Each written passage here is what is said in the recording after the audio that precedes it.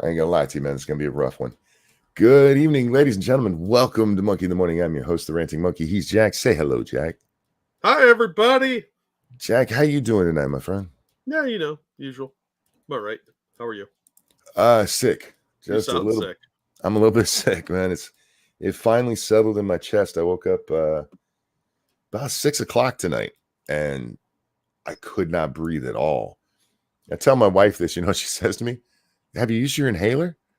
Like, no, but that's not the point. Just feel bad for me for a minute, would you? No. She's Have you such a sweetie. tried sucking it up? Yeah, I wasn't even. I'm not complaining about it because I've lived my whole life having trouble breathing, so it's not a big deal. It just sucks for a little while, and it's not an asthma attack, so I don't want to use my inhaler. You know what I mean? Yeah. Yeah. Anyway, guys, we're here tonight to watch the GOP debate, and I'm going to be honest with you, I have not seen any of this one. Last time I told you guys I hadn't watched any except for like a little clip. I think last time, Jack, I'd seen maybe a minute of the debate. This time, nothing. And I avoided it all over Twitter, the little bit that I was even on there, except for I did see one, and it pissed me off because I was trying to go in completely blank. But Dana Lash had put up a post where she said, tonight's debate shows that Ramaswamy is not really a serious contender if he ever was one, and that it was Nikki Haley's worst debate. So that's the entirety of my exposure to the debate going in. Okay. Have you watched any? No, I'm lazy. I've been Good. busy all fucking day, so thinking anything remotely viewed. I spent most of my day with the family. So Before we get into this, anything else we want to talk about? You said you had a story. I did because I was with my family. Oh, okay. First, hi everybody. So my dad's been sick, right? I don't remember if I mentioned it on air, but you he did. was in How's the he doing? hospital. He's doing better. It's slow going, but he's recovering, and he looked a lot better today and sounded a lot better. So good to hear. Hi Dixie. Hi everybody. Yeah. So he's been on the mend, but they were supposed to dog sit Rico today. Mm-hmm. And that's kind of a lot because Dad really can't do much now. So, because he's in recovery. So I was over there most of the day helping. And then my sister comes over, right? While my sister-in-law's at work. So Rico's there and he's all excited because he doesn't get to see her very often. So she's like, hi, and then blah, blah, blah. So she's like, all right, I'm going to take Mom to the bathroom. But Rico pooped on the floor. And I was like, no. What? Because he doesn't normally do that. He's got little pee pads. And unless the pee pads are dirty, because he doesn't like standing in his own urine, can't fault him for that, then he'll protest and poop on the floor. And I get it, right? But this is nowhere near his pee pad. So I'm like, he's sick again? Because remember, he was just really, really sick like a week ago. Right. And we like to the point where I took him to the vet and dropped $500 to make sure that he was okay. Which, ouch, okay. And he's been really good. Otherwise, I mean, he got better, and I thought, and I'm like, oh no, he's sick again. I walk out there, and I'm like, looking at it. I look at her, and she's like, what are you looking at me for? And I reached down to pick it up, and I was like, did he poop near this leaf? It was a fucking leaf. Like it was flat. Like a flat circular leaf. That is totally not where I was expecting that to go. I was expecting it to have been your mom. No, I know that's what she thought I was going to do too, but no, it had a stem on it. And it was just flat. It obviously had come off my shoe. And sure, I know that because I saw it earlier and thought I should pick that up, and I forgot because I was, so busy. I was a little lazy. And I was like, I got to remember to pick that up. And when she pointed where he pooped, I was like, he must have pooped near that leaf. No, she was talking about the leaf. I'm like, how do you think that poop looks? With Phoebe's issues, because our downstairs, sometimes little leaves and stuff get tracked in. Some of those, when I was cleaning up, I was like, oh, no, okay, that is a leaf. But that's because they were small and flat and no stem on them. Yeah. And kind of in the same shape as little squirts she was leaving around. Yeah. No, this was, but not a full-on poop. No, I would definitely recognize that compared to a leaf. Yeah, this was bigger than a 50-cent piece leaf, and it was, I don't know what kind it was, but it wasn't like an oak or a maple leaf where you'd look at it and be like, that's like shaped like he pooped shaped like leaves, But it was like a circular leaf, like almost like a sumac tree leaf. I'd have to look. I don't remember what kind it is. But I was like, how did you make the mistake that he had a completely flat poop? It would have been better if it was like a maple leaf and she thought the dog's asshole was shaped that way. I know, right? Like he's Canadian or something. He's Canadian, yeah. Like it smells like maple. Yeah, he's a Scottish Terrier Chihuahua. So I mean, who loves hockey? Yeah, apparently. But I was like, how did you not see the stem on this? She's like, I don't know. And there was my mom had dropped a napkin because this was right after lunch. And I thought that she'd thrown the napkin on top of the poop. But no, because that's what I picked up. I was like, it's got to be next to this leaf. No, there's no poop there. It's just a leaf she thought was a poop. Like, and I told this to my sister-in-law when I picked her up from work. And I said, so my sister thought that your dog pooped on the floor. She said, is he okay? I was like, oh no, just wait for the punchline. So I told her, she starts laughing and she points at a pile of leaves by the curb and she's like, look, Rico poop. I am laughing. I'm just muted. Yeah, I know you're coughing. Not going to say tiny girl brains, but right? I tell her that all the time. No one tell her about autumn. I know. There's leaves all over the yard because I haven't had a chance to rake them. So, yeah, it was that I'm going to laugh about that for probably a week. And I'm going to give her shit about it for the next 20 years. Remember that dog, Rico? Remember how you thought he pooped leaves? You should get a little rake and write on it "pooper scooper" and give it to her as a present. Oh, that's a great idea. I told my sister-in-law, when you go inside, grab a leaf off the ground and be like, I found some Rico poop. Oh man, yeah. No, I was not expecting it to go there. That's a much better ending than what I was expecting.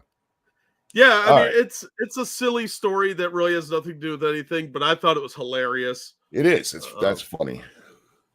So the power of paying attention is what that is. Yeah, or not, Or not. Fair. All right, let's get this all set up. We are watching this on the GOP Rumble feed because they're the only people I could find that had it uninterrupted without other people talking the fuck over it. Yeah.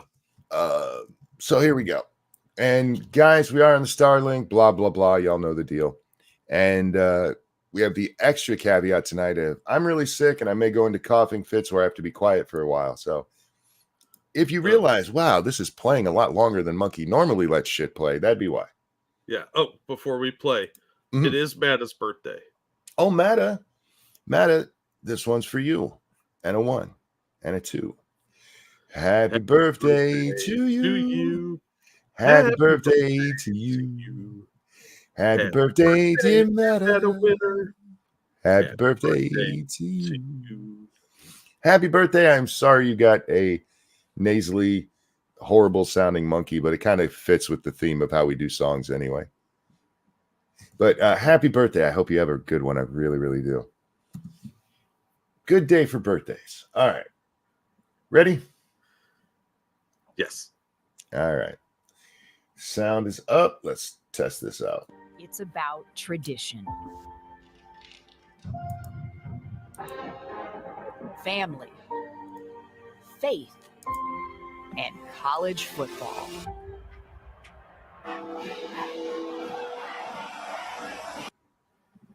We are watching the debate, right? Oh, this looks like a commercial to me. Are they trying to get me to move to Alabama or something? I don't know why. I'm not a college football fan. That wouldn't work. I only have a couple of cousins that are attractive. But on this night, the final showdown of the year moves to a new stage on America's newest cable news Oh, this network. is the final one? 40 For the days year. before the Iowa caucuses. Are they doing one in January? I mean, I don't know. The caucus is on the 15th, if I remember correctly. So that only leaves 2 weeks. 2 weeks. Fuck me. It's gonna be a long show, Jack. Oh, that's another one. Settle in, guys, because what was the last one? 6 hours? Something like that. It's gonna be one of them nights, y'all. Millions of votes. We haven't even gotten to them talking yet, and I've already stopped it 3 times. Yeah, no. EFAP, you pussies. Are still up for grabs. And 4 candidates are fighting for every last one of them. Vivek looked dark there. They trying to make him black so people won't vote for him? Probably. Huh. Who could catch fire and shock the political world? I love that the gold bar thing here was over Christie's face so you couldn't see him. Because he's meaningless. 2024 is do or die for us. We're not getting a mulligan on this. Governor Ron DeSantis. I really don't like when people use that analogy. Because most of the time, we won't get a mulligan. You actually do. I mean, we're going to be voting again in 2028. Did anybody tell the candidates that? Maybe they know something we don't. Perhaps. I have heard that Donald Trump's going to be a dictator, so maybe that's what they mean. Oh, yeah. By the way, I should point this out at the beginning. It is in the description. I, at this point, have no illusions that anybody on this stage has any chance in flaming fucking hell of winning this thing. I just enjoy politics and watching these guys fight it out to see who's going to be first runner-up is intensely satisfying to me for reasons I can't explain, Jack. This is one of my sports. We have to have a new generational leader. Former ambassador Nikki Haley. You're either pro-American or you're anti-American. That is the choice we face. I don't know how he does in this debate, but damn, I love this man. I hope even when he does lose that he stays in some way in politics and eventually has some kind of impact on it. Yeah, I really hope he takes the VP slot or runs again in 2028. Him taking the VP spot, in my opinion, would be the most ideal because it sets him up for 2028. Yep. But he says he doesn't want it, and I don't blame him. I mean, it's a boring fucking position. He could end up going into something like transportation. Oh, God, I hope not. Him being put in a major position, putting him in charge of state, I would be okay with that. I think that the transportation secretary should be Christie, and he's required to wear overalls and a cap of a 1930s railroad engineer. You know, the striped ones? Yeah. And he has to ride in on a little choo-choo. So there's a big fat dude in overalls riding in on the choo-choo every time he gives a statement. And I hear you. The problem is, didn't he have a lot of problems with transportation in Jersey? Yes, and that's why it's ironic, isn't it? Ooh, Dixie, that would be a good one. Have him as chief of staff. That could be cool. Oh, yeah, that could be good. Vivek Ramaswamy. We deserve better character in the White House. Former Governor Christie. Chris Christie's the only guy I know who has a lisp because he's so fat. He lisps because he can't pull up that fat upper lip. Ew. Watch when he talks, and when you hear his lisp, watch what his mouth does. It's disturbing. Get some tape or something and put you know, you can tape your nose to the top of your head kind of thing with Scotch tape. He needs to do that with his jowls. He's like Nixon and the Penguin had a baby. Yes. A fat baby. Nation news for all America. The lights are on. The field is set. It's game day in Alabama. And who knows what the tide will roll in. Oh, stop padding the intro and get to it. No, that was actually really well done there at the end. That's fucking dumb.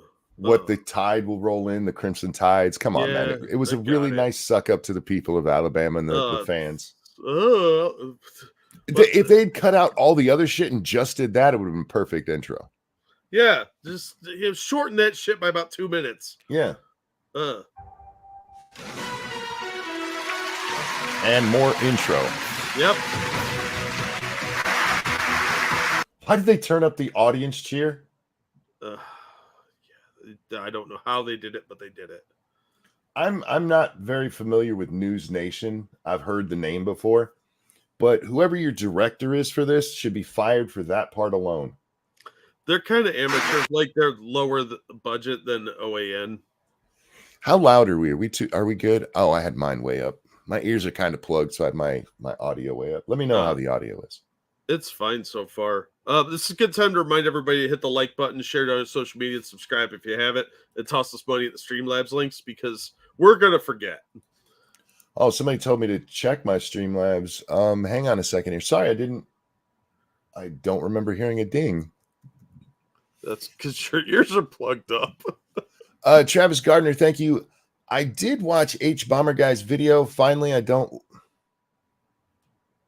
Hang on. Oh, I have to have it at least that wide to be able to see everything. Sorry about that. H Bomber Guy, his video. Finally, I don't like him, but his video was fair. Yeah, his video was pretty decent. It really was. Oh, and thank you, Travis Gardner. I watched it live. It gets good and loud. Oh, that ought to be something. Chris Christie, thank you so much. Who says, take that back. No. Lose some weight, you fat bastard. How many stomach staples does it take? He's the first guy I know who needs a lip staple. Well, look, that fat has to go somewhere. And if I've learned anything from watching Amberlynn Reed videos, it goes to the face. If Chris Christie had his mouth stapled, he probably would lose weight and not be so annoying. Here we go. Yeah, tomato. Welcome to the fourth and final Republican presidential primary debate of the year, live from the University of Alabama. Okay. Now, I just want to be clear here that this is an entirely sexist thing. I think all debates should be moderated by hot chicks. Yeah. And they got 1 out of 3 here, so I'll take it.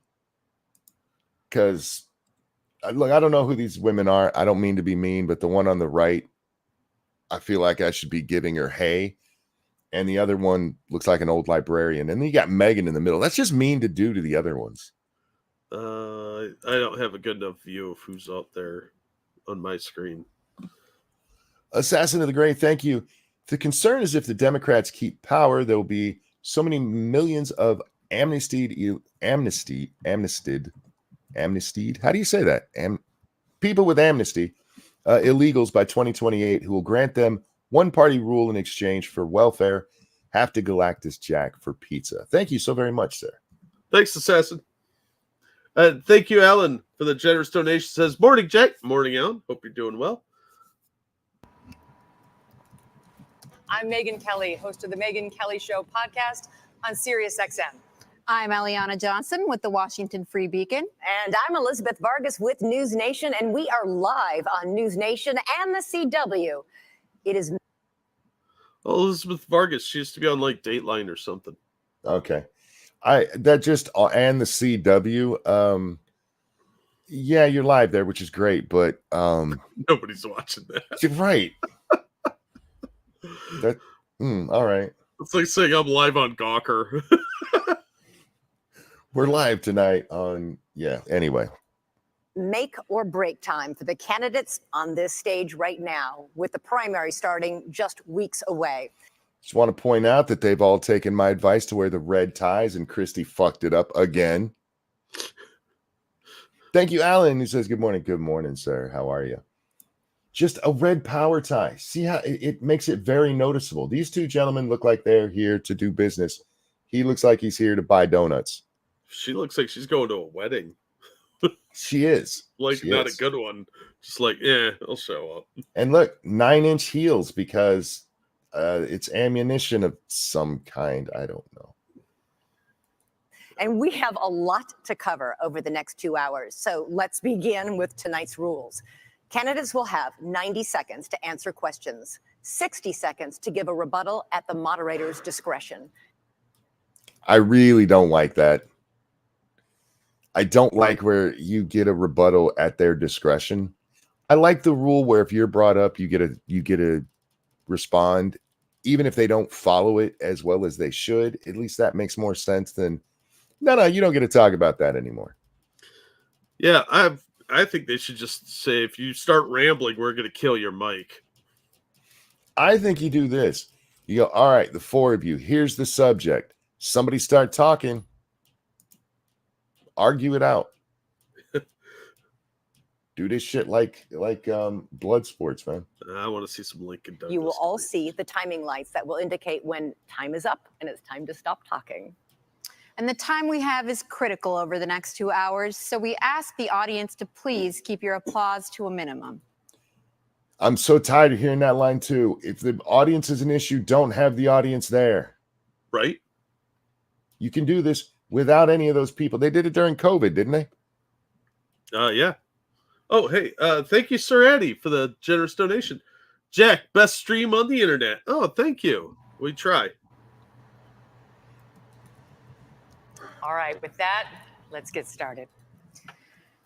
On stage tonight, 4 candidates, all vying to become their party's nominee. And given the state of affairs, Stop playing. They're all vying to be the top loser to Trump. yeah, best they're hoping for VP, which it better not be Haley. Sir Addy, thank you so much for that donation. It says, Muggy, hello, sir. Hope you're well. I don't know why my notification's not going off.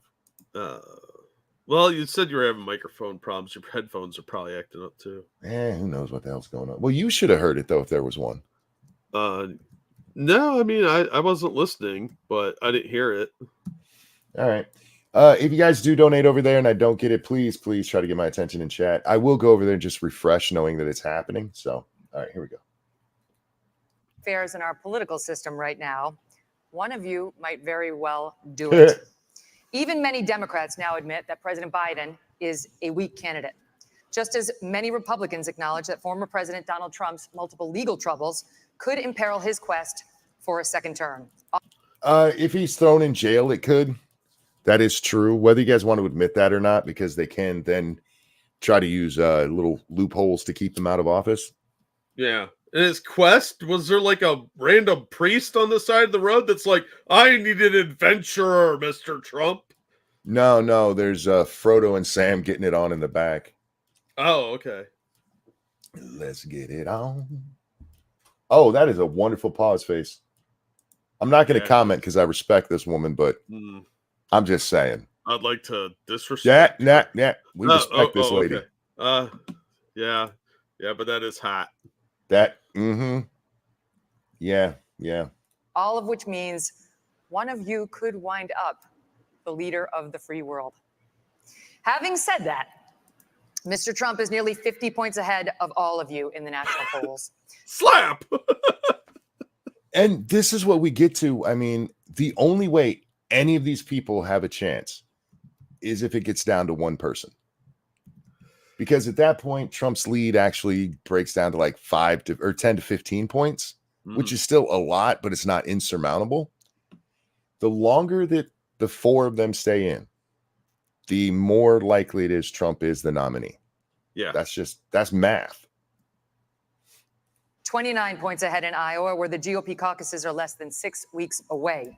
And so as Republicans get ready to vote on whether any of you might be preferable to Mr. Trump, we begin with the question of electability. Governor DeSantis, your campaign and its super PAC have spent the most money, had the most high net worth donors, and had a wave of momentum coming into this race after your big re-election win in Florida. You were seen by many as the candidate most likely to consolidate the non-Trump field. But here we are, a month out from the first real votes, and you haven't managed to do it. He had been doing it until the press pumped up other people. Yeah. I mean, even the Ramaswamy one, which was not pumped up by the press, he had beaten that one back. And the only reason Haley has been surging is because of the press. You've been spending all this money. How are you not beating these people with tons and tons and tons of free media? In fact, Nikki Haley is beating you in New Hampshire and South Carolina now and closing in on you in Iowa. Not to mention Trump, who is not only dominating in the early. Is she wearing a bedspread again? She got a bedazzler and a bedspread and made a dress. I'm telling you, she's going to a shitty wedding. What the fuck? That's a crappy bridesmaid dress. Look at it. It's not easy to see, but do you see the pattern on that thing? My grandma had a quilt or a bedspread made out of that. Oh. All right. I don't know. I don't know what to and say. she to that. bedazzled the sleeves, man. I guess that's because you're in Alabama and you got to look fancy. Maybe that's the shiny things will ward off the hillbilly rapers, you know? Oh, yeah. Oh, that one's a raccoon or something. It's got sparklies. Look out. I mean, she's getting talked up really well now, and she looks pissed. You'd think she'd crack a smile. Nah, she's always got resting bitch face. I mean, it's not the 28th or anything. Well, I mean, I don't know where it is in her cycle. Early states, but is beating you in Florida by over 30 points. Is it fair to say, as Senator Tim Scott did when he dropped out, that voters are telling you not no, but not now? So we have a great Jesus fuck. Thank you, Robot DeSantis. Who the fuck put this thing on? Well, that's News Nation, dude. I told you they got a budget worse than OAN. Corey, thank you so much. Was going to make a joke about Christie Cream donuts, but Christie Cream doesn't sound good in my head. Doesn't sound good anywhere. It doesn't. That is one eclair you don't want to eat. All right, here we go. Hey, I didn't do it. Oh God, I'm afraid to hit the button. In America that the voters actually make these decisions, not pundits or pollsters. I'm sick of hearing about these polls because I remember those polls in November of 2022. They said there was going to be a big red wave. It was going to be monumental, and that crashed and burned. The one place it didn't crash and burn was in the state of Florida. They weren't predicting that I would win the way I did, and I won the greatest Republican victory in the history of the state of Florida. Yeah. But the people in the state of Florida had already had you as governor for 4 years. Yeah. The people in New Hampshire don't know shit about you except for what they've read in the paper and maybe they've seen a speech from you. It's not the same thing. I get what he's getting at. He's got to pump himself up, but it's just not the same, Ron. I'll be right back. I'm looking forward to Iowa and New Hampshire. The voters are going to be able to speak, and we're going to earn this nomination. And here's what we need. I am sick of Republicans. What we need is you guys to understand just because you get a minute and a half doesn't mean you have to take a minute and a half. You already answered the fucking question. There's going to be one time tonight I bitch about them actually answering the question. Who are not willing to stand up and fight back against what the left is doing to this country. You've got to be willing to stand strong, and you've got to be willing to beat these people. I'm the only one running for president that has beaten these people on issue after issue. He should have taken a shot at Haley right there. Yeah. He should have taken the shot at, not just stand up and fight, but actively taking on the left talking points. Yeah, that's a missed opportunity there, Ron. We beat the teachers' unions when we did school choice. Yeah, you told us this in the last one. We beat Fauci on COVID. We beat George Soros when we removed 2 of his radical district attorneys. We beat the Democrats on election integrity. I have delivered results. That's what we need for this country. And you have other candidates up here like Nikki Haley. Oh. She caves anytime the left comes after her, anytime the media comes after her. No, Ron, no. I mean, that's fine to point out, but what about the fact that she's literally parroting their talking points? That is a so much better point to make in the primary. Because you were talking about, one, Democrats are hated by the Republicans, right? Yeah. The very same things that Trump was fighting against is what this woman has embraced. That's where you need to hit her, man. And why are you standing there like that? His hands look fake. Is he Uncle Jack from Always Sunny? Maybe. It's got little hands. I did a bill in Florida to stop the gender mutilation of minors. It's child abuse and it's wrong. She opposes that bill. She thinks it's fine and the law shouldn't get involved with it. If you're not. Now she's smiling. I told you guys yesterday that this is what needs to happen. Anybody on the stage who really wants to come in second to Donald Trump has got to knock her out tonight. You just got to take her down. No more than Mr. Nice Guy and only letting Ramaswamy do that. Because she's been beating on all of them and they've been taking it without much comment. So get her. Not willing to stand up for the kids, if you're not willing to stand up and say that it is wrong to mutilate these kids, then you're not going to fight for the people back home. I will fight for you and I will win for you. All right. All in all, not a great answer to the question he'd answered at the beginning. He got a few talking points. He could have hit that bitch so much harder. And I hope he does later. Yeah. I'm getting excited, man, because this is the first answer. And the first thing he did is bitch slaps Haley. Well, I mean, they kind of have to at this point. I wonder if she's going to been doing it before. But think she's going to pull out her high heels and use them as ammunition. I think she's going to cry and be like, how can you do this to a woman? Yeah. Oh, I guarantee that'll be the talking point in the next couple of days. If she hasn't already started it. All these men are such bullies. I was up here with these men who were mean to me. It doesn't matter what I've said about that. I hate this bitch. Anyway. Ambassador Haley, you left government service in 2018 with just $100,000 in the bank.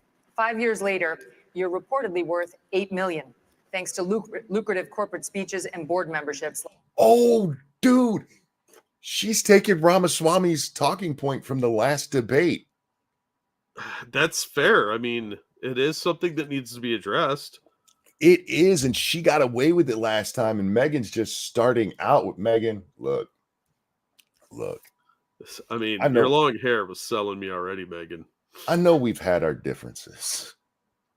But one day I'm going to need a nurse. Would you like to be that nurse? I'm just saying. Like you had with Boeing. Weeks ago, you met with Wall Street heavyweights, including leaders from JP Morgan, Goldman Sachs, and BlackRock. Several other billionaire investors are reportedly ready to endorse you, or recently have, all of which comes with expectations. Aren't you too tight with the banks and the billionaires to win over the GOP's working class base, which mostly wants to break the system, not elect someone beholden to it? Holy shit. That's a question people have been saying they want an answer to. Fuck. That's actually a really good question. One that maybe Fox News should be paying attention to how to ask questions here. Just look at the looks on the two different women's faces. Speaking of women, hello, Miss Nuts. How are you tonight? Hi, Stargazer. She is clearly proud of herself for that question. As she should be. It's a tough question, but it's a fair question. And Nikki's face is, you bitch. Yeah. All right, let's see. Kind of hot. I mean, like, look at them eyeballing each other. Like, I'm okay. The pretty one. You're old. Time for our first poll of the night. Is she going to answer the question or completely change the subject and not actually address what was said? I'm going with B. Yeah, I think there's going to be some dodging and weaving. Maybe a partial answer. DK says, I'm just shocked it got asked. Oh, me too. That was a really good question. And I am in favor of hard questions like that. Because if you can't answer something like that, you don't belong up there. Well, and to be fair, when I see Megyn Kelly, things get hard. Thank you, Chris Brown, who says, hey, I heard we're hitting women. I want in. Calm down, Chris. It's metaphorical hitting. Well, thank you. It's great to be here. First I'll tell you, just to respond to Ron, he continued. She did this all last debate. Ignore the question she was asked to talk about what had just been said. Yep. And look, by all means, spend your time how you want to, but I do not know how anybody came away from that last debate thinking she looked good at all, because all she did was dodge. And her one major moment was a phrase about shoes that nobody could explain? Yeah. I got my high heels are my ammunition. What? The fuck are you on about, lady? Thank you, Snubberth, who says for that question, she's become immensely bangable to me. I hear you. Miss Kelly, on the off chance that you ever listen to this, please understand we do respect you, but I mean, come on, you're kind of hot and smart, and despite what people will tell you, men do like smart women. We just don't want to hear about your fucking PhDs if you got them. Yeah. Nobody wants that. All right. She's responding to a question she wasn't asked, so here we go. Used to lie about my record. I actually said his Don't Say Gay bill didn't go far enough because it only... He wasn't talking about the Don't Say Gay bill. He said you objected to the one that stopped people from being able to mutilate children. That's not the Don't Say Gay bill.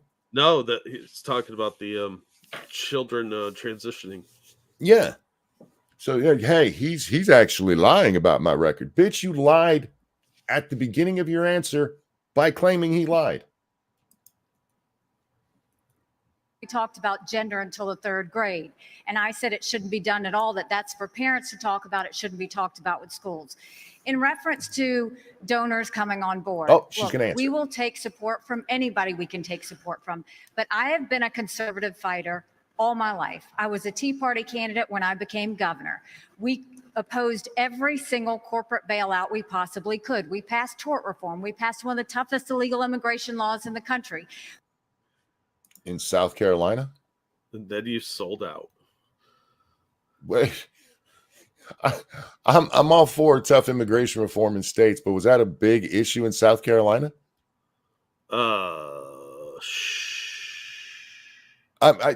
Hey, good on her if she did it, but I mean, the question though is not about what you did then. It's about the fact that back then you were poor, and now you're massively rich from all the corporate fat cats who are stuffing your bra with hundreds.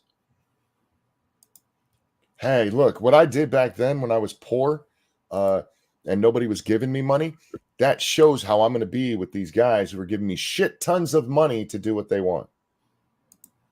Now, look, Jack, I don't actually believe in the idea that people are buying off politicians in that way. I think they are supporting politicians who are already on their side in most cases. Yeah, I mean, then you've got like the Menendez and Biden situation with others. Yeah. There is some where you can see that there's the corruption.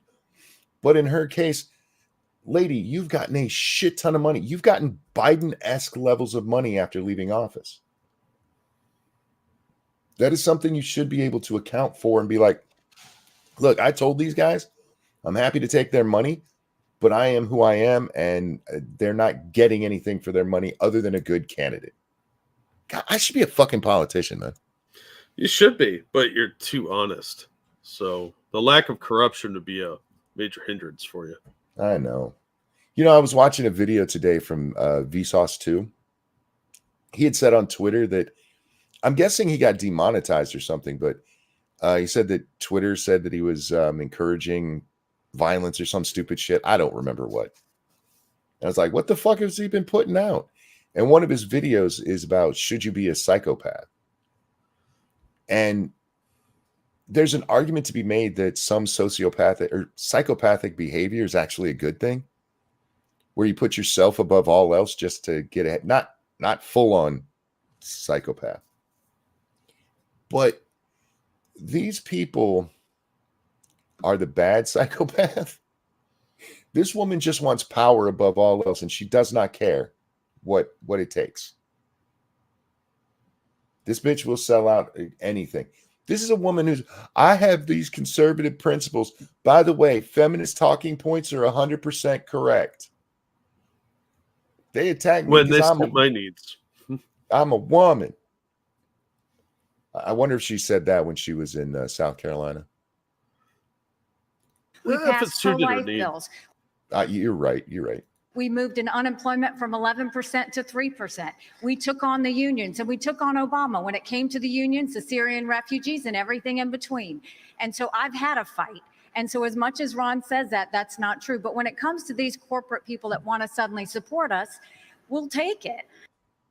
Again, it's not just about the ones who are supporting you. It's about how you made your money since you left office. These are not just people who are throwing money. These are your friends, your former coworkers. That's a little bit different, Jack. A little bit, yeah.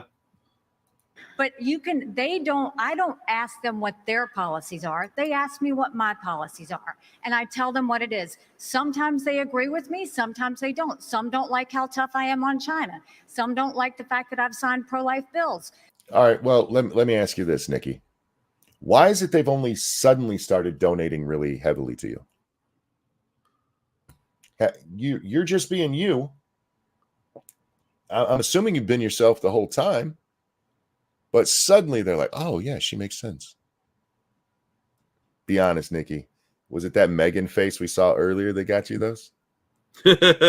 We know your husband's out of town. Is that wrong to hit her on?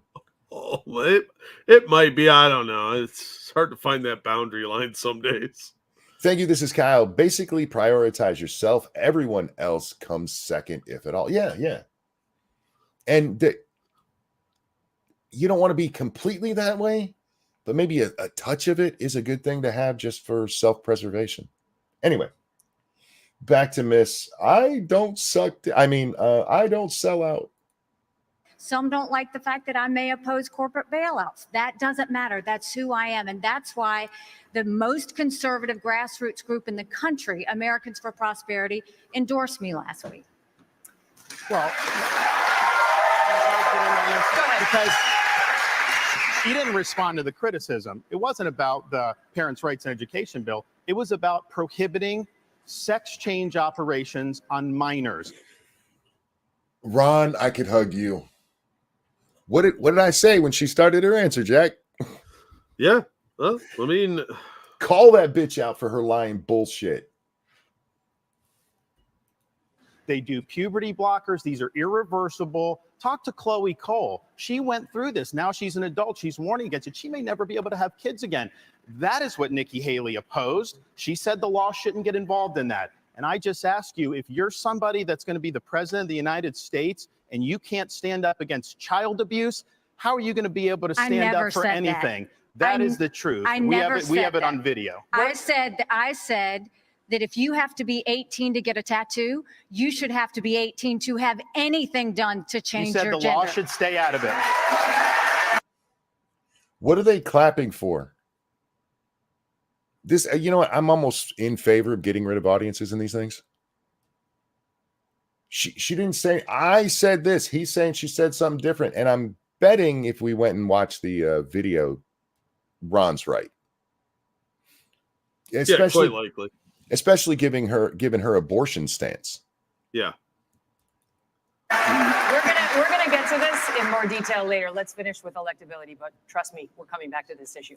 Get him, Mr. Megan. Ramaswamy, for months you campaigned as a unifier. Then you stood up at the first debate and attacked. Can I just say that I'm glad he finally got his hair cut, where at least it mostly looks like his head's even. I like the pompadour. I think it was adorable. I love my man Vivek, but his pompadour was only on half of his head, Jack. He had a pomp. He didn't have the whole thing. He didn't have the whole door, just the pomp. Yes. Act all of your competitors as bought and paid for. The second debate, you changed your tune, saying these are good people on this stage. Admitting no, he said that in the first debate too. He just pointed out that they get corporate PAC money. That's all he was saying. You can come across as a bit of a know-it-all and rejecting the practice of personal insults. By debate number 3, you called Nikki Haley corrupt, accused Ron DeSantis of wearing high heels, and told Ambassador Haley. He's listening to all this and he smiles at the high heels thing. It's fucking funny. Oh, Vivek, man. I love this dude. Reading this with a straight face. All that shit's funny. If he loses, I hope one day I just run into him in like an airport. I don't know why I'd be there. Maybe I'm buying porn or whatever. But just to have a beer with this man. I don't even drink beer. I would drink beer to hang out with Ramaswamy. And rejecting the practice of personal insults. By debate number 3, you called Nikki Haley corrupt, accused Ron DeSantis of wearing high heels, and told Ambassador Haley she should keep a closer eye on her daughter. Can you see how this has led some to conclude you are not, in fact, a unifier, and to question your authenticity? That is a fair question. It really is. But it also needs context. I mean, the reason that he told Nikki she needs to pay attention to her daughter is because Nikki had gone after TikTok and gone after him for being on TikTok, where he's trying to reach a younger demographic. And he's like, bitch, your kid's on there. You should keep an eye on her. And that's when Nikki's like, how dare you bring my daughter into this? Megyn, I think there's a time and place for everything. We need somebody in the White House who absolutely is going to be a fighter when it counts. Yep. And I did say that there were some good people on that stage in that third debate. Doug Burgum was on that stage at that time. Wow. I like that guy. You guys all suck. Yeah, he dropped out yesterday. I don't know if you saw that. Yeah, I did. Son of a bitch. Where were we? Was a Tea Party candidate. Yeah, I went to hit play and my hand was a little too high. Da-da. There we go. Okay. Closer eye on her daughter. Can you see how this has led some to conclude you are not, in fact, a unifier, and to question your authenticity?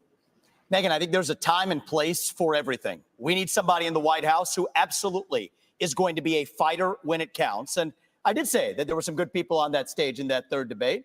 Doug Burgum was on that stage at that time. And I'll say that jokingly. Ron DeSantis is a good person, too. I want to go back, though, to Nikki Haley's comment from earlier that she is. Wow. Did you catch what he just did there?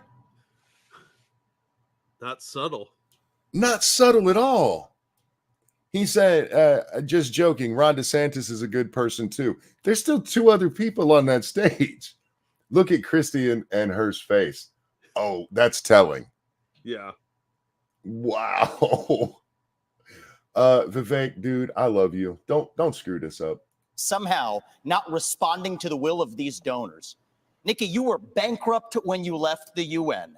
After you left the UN, you became a military contractor. You actually started joining service on the board of Boeing, whose back you scratched for a very long time. By the way, that pause there is not me. That's the debate itself. But this is important. What he's talking about here, he'll probably bring it up, but you guys know me. I got to get my say in. The fact that she went to work for something like Boeing. You know who makes a lot of aircraft for the military? Boeing. You know who's really in favor of sending a lot of our stuff overseas or selling it to, the Ukrainians and stuff and making a lot more military stuff? Oh, Boeing. And which candidate on the stage there is gung-ho on that shit? The bitchy looking lady on the left right there. Oh, yeah, that one. And again, in this case, I don't think she's bought off by them giving her money. I think she's a fucking war hawk who's like, yes, let's go kill people and make my friends a lot of money in the process. Oh, shit. I'm sorry. I'm having so many problems with my nerves today because of being sick. And then gave foreign multinational speeches like Hillary Clinton is. And now you're a multimillionaire. That math does not add up. It adds up to the fact that you are corrupt. And when fuck. Subtlety? What's that? He's not playing. He is going full Trump here. Yeah, it's pretty badass. Nice. Vivek for press secretary. I would never do that to Vivek because even for Donald Trump or whoever else, your press secretary has to lie, and I don't want to see Vivek doing that. Yeah, I think that might be too difficult for him. Yeah. said they were bought and paid for, I meant the Republican establishment, not the Democratic establishment. Now you have Reid Hoffman, the person who's effectively George Soros Jr., funding lawsuits across this country against Donald Trump to keep him off the ballot, funding left-wing causes. We discovered this week that he is one of Nikki Haley's largest supporters. Shocking. I'm shocked. What can I say? They need to call her out, and I said this yesterday, call her out on her opinion on Trump. Make her put it on record. Yeah. Larry Fink, the king of the woke industrial complex, the ESG movement, the CEO of BlackRock, the most powerful company in the world, now supporting Nikki Haley. And to say that doesn't affect her is false, because it's after that meeting later that day that she says that every American needs to be doxxed by having their ID, their government-issued ID, tied to what they say on the internet. I'm gonna need a moment to myself here, Jack.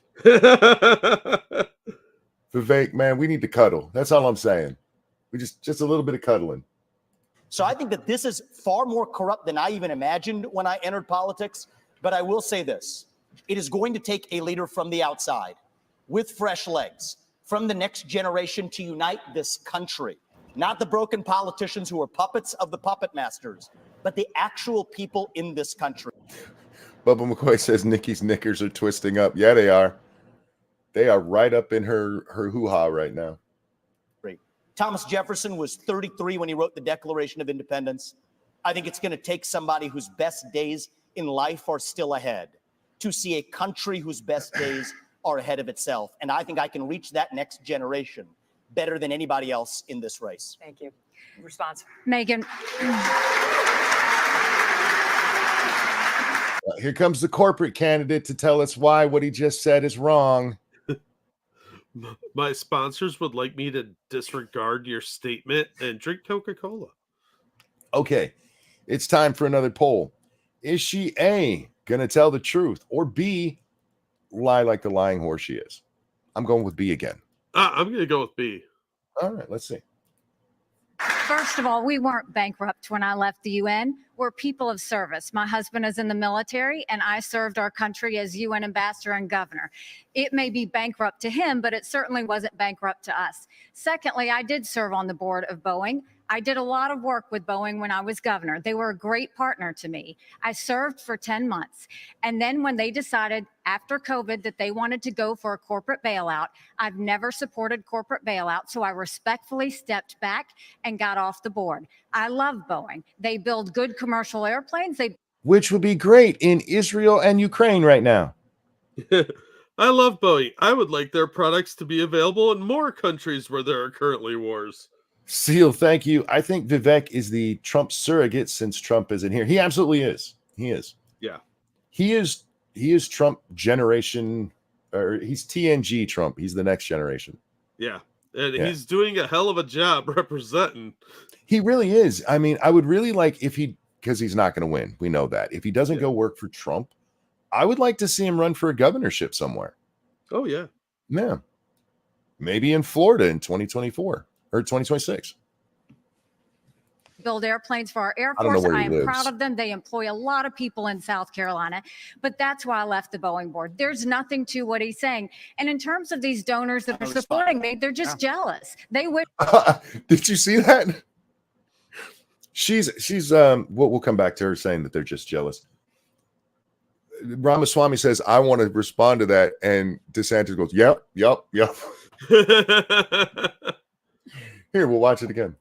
Out of them, they employ a lot of people in South Carolina, but that's why I left the Boeing board. There's nothing to what he's saying. And in terms of these donors that are supporting me, they're just jealous. They wish that they were supporting them, but I'm not going to sit there and and the crowd goes wild. What is News Nation? Are they a lefty? I don't know anything about them, but this audience seems very pro dipshit here. That's going to irritate me throughout the night. If every time this idiot says something, they chant like retards.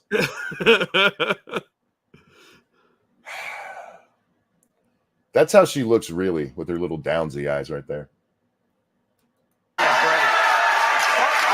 me get the governor in and then I'll go So, to the governor. and Vivek, Are you he jealous? wrote a book talking about ESG and these woke corporations and BlackRock. The idea that I want to do that in Florida, they were managing our part of our pension. And then when they did the ESG, I took $2 billion away from BlackRock. We took action. This ESG, they call it environment, social governance. And again, Nikki is meeting with all these people. They want to use economic power to impose a left-wing agenda on this country. They want basically to change society without having to go through the constitutional process.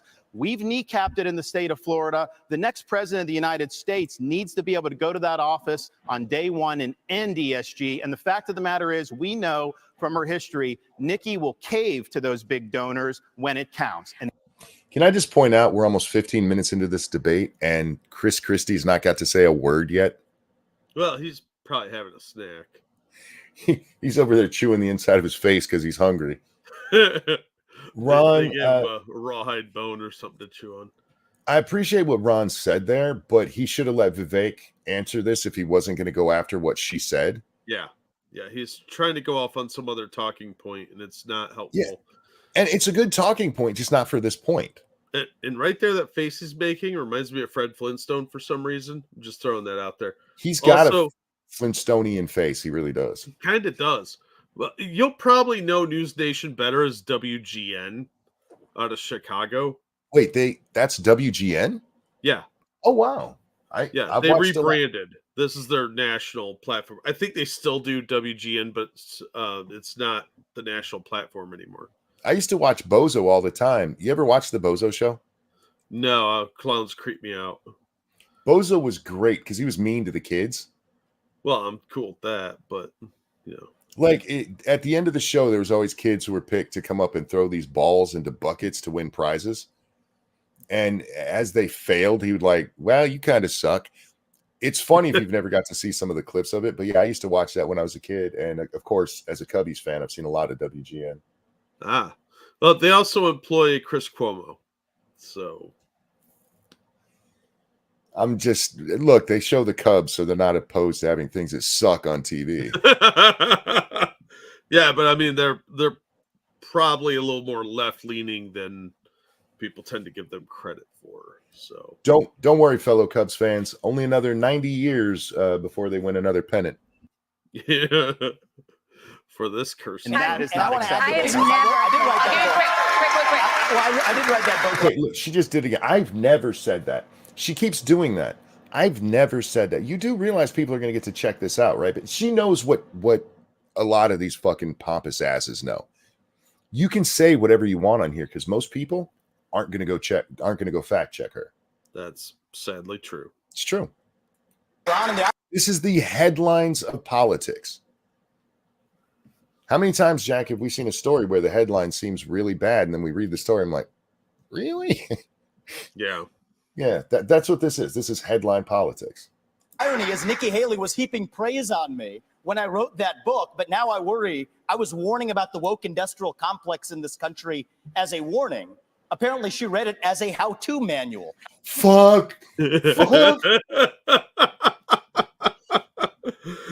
Oh, dude, I fucking love him.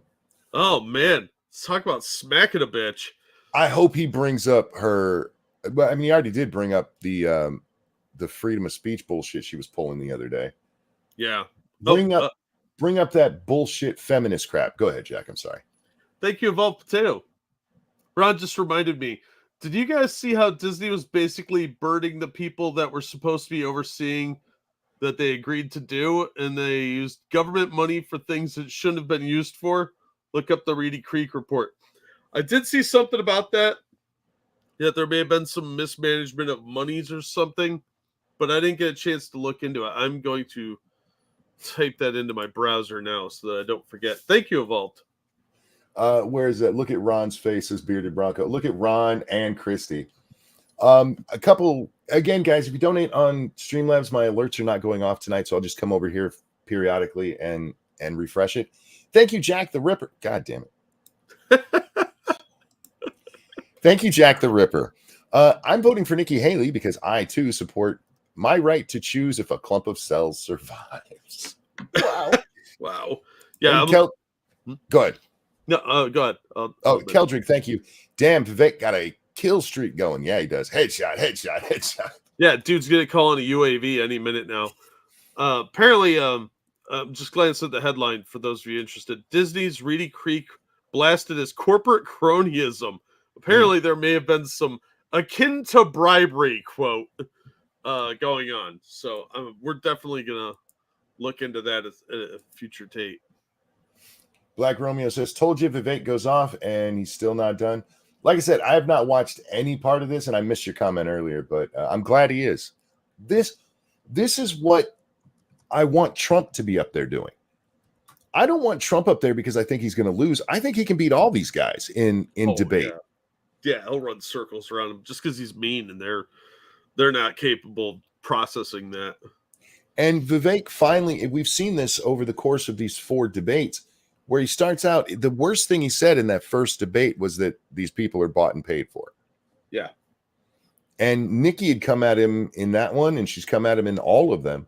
And he's slowly gotten up to that Trumponian kind of, you know what, bitch? All right, let's fight. Yeah, I think he just got sick of the crap. Yeah. Like, he finally realized that the gloves have to come off, especially on this last one. So he might as well start punching for the gut. Okay, so he's about to apparently take some more shots at her, and I'm going to need fresh underwear eventually. Here we go. Just like to read George Orwell's books as well. And so I think that that's actually far more dangerous than, this is really important for people to understand. We're marching towards fascism under Biden. Yes. Jack Smith has subpoenaed every last retweet that someone has. Did one of the moderators just clear their throat on the mic? Yes. All right. The next Republican debate is going to be on our channel, where it will be more professional. Jesus. All right. Issued from Donald Trump in the year 2020. The only person more fascist than the Biden regime now is Nikki Haley, who thinks the government should identify every one of those individuals with an ID. That is not freedom. That is fascism. And she should come nowhere near the levers of power, let alone the White House. I've got to get to Governor Christie. I haven't forgotten No, about but you, can sir. I just say, But can you Megan noticed what I did. Fat guy hasn't got to jowl jabber yet. Can you speak? I really appreciate how that. you doing, sir? Good to see you. Can you please speak to the requirement that you said that every anonymous internet user needs to out themselves? They're both hitting you on it. I would be happy to, and I love all the attention, gonna fellas. Thank you for that. Answer the You know, question. I'll say this. What I said was that social media companies need to show us their algorithms. Nope. I also said Nope. there That are is not what millions she of said. bots on social media Nope. right now. They're foreign, they're Chinese, they're Iranian. I will always fight for freedom of speech for Americans. We do not need freedom of speech for Russians and Iranians and Hamas. We That's not need what you social said. media Get her, companies bitch. to go That's a and lie. fight back on all of these bots Get that her. are happening. That's what I said. As a mom, do I think that social media would be more civil if we went and had All right, stop before she gets there. Thank you, Corey. If you moderate a debate, you're going to have to keep your pants for Vivek. If I were to moderate one of these, because Vivek's there, I'm just not even wearing pants. Vivek, right off the bat, we'd like you to know Monkey has no pants on. My first question to him would be, can we cuddle? Would he be Big Spoon or would you? See, now, real quick, sorry to get back to the debate here. Some of the stuff that Ron has hit her with and that Vivek has hit her with about like with Boeing and all that, I don't know deep details about that. But given her answer right here, which I know a lot about this one, I do not trust this bitch to not have lied every fucking thing she said so far today. Yeah. Well, she lied straight up on that because that's exactly what she called for was people's identities to be revealed. She said it almost verbatim. Yeah. And that now she's backtracking on that. Like, oh, no, I was talking about the right. No, you weren't. No, you weren't, bitch. Don't try and fucking lie. That's a and lie. fight back on all of these bots that are happening. That's what I said. As a mom, do I think that social media would be more civil if we went and had people's names next to that? Yes, I do think that because I think we've got too much My name is Frank and you're a cunt. cyberbullying. I think we've got child pornography and all of those things. You think wow. Yeah, that's the problem with child pornography is identification, Jack. Yeah. Because even with the best, unless you had some government thing where like the government's verifying that, yes, that is Frank who said that. you can fake an ID to give to the media companies. All they want is something that looks like a legit government ID. You can fake that shit. Yeah.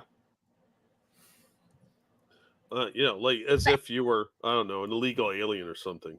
You want to keep child porn off the internet? Give her to the FBI. Right? Tell them to stop sending child porn to people. Are we going to know? Is this going to jeopardize the FBI's sources and methods if their agents have to use their real names? Real quick. Thank you, Keldrick. Listen, I don't care about foreigners' rights in America, but I find her willingness to so quickly dismiss their free speech to be very concerning for actual Americans' free speech.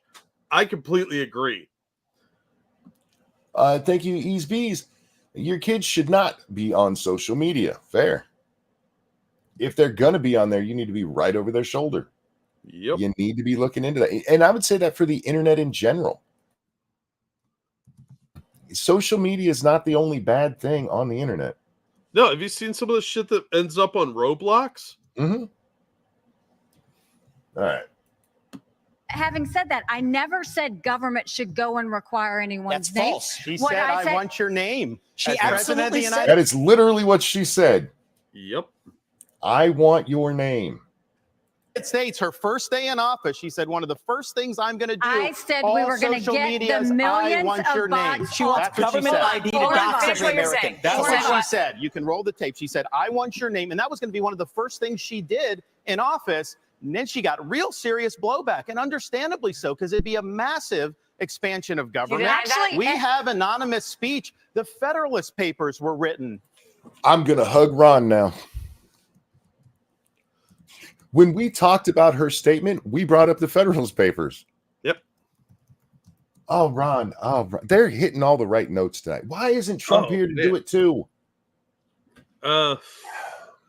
Look, dude, I'm glad somebody's calling her on her bullshit, because she gets away with this crap all over Fox fucking News. Yep. And it's disgusting.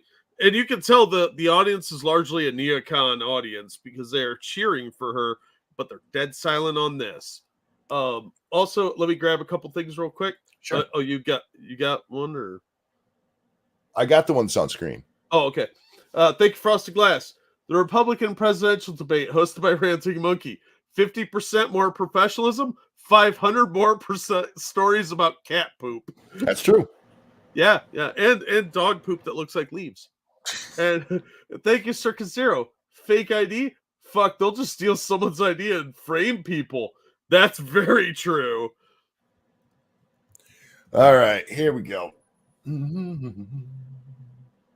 With anonymous writers, Jay, Madison, and Hamilton, they went under Publius. Yep. It's something that's important, and especially given how conservatives have been attacked and they've lost jobs and they've been canceled. And bank accounts.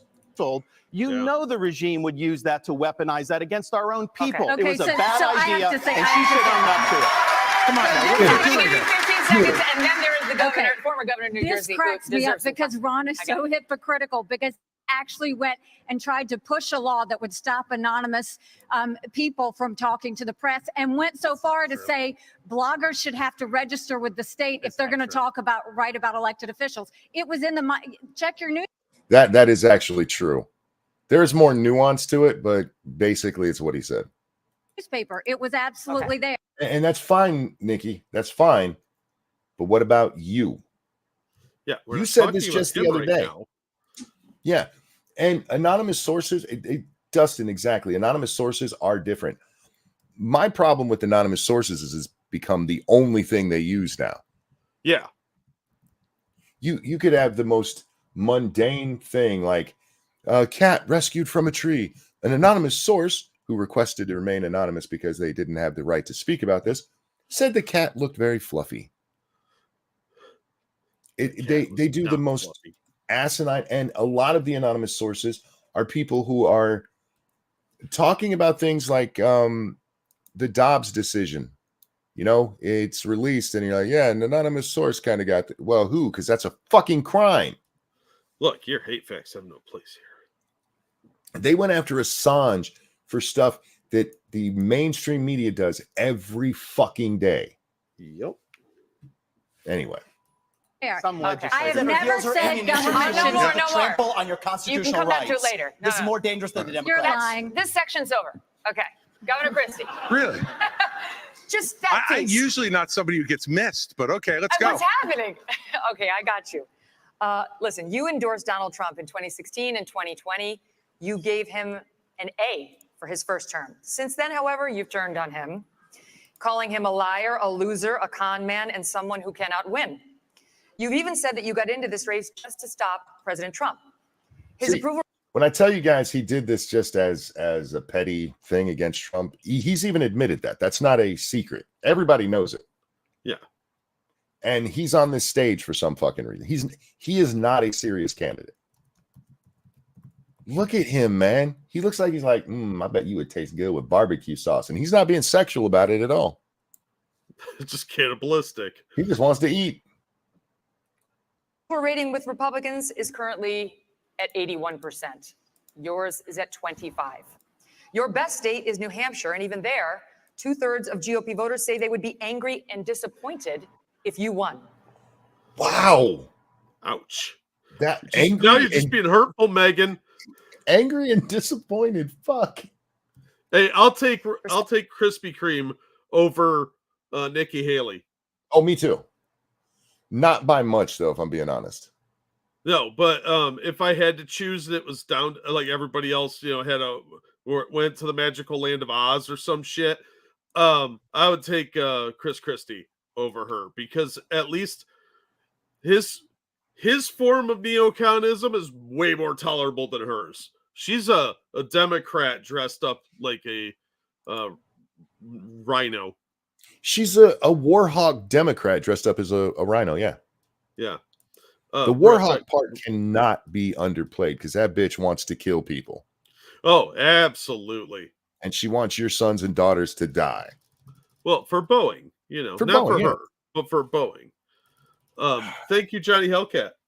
This source, who has chosen to remain anonymous, has stated that the kitten may have evidence for the Clintons' arrest. Yes. Oh, is it a sad kitty? Oh. The kitten was found shot to death 6 times. They're pretty sure it was a suicide. Oh, yeah, that makes sense. Yeah. So that's the only way that could have happened. And they were shot right up the butt. Yeah. Well, I mean, where else would you get shot? Yeah. Respectfully, Governor, you have not stopped Mr. Trump, and voters may wonder how you could possibly become the nominee of a party that does not appear to like you very much. Yeah, well, look, Megan, it's often very difficult to be the only person on the stage who's telling the truth, and the only person who is taking on what needs to be taken on. I look at my watch now. We're 17 minutes into this debate, and except for your little speech in the beginning, we've had these three acting as if the race is between the four of us. The fifth guy, who doesn't have the guts to show up and stand here, Biden? He's the one who, as you just put it, is way ahead in the polls. All right, stop there, fat boy. The race is between you guys. What's going on right now is between you guys, because Trump has his solid lead. It's one of you. If anybody's going to beat him, it's going to be one of you four. This is why I said they're running for second place. If some things fell exactly the right way, whoever emerges from this group of four could conceivably beat Trump. It's not out of the element of possibility. The election is the primary doesn't wrap up until like June. Shit can happen. So no, we got to be going after Trump. It's not all about Trump, shithead. This is about you telling what you believe. And they're going after these people because, like, right now, Nikki's rising. This is what Megan tells us at the beginning there. Nikki's on the prowl. Whoops. That's another reference to her husband being gone. Nikki's rising in the polls like the guys around her when her husband's gone. And they're going after and pointing out she is a bad candidate because it's going to be one of you four that's going against Trump. If you really wanted to beat Trump, what you would do right now, Mr. Christie, is drop the fuck out. You can still go on MSNBC and CNN and be like, Donald Trump sucks. It would be just as effective as what you're doing now. The only difference is the people who support you, all 6 of them, would go support one of these other guys, making them a stronger candidate against Trump. His logic doesn't even make sense. It's because he's in it just to spite Trump. It's exactly what he's there for. It has nothing to do with actually beating Trump. It's just to make him look bad. Yeah. And yet I've got these three guys who are all seemingly to compete with, Voldemort. He who shall not be named. Well, they didn't mention him because he wasn't important to any of this. And actually, I'm fairly certain either DeSantis or Ramaswamy did mention him. Yeah, they should be at this point talking about how they can beat Biden, but they're also wrapped up in themselves. That's not going to happen. It's why can I beat him versus this person? Look, I think I agree Trump should be there. Maybe not as militantly as Fat Boy there, but you're still selling yourself. You want to take some shots at him? Fine. What a fucking little whiny bitch. They don't want to talk about it. The fact is that when you go and you say the truth about somebody who is... See, this is why I couldn't moderate the debate. You know how many times I would have already interrupted the people who are supposed to be talking? You'd just be hitting a button that doesn't work that says pause on it. Be like, shut up! Shut up! Yeah, before Ramaswamy got a chance to call her a liar, I would have. Is a dictator, a bully, who has taken shots at everybody. Donald Trump's a dictator? A pretty bad one since he left office willingly. And even when he was in there, he just did everything by his own dictate? Yes, but on his own command. That totally happened all the time. That's why there's a border wall. That's why Hillary Clinton's in jail. Lots of things. Oh, Obamacare got overturned? Yeah. You just weren't looking when he was being all dictatorial. That's why there's all those prison camps full of his enemies. Stuff like that. Stuff dictators do. Gun grabs. This is Fat Boy doing exactly what Haley does, just repeating Democrat talking points. Yeah, but he's doing it out of spite. She's doing it because she's a shill and she's a shameless fucking neocon. His double chin is almost as long as his real chin. But I think I can't tell which one's his real chin. You can see just a little bit of shadow there. That's how you can tell. Oh, I just thought that was more chins. Like infinite chins when you like hold two mirrors up to each other, His neck just goes straight into his jaw here, man. Oh, all right. Whether they've given him great service or not over time. That right there. He's attacked everybody, whether they've given him great service or not. Yeah. I think somebody's got a personal grudge. Somebody's upset. Your tie's ugly as shit, dude. Dares to disagree with him. Then I understand why these three are timid to say anything about it. Was it last debate? No, it was the second debate is where DeSantis starts hitting Trump for not being there, you fucking fat piece of shit. Christie was the only one to call him out in the first one that I remember. Well, wasn't there another guy on the stage, another also ran who did it too? Oh, probably. Maybe Asa. But to be like, oh, they don't want to talk about him, but he's Voldemort to them. Chris, one, it's really creepy you using that phrase because I imagine you beating off to little children's books. I don't know why. But they've said his name, you fat fuck. Maybe it's because they have future aspirations. Maybe those future aspirations are now, or maybe they're 4 years from now. Can I just remind you the question is, how can you think you can win if nobody likes you? And his answer is, it can be hard to be the honest one. All right. For argument's sake, let's say that's true. Let's say the only reason people don't like you is because you're just too honest. He's full of honesty, some would say. He's overfull with honesty. How do you extra win? Helpings of honesty. How do you win if nobody wants to hear your honesty, you fucking retard? That's the question. hate Vivek. Like, right. I don't care that he got into the race to get even with Trump for some perceived grudge, but at this point, he should have dropped out. Only reason it's just sad now. The only reason I care is because the other three clearly want to be president, or at least want to try to win this. Yeah. He's not. He's just up there taking up space. The full first 20 minutes of this thing, he was not involved. And you know what? It was fucking wonderful. Yeah. Megan, I'm mad at you now. Why'd you ask this fat guy a question? She kind of has to. No, she doesn't. She's the You moderator. can't just ignore him. There's this other guy that just stood there for 2 hours and didn't do anything. They can't just ignore him. Tell that to Doug. Oh yeah, poor Doug. I kind of like Doug. I think he'd be like a good governor or something, but it's just nowhere near his time for president. Yeah, look, Doug is from North Dakota. Nobody gives it, or South Dakota, one of those two. Nobody gives a shit about you, dude. You have no presence. You're not like Clinton with at least the charm. So I liked a lot of what he said. Yeah. I like his a lot of his policies and stuff, but just really isn't going to happen. But now we're talking about somebody who's not here, and we're not talking about Trump. So Chris would be mad at us right now. So let's get back to Chunky. But the fact of the matter is, the truth needs to be told.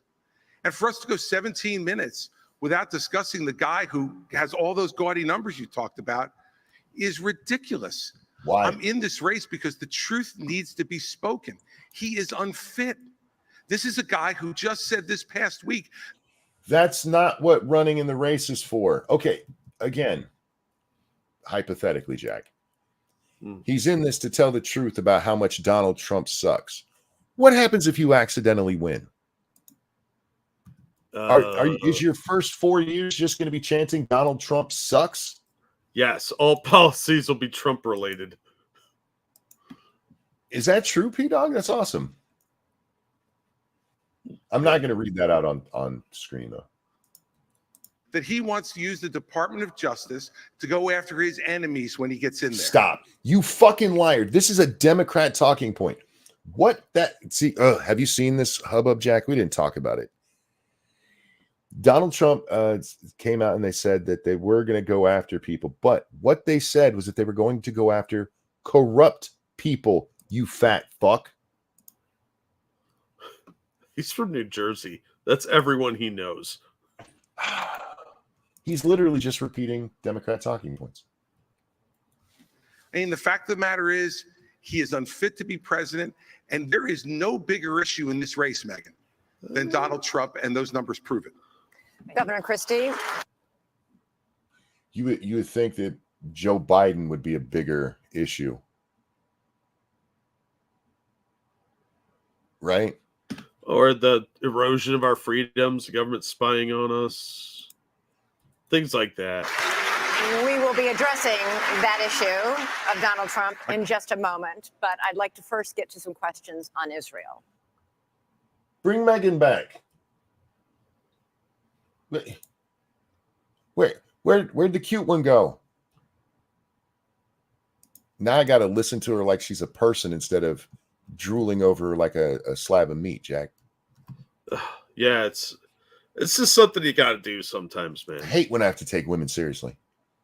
Well, nobody said you had to do that. You just have to listen to them. You don't have to take them seriously. That bitch got a lot of makeup on. That's a lot of foundation. Well, she's getting pretty old.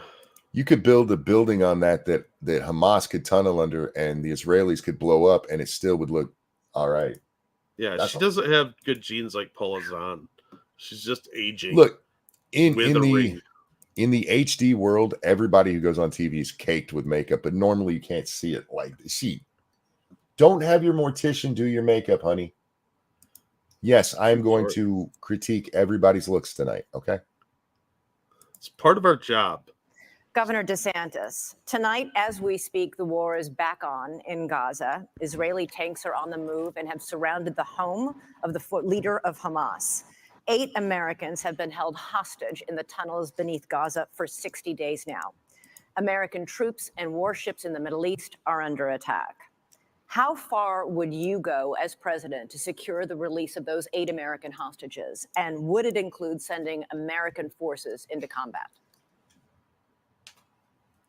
I don't believe that we need American forces over there, but I would. I'd give them a countdown, and every time we hit 0, I would blow something of theirs up until they released our people. Yeah. Well, I'd blow something up for every hostage they still have of ours. Yeah, that's fair. They have 52 hostages, 52 airstrikes. You you think send them the message. Yeah, you think the Israelis strike well? Watch what we can do without ever even. We don't even have to do that, Jack. We have cruise missiles on those ships. Yeah. All you need is somebody to go put those coordinates in. Boop, done. Bye-bye. We have to look out for our people. When there are hostages, commander in chief, you have to do whatever you can to get them done. But the overall issue with this is. I disagree with you there. Because we saw that with Obama. And Iran got a shit ton of money out of that kind of thinking. I want them back, but you don't do anything you can. You put the fear of fucking God, the fear of fucking Allah in them. Yeah. We have a lot of portable suns, like way more powerful than the ones we dropped on Hiroshima and Nagasaki. Mm-hmm. That should never be off the table. Just saying. It's not likely, but it's always possible. Like getting murdered by a duck with a stick in your own home. Highly unlikely, but you never know. This administration is trying to hobble Israel from being able to defend itself. They have a right to eliminate Hamas and win a total and complete victory so that they never have to deal with this again. You can tie that into the actual question you were asked. We support the Israelis in beating back these people so that they can't do this to anyone. But he switches it like, you're as president, you do whatever you can. The real problem is that Biden won't let the Jews blow up Hamas. I mean, Hamas is getting blown up as we speak, and it's a glorious fucking thing. We haven't stopped. We haven't stopped them from doing anything. The problem is there's a lot of Zelensky is upset about this. Oh, he is. The problem is that there's a lot of bitching about what's being done. Hamas wants nothing less than a second Holocaust. They would wipe off every single Jew off the map. They would destroy the state of Israel if we could. Joe Biden will say they support Israel, and then they do nothing but try to kneecap them every step of the way. You should not try to direct their war effort. We should work together with them so that they can bring Hamas to heel. Look, I served in Iraq. No, you don't bring them to heel. You eradicate them. Back in the day, I'm the only one running for president that served in the military. I understand that part of the world. It's not the best part of the world. We do have troops there that Biden is leaving basically as sitting ducks. And you have the Iranians that are attacking these troops. And he's responding with basically pin. And that's another thing. Every time Iran tries to blow up some of our shit, we really blow up some of theirs. Yeah. Like oil refineries and stuff like that. I believe in the old adage, speak softly and carry a big stick. Teddy Roosevelt would know how to deal with this shit. Oh, yeah. He'd be like, all right, look, we tried talking and you guys keep doing this stupid shit. What's your favorite thing? You might want to go there now because it's not going to be there tomorrow. Say goodbye to it. Yeah, we are going to just blow it the fuck up. Anyway. And again, I'm not looking for a ground war. If it leads to that, it leads to that. But we don't even need to do that with a place like Iran. If you listen to people talk about the Middle East, one of the things you'll hear is Iran has the biggest army in the Middle East. And that's true. But that's like having the best oceanfront property in Arizona. Do you know what the armies over there? They're fucking tiny. We would destroy Iran with very minimal effort, Jack. And probably wouldn't even need ground troops for it. We could just rain hell upon them. Yeah, I'm cool with that. I mean, we'd have to stop giving stuff to Ukraine. We'd have to actually look after our own interests. What? I know, right? That sounded too American first, didn't it? It did. That sounds like fascism or something. pricks. You harm an American Sounded like he service said member, you're going pricks. to have hell to pay when I'm president. We are not going to let our troops be sitting ducks. We also need to look at what's the underlying problem here. Iran. Biden is doing nothing to bring Iran to account. You got to turn the screws on them. Don't let them have any oil revenue. The money they get, they send to Hamas. They send to Hezbollah. All right, stop that. That's basically what they tried doing with the Russians, and all they did was create a very cheap market for oil for everybody but us. Yeah. If you really want to hurt them, and it would be a little hurtful to us too, Jack, blow up their fucking oil fields. Yeah. Well, we were energy independent there for a little bit. Yeah. We could, and you don't even have to blow up their oil field. Just hit the infrastructure around it. They'll stop. Yeah. And they foment jihad throughout the Middle East. So Biden has empowered Iran just like he's empowered other adversaries. We stand with Israel. They're our best ally in the Middle East. We have a unique relationship with them, and you will see a strong relationship when I'm the president of the United States. But would you send American troops? Elizabeth, look, this is the problem with the first three debates. Ron gets asked a question, and he doesn't answer it. Your question was very specific. You said, would you send American troops? Can I just point out that Christie is going after Ron DeSantis for not answering a question? And his first question, he did not answer and bitched that they weren't talking about Trump. This is not a Trump answer here, is it? I don't think so. He hadn't mentioned Trump yet in this thing. He's going after Ron. This guy's a fat Democrat hypocrite. Yeah, I think, again, he's only in this he's a one-trick pony. Anything he says is irrelevant because he's just there to piss off Trump.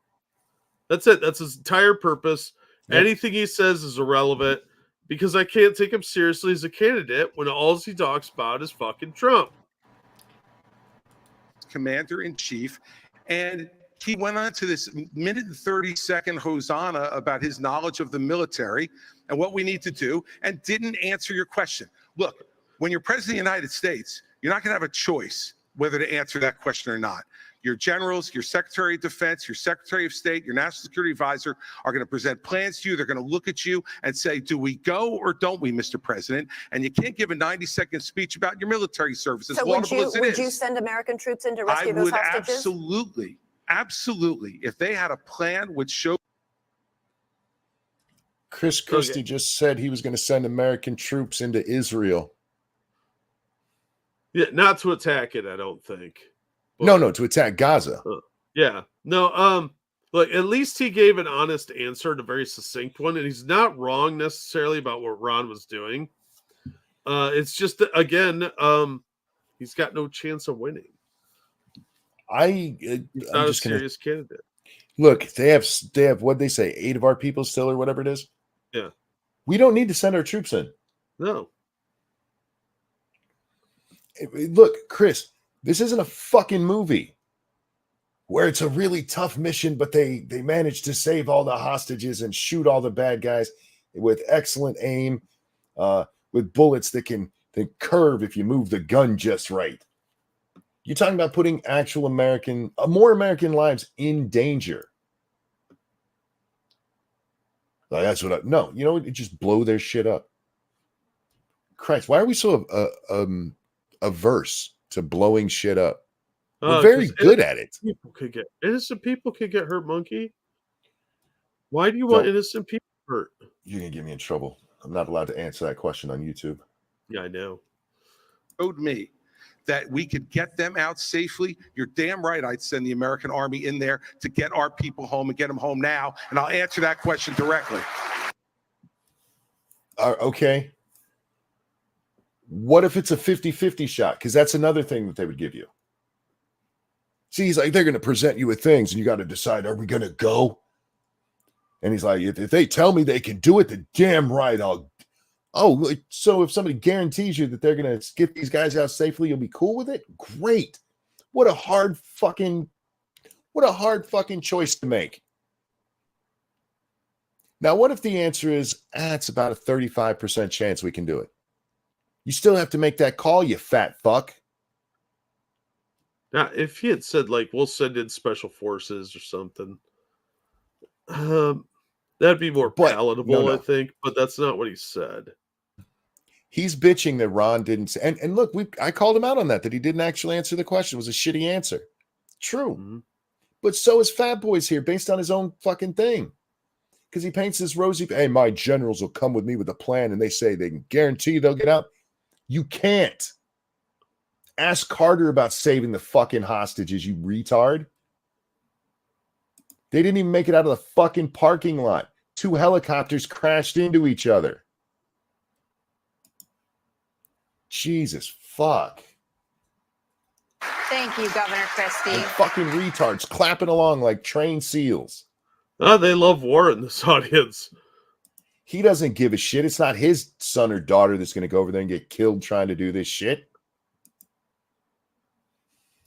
Mr. Ramaswamy, you have said it was irresponsible for Ambassador Haley to call Hamas's terrorist rampage an attack on America and for her to, quote, rabidly shout, finish them, end quote. He's right. The Hamas terror attack left dozens of Americans dead and was the deadliest attack on Jews since the Holocaust. Why wouldn't it be a good thing to finish Hamas? What a bullshit question. All right, let's hear his answer. Finish them was purposefully vague in a discussion that included Iran, which is what I objected to. And I think it's, as U.S. president, you have to be responsible. What happened to Israel was dead wrong. What Hamas did was medieval. It was subhuman. It was immoral. And we have to call that out for what it is on October 7th. But to say that that was an attack on America fails a basic test. I think if you can't tell the difference between where Israel is and the U.S. is on a map, I can have my 3-year-old son show you the difference. Fuck!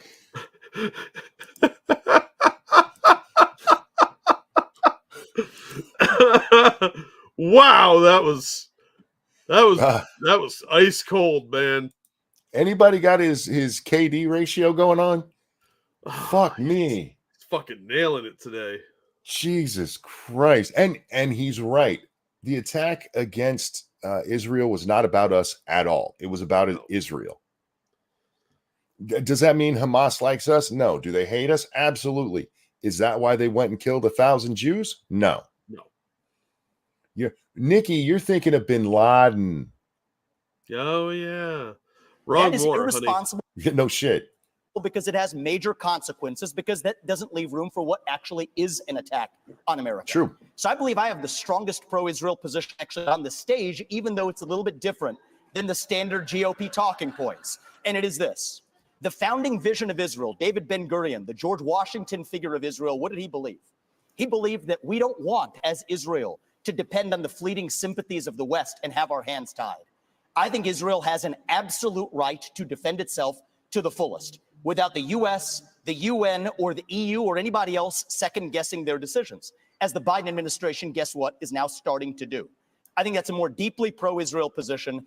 And I need to stop there for the Biden thing. In fairness to Joe Biden himself, when this first happens, Joe is like, yeah, what they did to Israel is fucked up. But then the Democrats started talking and like, hey, how dare you not support Hamas? And so they've gone soft on that shit. Yeah. Did you see what the heads of like MIT and Harvard and Penn State were saying? Yeah, we talked about it yesterday. Oh, okay. Yeah, Biden has just sold out that because look, Biden's a shithead. He is, but when it comes to like Israel, he's like most U.S. politicians and has always been very pro-Israel. Yeah, he's had to switch that position, and that's why we get videos like, we realized that the October 7th attack happened. We need to protect Muslims. That's why that should happen. It's all about getting votes. And what a fucking horrible way to sell out your friends. Yeah. Because whether you guys think we should be sending money to Israel or not, in that region, they really are our best friends over there. Does that make them perfect friends? No. But have you seen the Saudis? Yeah, the standard and the bar is very low. Very low. Than anybody else, and it keeps the actual lines of accountability clear because it is a pro-American position. Yep. And as leader of the United States of America, just as a father of 2 sons, my sole moral duty is to my family. As your next president, my sole moral duty is to you, the people of this country, That's how I'm going to lead. So I'll tell Bibi, you smoke the terrorists on your southern border. You go ahead and we're rooting for you. We're going to smoke the terrorists on our own southern border. And that's how I'm going to lead this country. But Americans were killed in that attack. Americans were killed in that attack. And so. Okay. Damn it, Ron. When there's any major attack, there's a good chance Americans are going to get killed. It doesn't make it an attack against Americans. Do you want to hit them? If you want to hit them back, I'm all for it. Punch them in the eye. But there's a difference between 9/11 and October 7th. Yeah, the attacks on the Americans was incidental because they were at a festival in Israel. So they were going to attack anyone at that festival because it was an Israeli festival. Yeah, they had like Nigerians and shit. There's tons of countries that were represented in what happened there. Yeah, look at all the Thais that got kidnapped. Yeah. Thailand had to negotiate with Iran to get them back. And that was probably like, don't make us come over there because we're crazy. We will come over here with our lady boys and fuck you. Oh, man, you do not want to fuck with the Thais. They are very vicious fighters. If you looked at this terrorist attack and the number of Americans, this would be one of the top 10 terrorist attacks in American history. So again, but it wasn't about America, fucker. But they really want to go. Were killed. Yeah, they really do. They want to go kill people. They want to go to war. You were a soldier, motherfucker. I don't know any soldiers when they're serving, Jack, who are very, let's go kill things. Most of them are like, you know what? I'd prefer not to go to war because I might get killed. Yeah, you get shot at a lot and stuff. It's amazing how many of them leave the service, go into politics, and say, like, we got to kill people. When it's no longer their ass on the line. Yeah, they're not leading that charge. That's somebody else's poor kid. My father served for 23 years. I never once heard this man go, man, we need to go blow up some shit. I've known a lot of military people. I've never known any who were like that until they become politicians after they leave service. Yeah, because that's somebody else's daughter. Yeah. In that attack. And I think it's absolutely appropriate to point that out and to say that we're in this together and we are going to work with Israel so that these people are brought to justice. I agree with that. Ambassador Haley, I'm coming to you. Iran is on the threshold of becoming a nuclear state. The Wall Street. I don't think I could come to her. I mean, maybe if I tried, maybe if we went back 10 years before her face started to sink in. She's got that Maria Shriver thing going on. Yeah. I think she's had a couple facelifts. Look at her neck. What are they doing? Pulling it out through her eye sockets? Maybe. All right. People are brought to justice. I agree with that. Ambassador Haley, I'm coming to you. Iran is on the threshold of becoming a nuclear state. Baby. The Wall Street Journal reported that Iranian military leaders gave the green light for Hamas's attack on Israel. You said in last month's debate that, by contrast to the Biden administration's approach to Iran, you would, quote, punch them once and punch them hard. Why is this bitch rocking? I don't know. Okay. Were you saying that it's time to bomb Iran? No, I was not saying it's time to bomb Iran, but I will tell you. I want to be clear here. When I say punch him in the eye or something like that, I'm literally talking about bombing Iran. Just a little bit. I'm not a pussy like her. No, look, when I said punch him, what I really meant was I'm going to send a strongly worded letter. And then we're going to hug it out. We're going to have restorative justice. I'm going to call my friends at Boeing. No, sorry. My answer will depend on whether or not my husband's in town. Wow. I dealt with Iran every day when I was at the United. I have a lot of respect for military wives. I really do. I have no respect for this cunt. The stuff that families go through when their loved ones are overseas. Even Jack, when I was old enough to know what was going on, there was no war, but there were minor conflicts like Iran repeatedly. And my dad's over there on a ship where they got mines in the fucking water. And my mom was scared to death of getting that phone call. Well, yeah. Dad, look, I didn't mean bomb him. I didn't mean bomb them. I meant I'm going to let them. I'll suck their dick a little bit if they stop. I have no respect for this twat. And I'm be even meaner and say I don't think she cares about her husband at all either. Wow. I'm not prepared to go quite that far. She would divorce his ass tomorrow if she thought it would make her president or make her money. Oh, probably, yeah. He's a fucking prop for this twat. Nations, and they only respond to strength. What they don't respond to is when you weaken the sanctions like they did on Iran that allowed China to send them billions to fill their proxies. What they don't respond to is when you give $6 billion for 5 hostages. That only makes them want more hostages. What they don't respond to is when they do 140 strikes on our men and women in Syria and Iraq, and we do nothing but just some small shots back. You've got to punch them. You've got to punch them hard and let them know that. But what does punch him mean, shithead? You just said not bombing.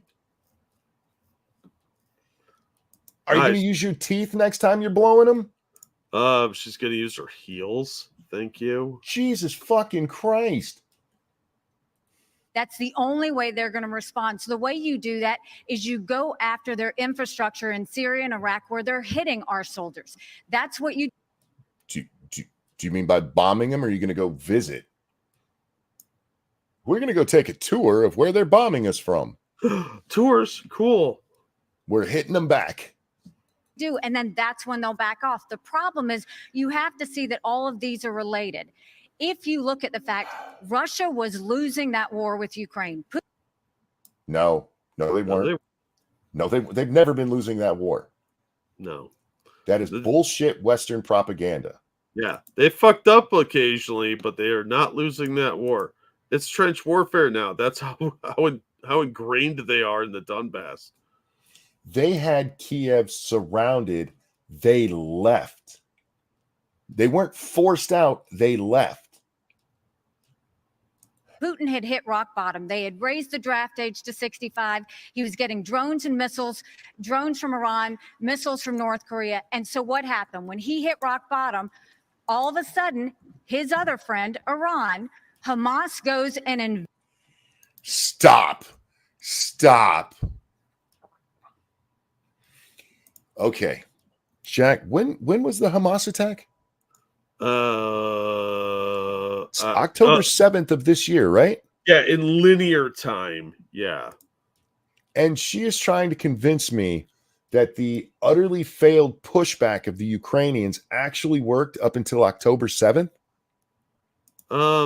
Maybe. These fucking idiots are going to clap, and I'm going to punch my TV. Don't do that. You won't get another one. Lady Monkey will be like, that's enough of that now, and she'll be right. invades Israel and butchers those people on Putin's birthday. There is no one happier right now. Oh, it was on Putin's birthday? Clearly there's a connection. It had nothing to do with Putin's birthday. Nope, had everything to do with it. She just said so, ergo true. It was about the 1967 war. No, I don't think so. Was it the 67 war or the 48 stuff? It was related. No, it was related to Israeli Palestinian affairs. Which year was Putin born? Then we'll know, because it was on his birthday. This is how diabolical it is.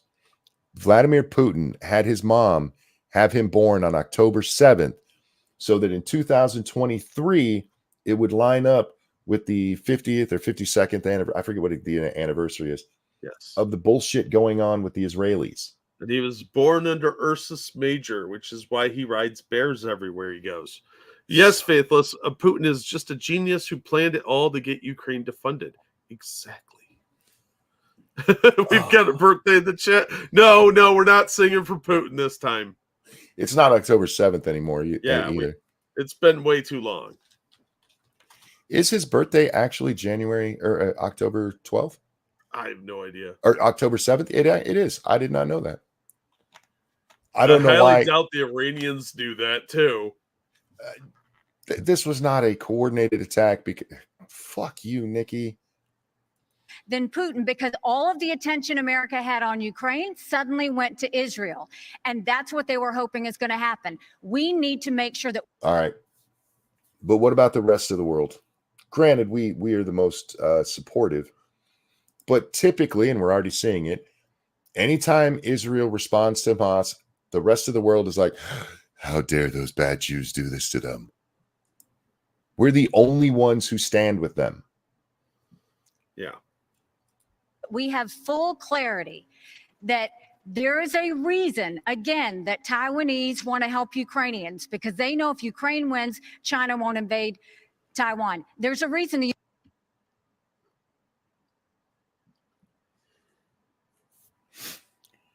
Okay, I'm going to let y'all in on a little secret. China doesn't give a rat's ass about what's going on in Ukraine when it comes to Taiwan. It's not even comparable. Taiwan is a small little island. And if China decided tomorrow that they wanted it, they would take it. Yeah, the That's only it. interest they had in the Ukraine-Russian war was to see how the world would react when Yep. it happened. So they could test the grounds. You know, like, all right, we'll see what they do over here. And if they freak out, then we're going to delay our little invasion. And, well, I mean, that's about it. That's the only interest they really have. That, and they're getting a lot of cheap oil from Russia. If China decide, even if Russia just got absolutely spanked, and not only did Ukraine win, but they took Russian territory in the process, China would still invade Taiwan if it fucking wants to. Yeah. This is not even comparable. Like you said, they're looking at it to see how the rest of the world react. Yeah. Yeah, that's the only thing they're interested in. They could take Taiwan before we had a chance to do shit, even with all of our stuff over there, because they're literally right there with 1 billion fucking people. Ukrainians want to help Israelis because they know that if Iran wins, Russia wins. The Ukrainians want to help Israel so that we stop giving money to Israel and start giving it back to them. Those offshore bank accounts aren't going to fill themselves, Jack. That's true. These are all connected. But what wins all of that is a strong America, not a weak America. And that's what Joe Biden's given us. I want to say one thing about the tie to Ukraine, if I may. Okay, I got a little more faith in the audience because they didn't clap as retardedly as they normally do. Yeah. Look, I'm not saying that I wouldn't bang Nikki Haley, because I probably would. I just wouldn't tell you about it because I don't bang fat chicks very often. And she's pretty chubby. But I just don't want her as president. I wouldn't. I have no respect for her, and my dick would hate me for that. So foreign policy experience is not the same as foreign policy wisdom. I want everybody. Wow. He is on fire tonight. Oh my God. At home to note that I was the first person to say we need a reasonable peace deal in Ukraine. Now a lot of the neocons are quietly coming along to that position, with the exceptions of Nikki Haley and Joe Biden, who still support this, what I believe is pointless war in Ukraine. And I think those with foreign policy experience, one thing that Joe Biden and Nikki Haley have in common is that neither of them could even state for you 3 provinces in eastern Ukraine that they want to send our troops to actually fight for. Damn. He just called her stupid. Vivek, look, yeah, man, but we're ignorant. I feel like what's going on here is Vivek is secretly proposing to me. Oh. Yeah. He's like, hey, look, monkey. It's not a helicopter ride or at a sports thing where we're on the big screen and I'm on my knee giving you the ring, but I know this is what you love, and I love you, baby. And I love you back. He's using our code words like, fuck you, Nikki. He's dog whistling to me. Yeah. Wow. Look at that. This is what I want people to understand. These people have, I mean, she has no idea what the hell the names of those provinces are, but she wants to send our sons and daughters and our troops and our military equipment to go fight it. So reject this myth that they've been. Notice she didn't interject there at all. Yeah. And he let her hang. Wait, I want to watch that again. Look at her face. She's all mad as shit. These people have, I mean, she has no idea what the hell the names of those provinces are, but you want. This motherfucker. Oh yeah, that's that irritated mom look. Thank you, Frosted Glass, who says, you can't have him, monkey. He's mine. Fight me in Knoxville, sir. Oh, I haven't checked the other one for a while. Let me go refresh that. Sorry about that, guys. Come on. Good time to remind you, brought by you. If you can, donate. If you like the show, please, please, please hit the like button and share with your friends, your family, and that bitch you hate. Unless you know Nikki Haley, in which case, actually sit her down, use toothpicks to keep her eyes open, and make her watch the fucking thing. And I will have sex with her if she wants. Wants to send our sons and daughters and our troops and our military equipment to go fight it. So reject this myth that they've been selling you that somebody had a cup of coffee stint at the UN and then makes $8 million after. Fuck.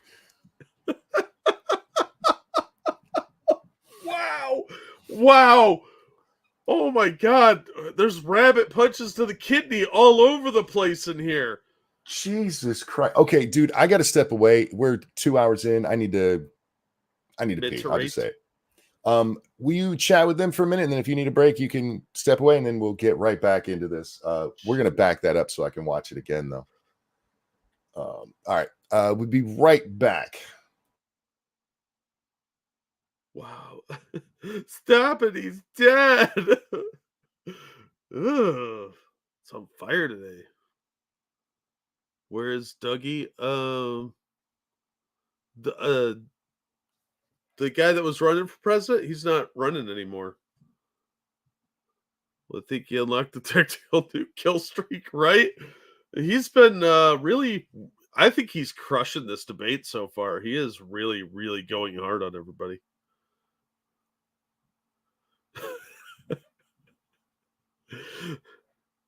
He's worth about $900 million. Holy shit.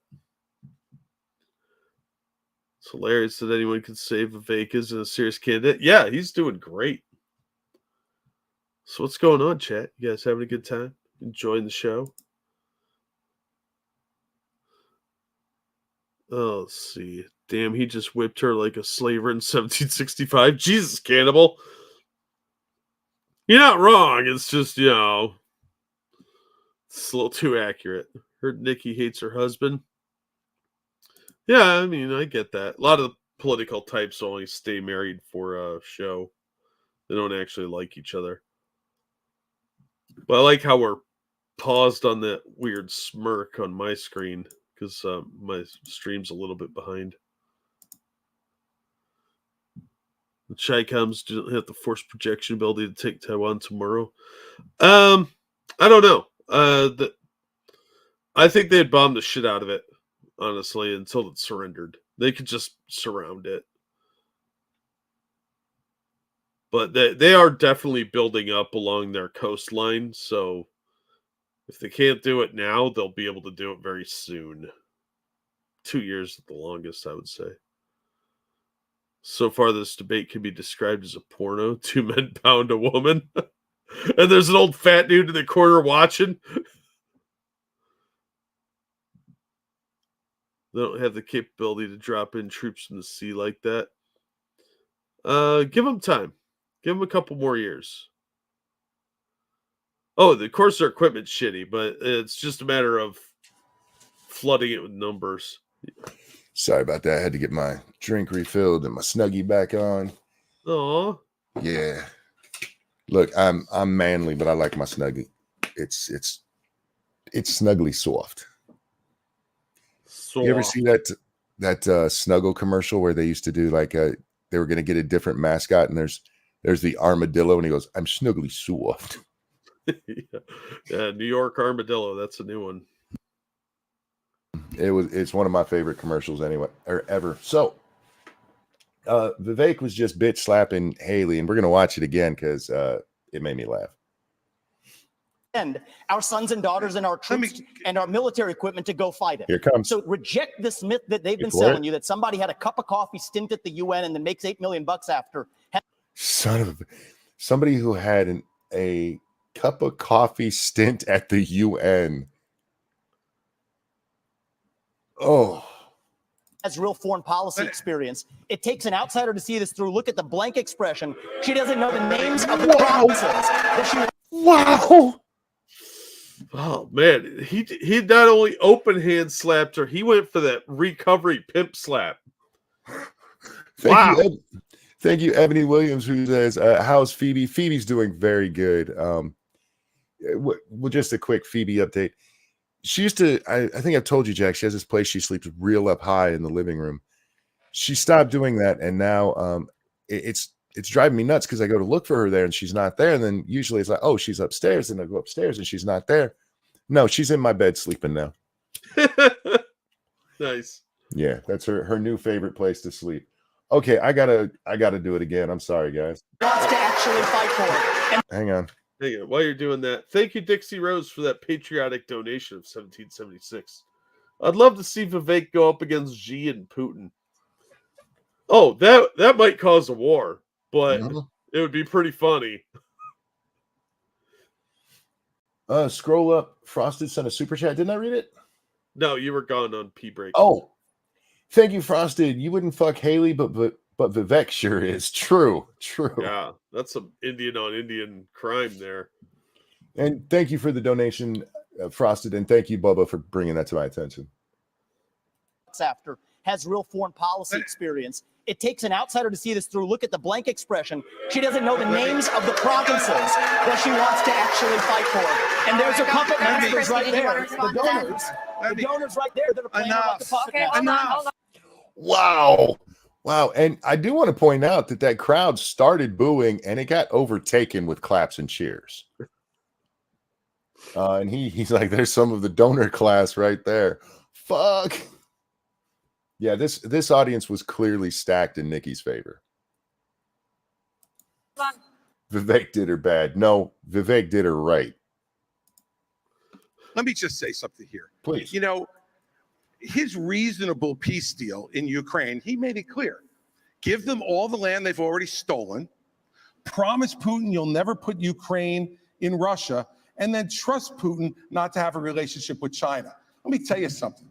That's no That's reasonable. not my deal. That's not my deal. Yes, it's exactly what you I'll said. describe my You do deal this to at you. every debate. I'll tell you You exactly say, what it no, is. don't interrupt Tell me. them I what the didn't deal interrupt is. you. Okay? You Tell say them this. about how you You want to do send our this. kids to die. You Go do for this it. at every debate. You go out on the stump and you say something. All of us see it on video. We confront you on the debate stage. You say you didn't say it, and then you back away. And I want to I'll say tell you what? exactly No, what I said, I'm not done yet. Go ahead. Is Chris Christie talking to Haley? Because Vivek's Right. pretty consistent. No, this is him trying to show what a strong man he is. He's trying to take him out of context, and that's He's 100% taking him out of context. And yes, part of Vivek, and this is similar to Donald Trump's answer. Trump is just like, we need to do whatever it takes to get the death to stop. Pretty reasonable fucking take. monstrous. We need war. Elon Musk has a very similar one to this. It's not like Vivek is alone in this thinking. The idea is the Donbass region is what we're talking about. And I forget the provinces' names. We've said them many times and I always fuck up the one. I'm sick. Leave me alone.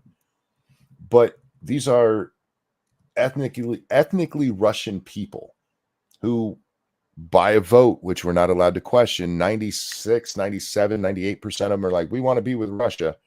They're like, Russia isn't even calling for those to be part of Russia. They want them to be autonomous.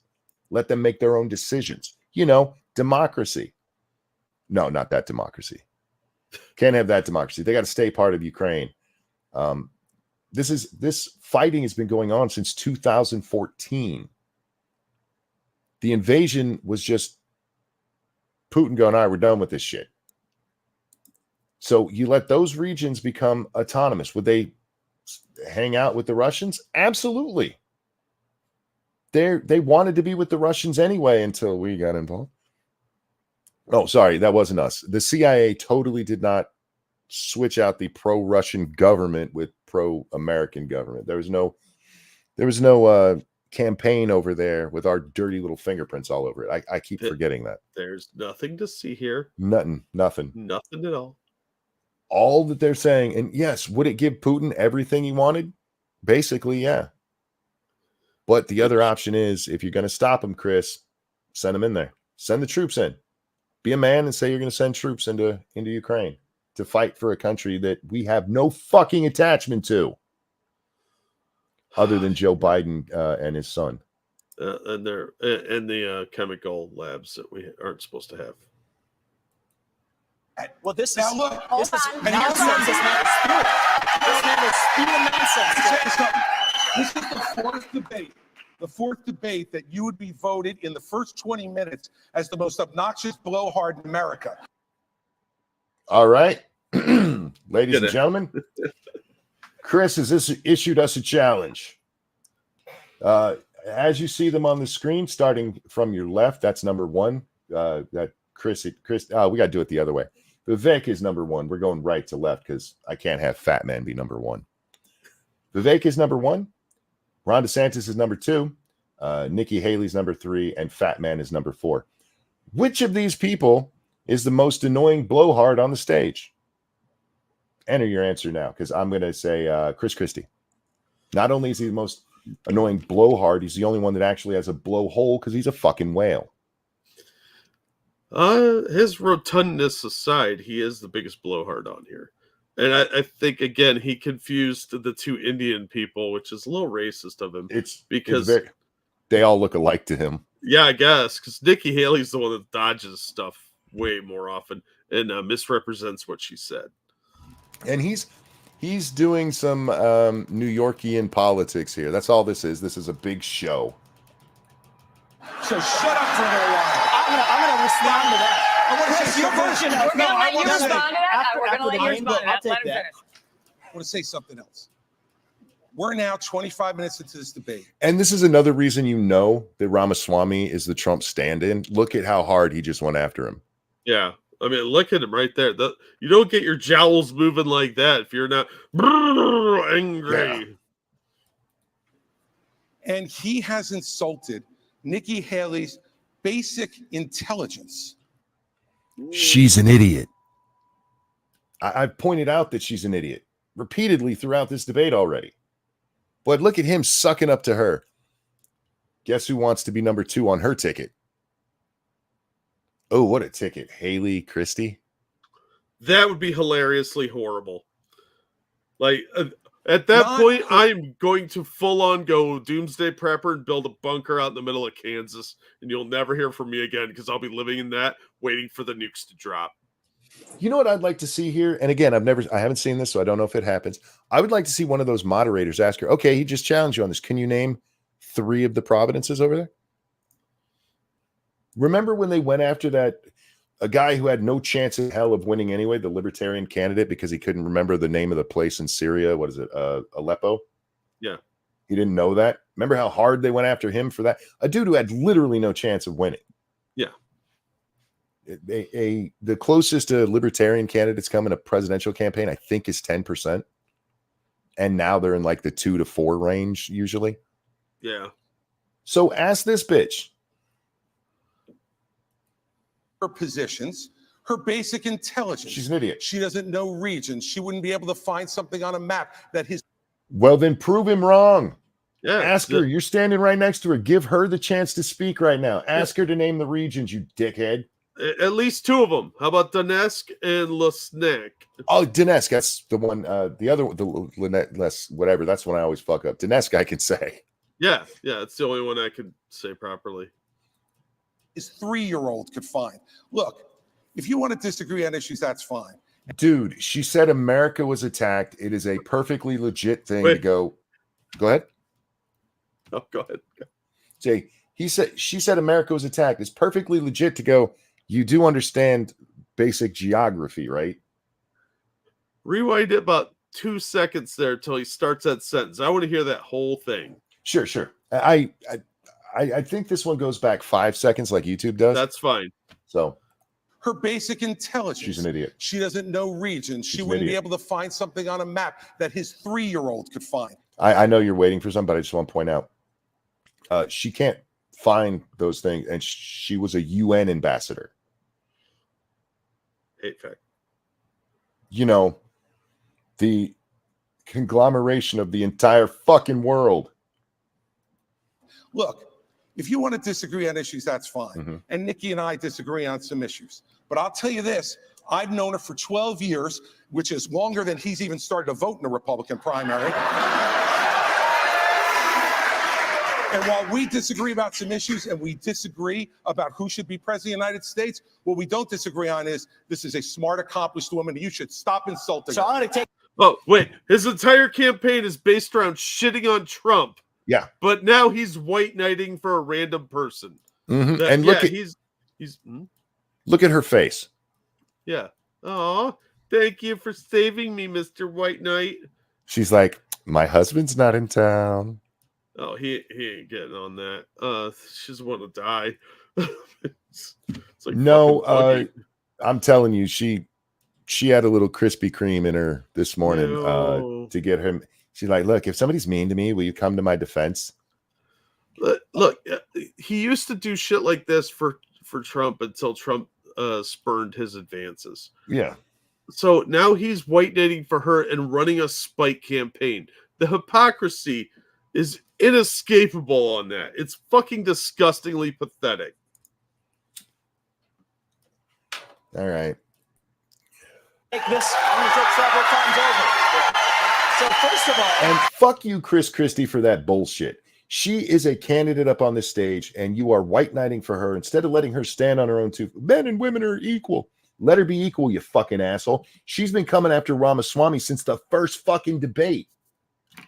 And how dare he come back after her? What a dick. I think we just learned something from Chris Christie. We learned three things. We learned three things right there. First of all, Chris Christie also doesn't know what provinces in eastern Ukraine he actually wants us to fight for. Wow. Call him out. Chris, your version of foreign policy experience was closing a bridge from New Jersey to New York. Yeah. So do everybody a favor. Just walk yourself off that stage, enjoy a nice meal, and get the hell out of this race. Wow. Oh It's not my wrong. It's just a little God. crass to say it. And he threw in the have a meal. That's a hey fat boy joke right there. Yeah, it is. Yeah, it is. Waddle Even off the Ron in his platform shoes laughed at that one. He should have said waddle off the stage instead of walk off the stage. Roll on over, plumper stiltskin. Fuck. Okay, I gotta watch that again. Policy experience was closing a bridge from New Jersey to New York. Yeah. So do everybody a favor. Just walk yourself off that stage, enjoy a nice meal, and get the hell out of this race. let me tell you. When it comes to Nikki, I think if you're going to actually send your sons and daughters to go. Oh god, yeah. Ron's face there. He's smiling like fuck right now. This is quickly becoming a tag team event with Christie and Haley on the one side. Not unironically on the left. And Ron and Ramaswamy over there on the right. Yeah. Well, I mean, it's the rhinos versus the conservatives. Yeah. And for the record, I'm not one of those who's like, oh, Ron DeSantis is the corporate candidate. I think Ron DeSantis is a good candidate. I would love to see a genuine race between him and Trump. I think Trump still wins, but I would not be opposed to a DeSantis presidency. Oh, no, I wouldn't either. Same with Vivek. And yeah, like I said, if those two guys could be in it and we had to choose between Nikki and Chris Christie is the better candidate. Yes. He's just a shit rhino. Yeah. Who's very spiteful, apparently, but he still has better bona fides than Haley does. And honestly, that Doug guy that was in the race till last week was probably better than both of them combined. Oh, Burgum. Yeah, he was. He absolutely was. Yeah. Can I just say that while News Nation has had some problems with their actual technical stuff, the podiums they built are strong as shit. Christie's got his whole weight on that thing. Yeah. Yeah, they've got the industrial strength. That is reinforced. That is reinforced titanium right there. You know, there's some dude that's like, if this thing could work as a boat anchor, if you guys decide to get rid of it. All right. Hang on real quick. Thank you, Frosted Glass. Well, Miss Haley, can you name the Ukraine regions you'll send troops to? Sure. Donbass, Kiev, Rivendell, Dagobah. Wild applause. Yeah, that sounds right. Dagobah. Nice throw in, by the way. Same with Rivendell. And thank you, Evolved Potato. Christie was talking about Vivek not interrupting him, but now he's trying to speak over Vivek, so he's also a hypocrite. Oh, yeah. Yeah, it's okay when he does it. That's only the third time he's shown us what a hypocrite he is tonight in the 2 times he's gotten to speak. Keldrick, thank you. Christie has embraced his inner male feminist. Yeah. I'm waiting for him to just call Vivek a misogynist. Go ahead and do it. Be the full-on liberal piece of shit you are. Don't forget, yes, he was a Republican governor of New Jersey. Yeah. Also, I kind of wished he had pulled out a fedora at that moment so he could tip it to Milady. Right. Die in somebody else's war. Hold on. Excuse me, Chris. Okay, Chris, fuck you. He keeps bringing you weren't voting. Vivek has only voted in 2 elections, right? And 2 presidential elections. Yeah, he's in his 30s.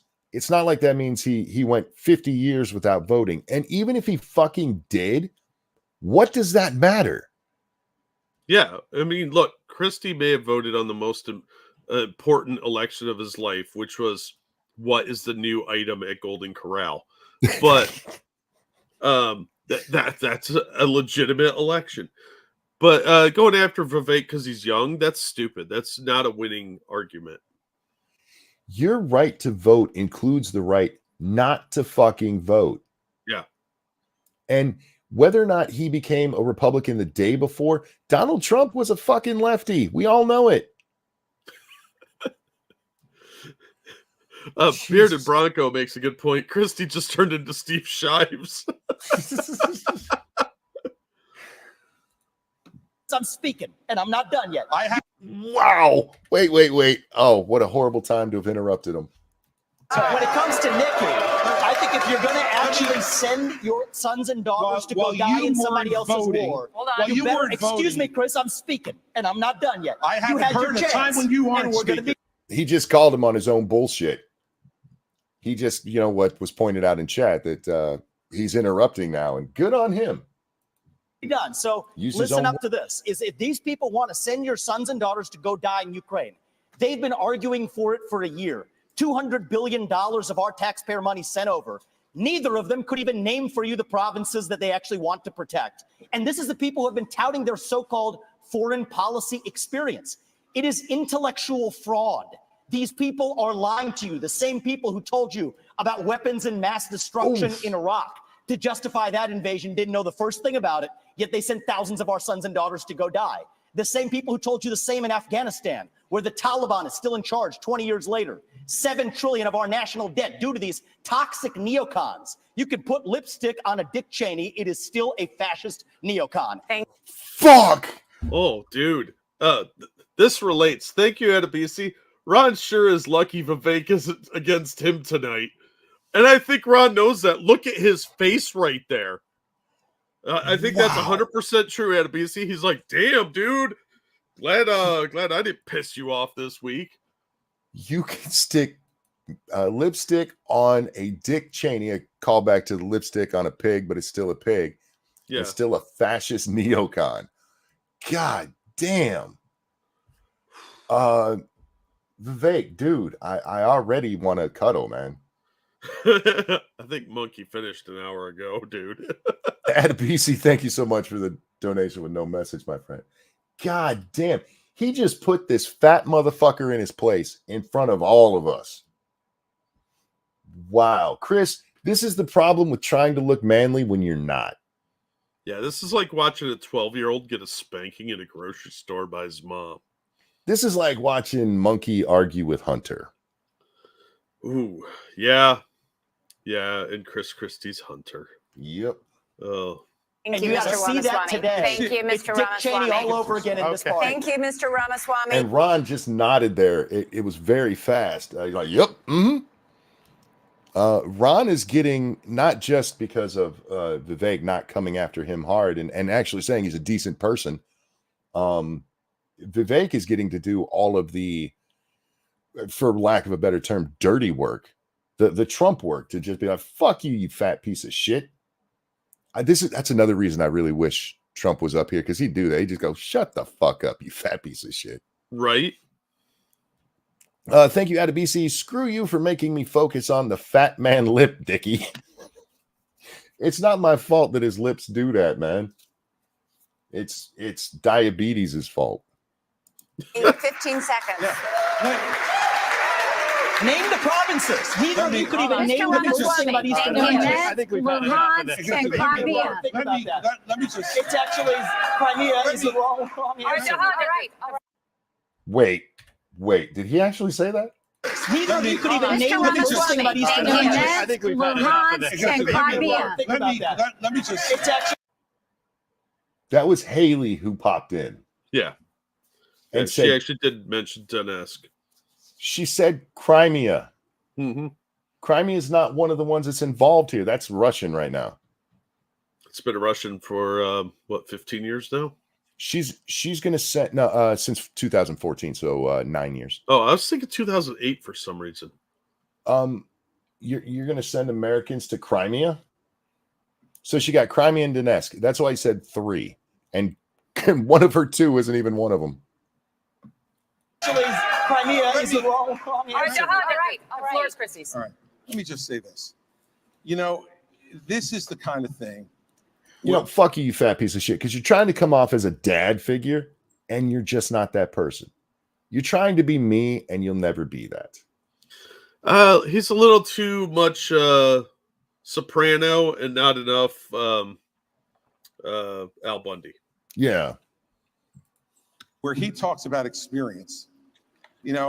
I was the U.S. attorney in New Jersey when the terrorist attacks were launched against the United States. Oh, God, you're dusting off 9/11? Fuck off. Yeah, I was the governor of New Jersey on 9/11. You mean the place that wasn't hit, you fat fuck? No, he was the attorney general. Sorry, the attorney. Yeah, that's even lower. Fuck off. That's not foreign policy experience. Stop trying to hide behind 9/11 all the time. I brought the first two cases in this country against terrorists who tried to attack us again. And I know about the threat of terrorism and bullying in this country and around the world. And at that time. I'm sorry, did he say terrorism and bullying? Yes, he did. Yes, he was talking about bullying. I don't know. I think that was some sort of Freudian slip to his childhood where, he got bullied and then Trump bullied him and it brought back some super painful repressed memory. I understand that, but that's a little weird to say, dude. He was remembering when his friends wouldn't let him in until he did the truffle shuffle. Yeah. Oh my God. I was at Costco the other day and they were giving out little truffle samples. And some lady said, they'll give you the truffle shuffle. And I almost did it right there in Costco. Pulled my shirt up into the dance. He was learning about the provinces in Ukraine, sitting with his smart ass mouth at Harvard. That's what was going on. And he got educated. Chris, Ramaswamy's in his 30s. 9/11 was in 2001. He was even in Harvard at that time? Was he even in high school at the time? Because, that was literally 22 years ago. If he's 37. How old is Ramaswamy? Anybody know offhand? I know I've heard it. How old is Ramaswamy? I love his last name, too. He's 38 years old. Yeah. So 22 years ago, he's 16. Yeah. And he was sitting there in Harvard. You just made him sound even smarter than he was in Harvard at 16, Jack. Yeah. So the guy's a fucking genius?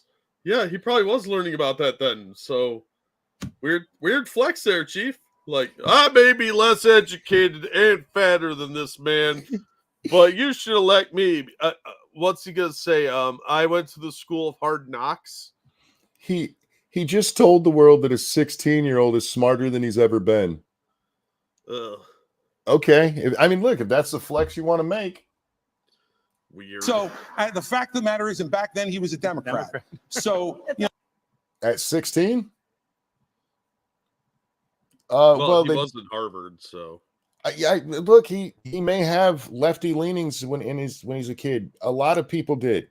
Yeah. How many of you people know the name Thomas Sowell? Some people say it so well. That's not how you say it. It's Thomas Sowell. How many guys know him? How many of you look at him as a bastion of good conservative thought? The man came out of college. When he was in college, he was a dyed-in-the-wool lefty.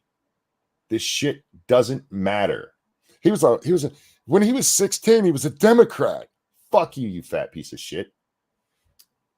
Real quick. Thank you, Evolved Potato. The amount of time they each get to respond really shows how much this debate is slanted against Vivek. Nikki and Christie get so much longer than what Vivek gets. Also, tell Monkey to check his money hole. You're probably right, Evolved. I just did that. Thank you, Evolved Potato says, so does Lady Monkey need to buy a Vivek mask for the next time you two get some alone time? No. Lady Monkey, she turns me on when she doesn't even mean to. So that's not a problem for us. It's not like I am a rare man that when I'm Munchkin, if you're listening, stop listening for just a second. All right, give Dad 5 seconds for this. Might want to go a minute. All right. I'm one of those rare men who, when he bangs his wife, is actually picturing his wife. Just saying. But the next time I'm alone with myself, a Vivek mask might come in handy. Well, she'll save a little bit of money on shoe polish at least. All right. And that is a great pause face. My pause game is it's really good tonight, man. Unbeaten, my friend. Yes. The fact is that all he knows how to do. You were busy hugging all Barack he knows Obama. how to do. Thank you. There you go. Get him on that shit. Oh, that's like the third time he's hit him with that. He was a Democrat. You were hugging Obama, bitch. All right. All he knows how to do is insult good people who have committed their lives to public service and not say anything that moves the ball down the field for the United States. All right. He has put out of all of the politicians I've seen, he's the one I know most of their positions and stuff here, Jack, and the policies that he wants to implement. So he doesn't advance things. You're just a fucking liar. What he just did there is what we see Democrats do all the time. Projection. All he does is insult. You started this fucking answer with insulting him, you piece of shit. He started this campaign that way. His whole thing is about stopping Donald Trump and telling it. He told us this, that the thing he has to do is tell everybody what a piece of shit Donald Trump is. Where is that advancing anything, fat boy? The ball moves. The ball that needs to move is his fat ass off this stage. He doesn't belong up there. He's not a serious candidate. And the fact that Burgum had to drop out and this fat fuck is still in is disgusting. Yeah. Thank you, Governor Christie. We are going to take a quick break, cool things down a little bit. When we come back, we're going to tackle issues on the southern border. We'll be back in a few minutes. That won't heat things up again. Right. Let's see. This debate pretty much started at what, 35 minutes or something like that? Wow. So we're about 35 minutes into this, of the actual debate portion of it. And we've gone for 2 hours and 27 minutes. Yeah, fuck you, EFAP. Fucking Anyways. pussies. Y'all need to get your shit in gear. Birch Gold? What? This isn't my internet. I'm just fast forwarding. More Birch Gold. There we go. Look at him standing straight up. Chris Christie couldn't do that if he tried. Well, he probably could, but it might break his back or something. Chris Christie, this is true. And if you look at him, you can see it. Chris Christie is so fat that when he does stand up straight, he still looks like he's leaning over because he's got big old flabby back titties. Gross. I try not to glare at the sun, so to speak. Tuscaloosa, Alabama. We are now going to go to the crisis on the southern border. If you don't start letting Kelly talk again, we're going to have an issue, lady. You two are nice and all, but bring up the cute chick. Polls show Nobody's watching this shit for you. immigration and the crisis are among the most pressing issues for Republican voters right now. Oh, I can't wait till Chris Christie tells us how he stopped illegal immigration in New Jersey. He is the wall. Look, Elizabeth Vargas, you were hot on Dateline 20 years ago. Time has not been kind. Paula Zahn stayed fairly hot for an old lady. Life just was rough for you. I'm sorry. I don't even think she's all that ugly. She's just not as pretty as the one in the middle. Yeah. Well, there's that, but she's old and she's got neck wrinkles, like a lot of them. For the record, it's not just that. All misogyny aside, of the questions we've heard so far, hers are the best, and they are pointed. Yeah. Megyn Kelly is on point. Plus, she knows who most of these people are. She's talked to them before, and she does good debate prep, whether you like it or not. So yeah, Megyn Kelly's questions have been the best, but Elizabeth Vargas is a journalist, technically. I don't know who the other bitch is. I don't really care because she's the ugly one. She's their duff. Like, she's probably average normally, but she's the duff on the stage. I just like Megan's questions. And look, I think when Megan went after Trump that one time, it was unfair. Yeah. But she has done a good job since then of actually getting the story straight. Yeah. I think she resolved whatever weird issue she had with Trump. Their interview is actually really interesting. We only watched like a few clips from it, but it's a really interesting interview. And they even talk about that incident, which is funny. Yeah. Well, I think she's evolved a lot as a political person. Well, she got to feel what it was like, what she did to Trump. Yeah. All right. Both the issue of migrants crossing illegally into our country. No, I have to address this. You are asking questions of the candidates. Why are you staring at the camera that's clearly off to their right? Or sorry, it's off to their left. All right. No, let me see. I'm standing up. Yeah, it's to their left. Why? You should be looking at them asking the question. This isn't new, Jack. People have been doing these debates like this for years, and the moderators talk to the fucking people they're talking to, not me. I know what's going on in the southern border. Nobody gives a shit about my opinion, or I'd be on the stage with them. But she's got to tell you about this episode of 48 Hours. We saw this in the last one, too, where I am an anchor. Are you getting my good side? Are you getting my good side? Mm-hmm. That's exactly what she's doing. She's used to that. And all of them are doing it. They're all staring into the camera. Well, they're told to look over there while the person asking the question talks, but I don't know. I find it weird and kind of narcissistic, but there are women, so they're probably like, am I pretty? Do I look pretty in this? Is this George Soros over here? Maybe. He's there to support Nikki. I rule nothing out. Oh, there we go. We'll put it that way so people can see it. Holy shit, that's new. I didn't even realize that was one of our options. I've never seen that option before. That's a lot better because then we can still. It's so always hard to bitty. see. All right, here we go. Separate issue of fentanyl being smuggled in mostly through legal ports of entry. All year, News Nation has. Stop. You can't say that. You can't say that the fentanyl is coming in mostly through the ports of entry. They keep saying that shit. You don't know that. You don't know what's getting through. What was it? 1.7 million they got through that they know got through. And that's just the ones they know about. I'm sure none of them were carrying fentanyl with them. Oh, they're bringing bread. You have armed Mexican guards bringing them to the fucking border. I'm sure it's just to make sure they got through the fucking desert safely so that a real coyote didn't get their ass. Has been at the border documenting the crisis. In 2023 alone, Border Patrol encountered a record 2.4 million migrants. All four illegal aliens, first of all. And what'd she say, 2.4? Something like that? Yeah, to 1.7. We're over 4 million illegals who've tried to come in. Oh, yeah, easily. Probably twice that number. And again, just the ones we know about. of you have talked tough. The question now is, how realistic is the talk? So, Governor DeSantis, I'd like to start with you. You have pledged. I'm going to send them to New York. Yeah. to send the military to the southern border on day one of your administration with orders to shoot, quote, stone cold dead anyone illegally entering with a backpack that you believe contains fentanyl.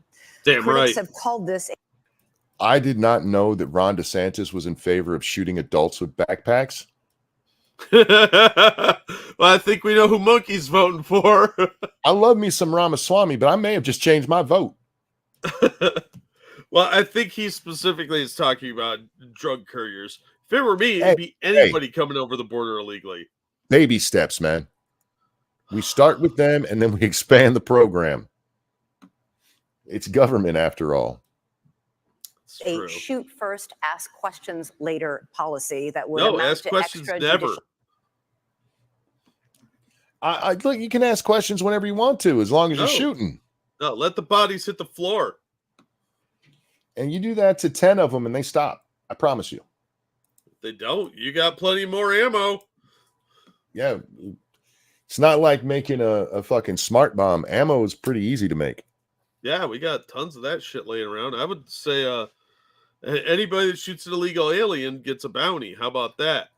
Like you get $50 for each one you get. And I guarantee you that problem will dry up pretty quick. And we'll put all the bodies on big pikes out in the yard out in front of the fence there as a warning to others. Tailfin says DeSantis doesn't look happy. He's looking serious is what he's trying for there. And Brand said, why are all three staring into the camera? Monkey would be more professional. I would be, because I would respect the people who are up there. Even as much as I dislike Christie and the bitch, I would at least be respectful in looking at them when I'm talking to them.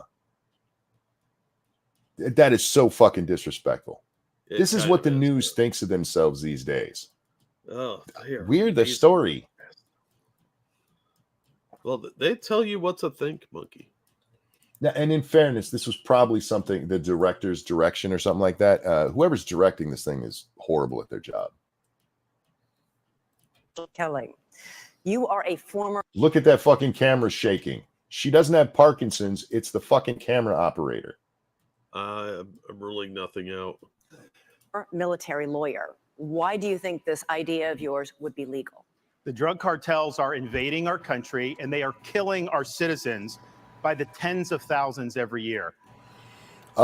Before he gets to his answer, the reason it would be legal is because these are our borders. They are not supposed to be coming across them illegally. He's not shooting American citizens. He's shooting foreign invaders.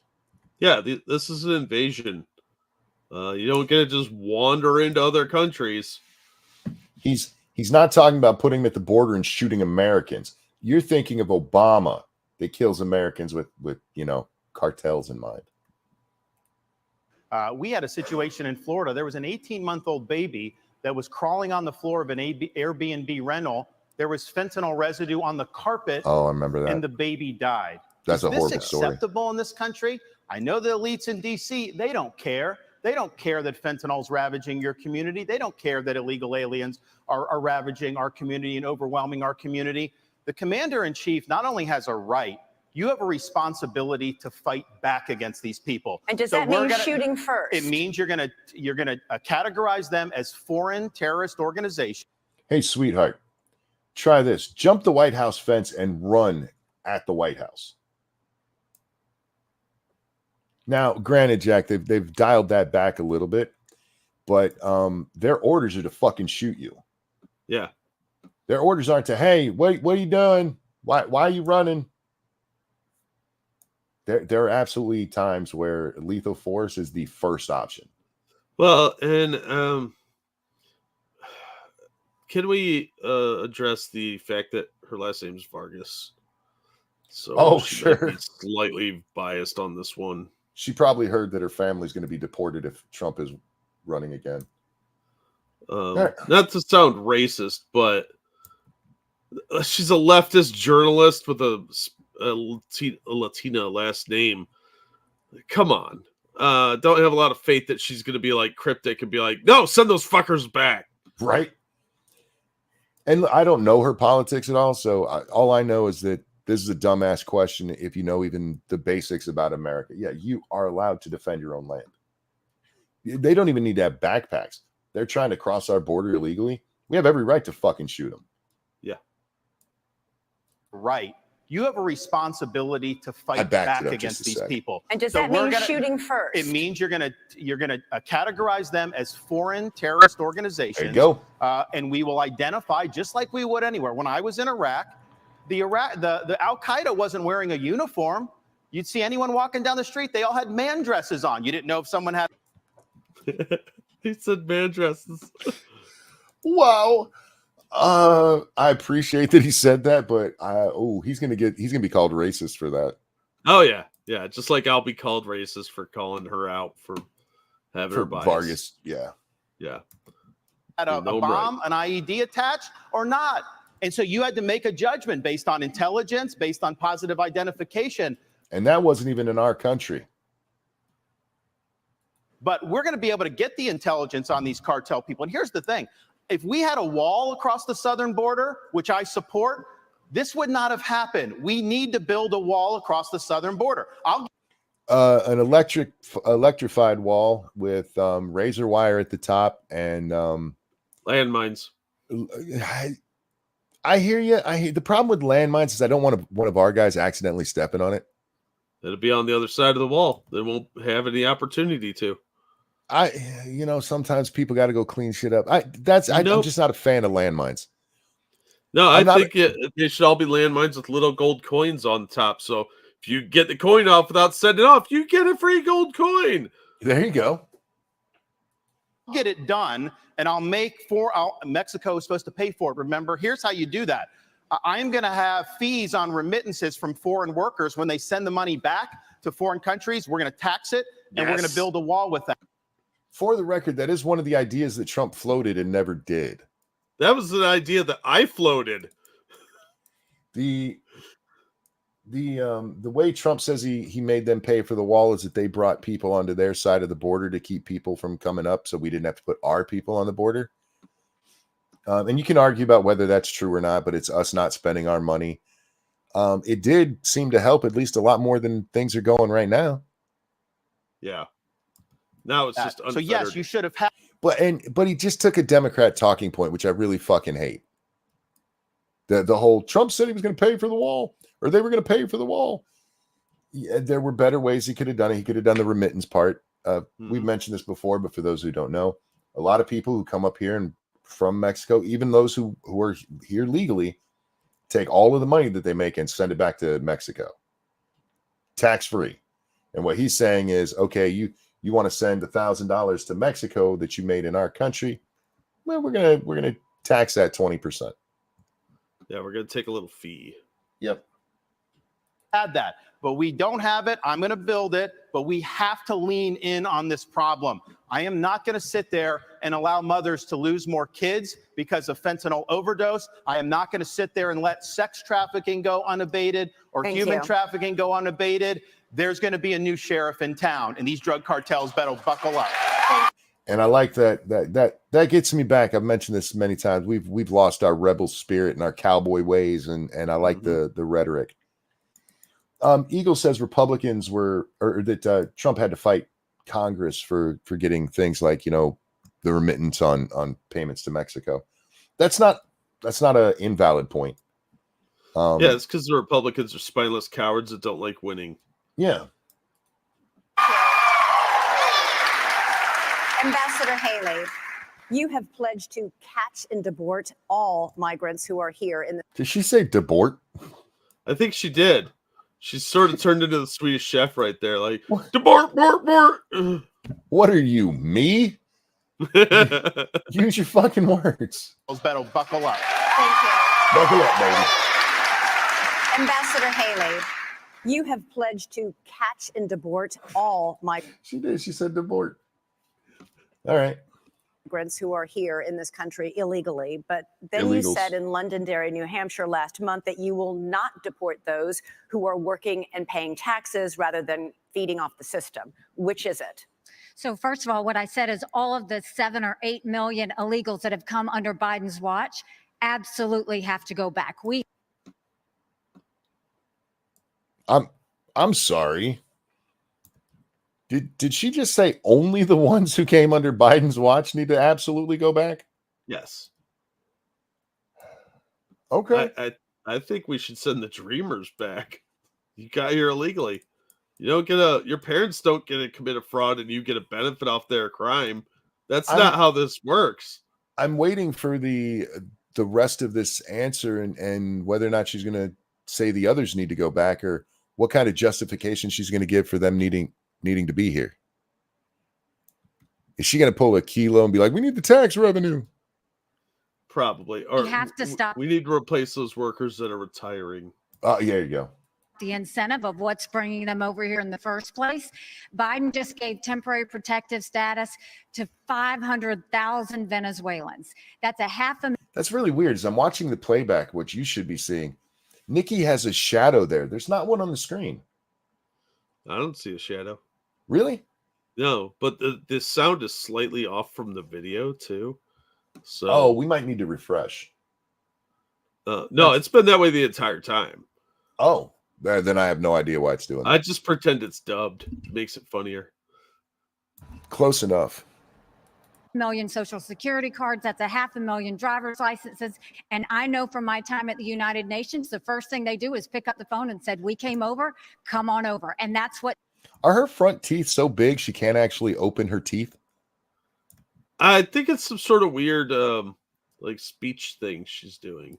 Do you know how much I wish I was somebody who looked people in the eye when they speak instead of looking at their mouths? It is so distracting. This bitch can't open her. Hot. She can't open her teeth all the way. Poor Chris, he's going to get the worst blowjob ever. In social security cards, that's a 500,000 driver's licenses. And I know from my time at the United Nations, the first thing they do is pick up the phone and said, we came over, come on over. And that's what sends more. You have to go and deport these people so they know it can't happen again. I know from my time at the United Nations that they pick up the phone and say, come on over, and then they come on over. What in the ever-loving fuck are you talking about? Who at the United Nations was talking to you about their plans for people coming across the border? Didn't she work under Trump? Yeah. So your time at the United Nations was only under Trump, who did not pick up the phone and say, hey, come on over, and they came on over. Thank you, Frosted Glass. Nikki has no shadow. 6 more weeks of PMS, I guess. For those that have been here longer than that, we've got to start seeing who is it, how long have they been here, have they been vetted, have they paid taxes, have they been working, and figure out who else is out there. But so your answer is you don't believe everybody should be deported. Only the Biden ones, because Biden bad, which I agree Biden's bad, but so that you can sound like a strong Republican. How about I don't care how long you've been here. I don't care if you've been paying taxes. You came here under false pretenses. You weren't invited, and you need to go back. Bye-bye.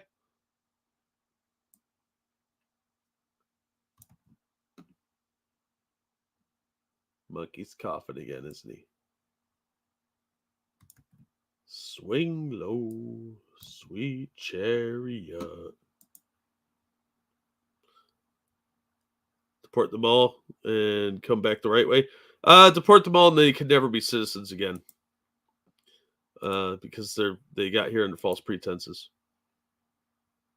That is a really derpy face. Wow.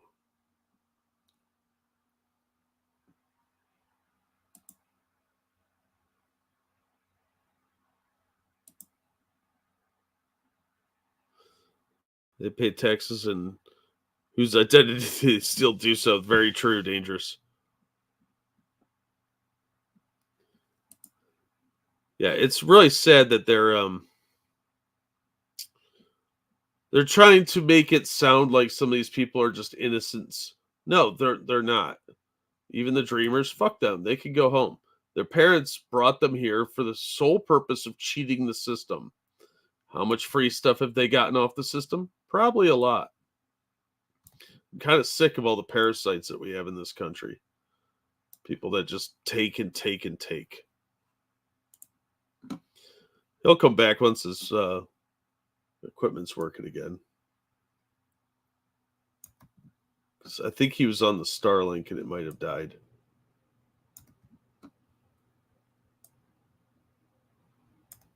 I can't end the stream, so we're stuck here until he figures it out.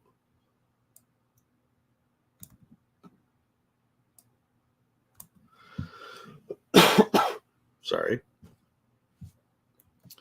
So what's going on in Chatland? What you guys doing? Is this the Jack Show now? Yeah, apparently. Does that mean I could be a citizen because I paid taxes when I bought stuff in America? Apparently. Take over the stream and betray Unicron. I'll see what I can do. My abandonment issues are creeping up.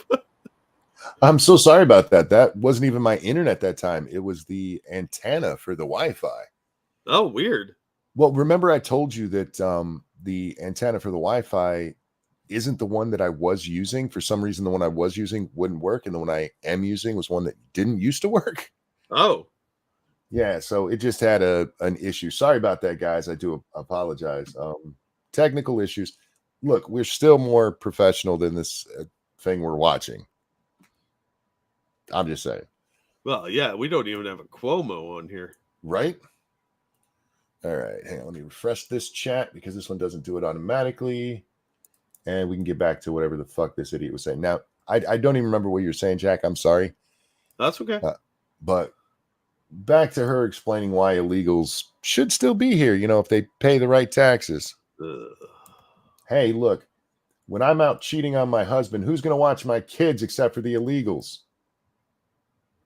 He's overseas, She hasn't said that yet tonight. Debate's not over. Well, maybe whoever she's sending that signal to, she knows isn't watching. Oh. Yeah, she's very happy about telling people she's alone at night. I'm so lonely. Dirty bitch. What I know. That dress started out red. That is not the fabric color we're seeing. Was my parents came here legally. They put in the time, they put in the price. They are offended by those that are coming illegally. But you're just making the argument that we have to take a look at the ones who came across illegally and basically make exceptions for them.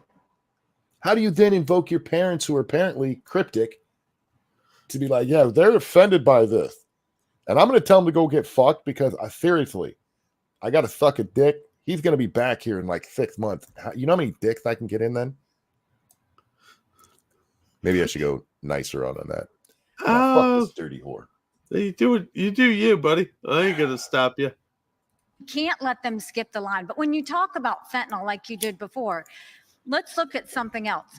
Yes, I think we should send. Okay, and in fairness, she still didn't quite answer the question. Chris should jump on her for this, for not answering the question like she did in a bunch of questions last debate. Which is it? Yes or no? Send them all back or no? And the answer is no. You're not sending them all back. And instead of just saying that, you give a whole roundabout speech that by Chris's own version of events means you didn't actually answer the question. Tell me how you really feel. I hate this bitch. Special operations over and take out the cartels. I think we should do a remain in Mexico policy so they never step foot in U.S. soil in the first place. But look at where fentanyl came from. Let's go to the heart of the matter. It came from China. That's why we need to end all normal trade relations with China. Excuse me, it's pronounced China. China. You're going to end all normal trade relations with China. So you're going to crash the U.S. economy. Well, Walmart for sure. You're literally going to make poor people poorer because they can't buy the shit that's made elsewhere. But they're poor people. Do you realize how much shit we get from China? It's only 20% of our imports. Only. And that's not counting what the money we get from sending shit to them. Granted, there's a huge trade deficit, but we do make money off of China. Oh yeah, we sell a lot of food to them. And she's like, we're gonna stop everything. And look, hey, if that's what you want to do, I guess. But I just want to point out a lot of wars, major wars. Let me give you an example. World War II, China or Japan and the United States. Why did Japan attack us? Was it because Roosevelt was being just too mean to the Japanese with speeches, or did we cut fucking supplies that they were getting? Oh, they were mad about Charlie Chan movies. Oh, that's what it was. Yeah. What you're talking about is literally starting a war. You think the Chinese, if you did this, we're cutting all trade relations with you, they're just going to sit and take it? Yeah, totally. Because, I mean, it's not like they control 85% of the precious metal mines and 70-some% of rare earth minerals like cobalt and lithium that we need for the electric vehicles that are being mandated. I mean, why would they do that? Look, sweetie, we still buy those, right? Just practicality. That's not practical. What would be practical? Stopping it from coming in. The thing is, it's going to be expensive and it's going to require us to actually fucking do it. You want the Chinese to stop sending fentanyl over here? Stop allowing it to get to where it can be sold. When they can't when the cartels aren't making any money off of it, they're going to stop buying it from China. China will stop doing it. You have to fucking kill the source. I see what you're saying, Monkey, but how does that get us in a nice fat war with China? Jesus Christ. Now, see, your plan involves, I don't know, planning and thought, when we could just start a delicious little war.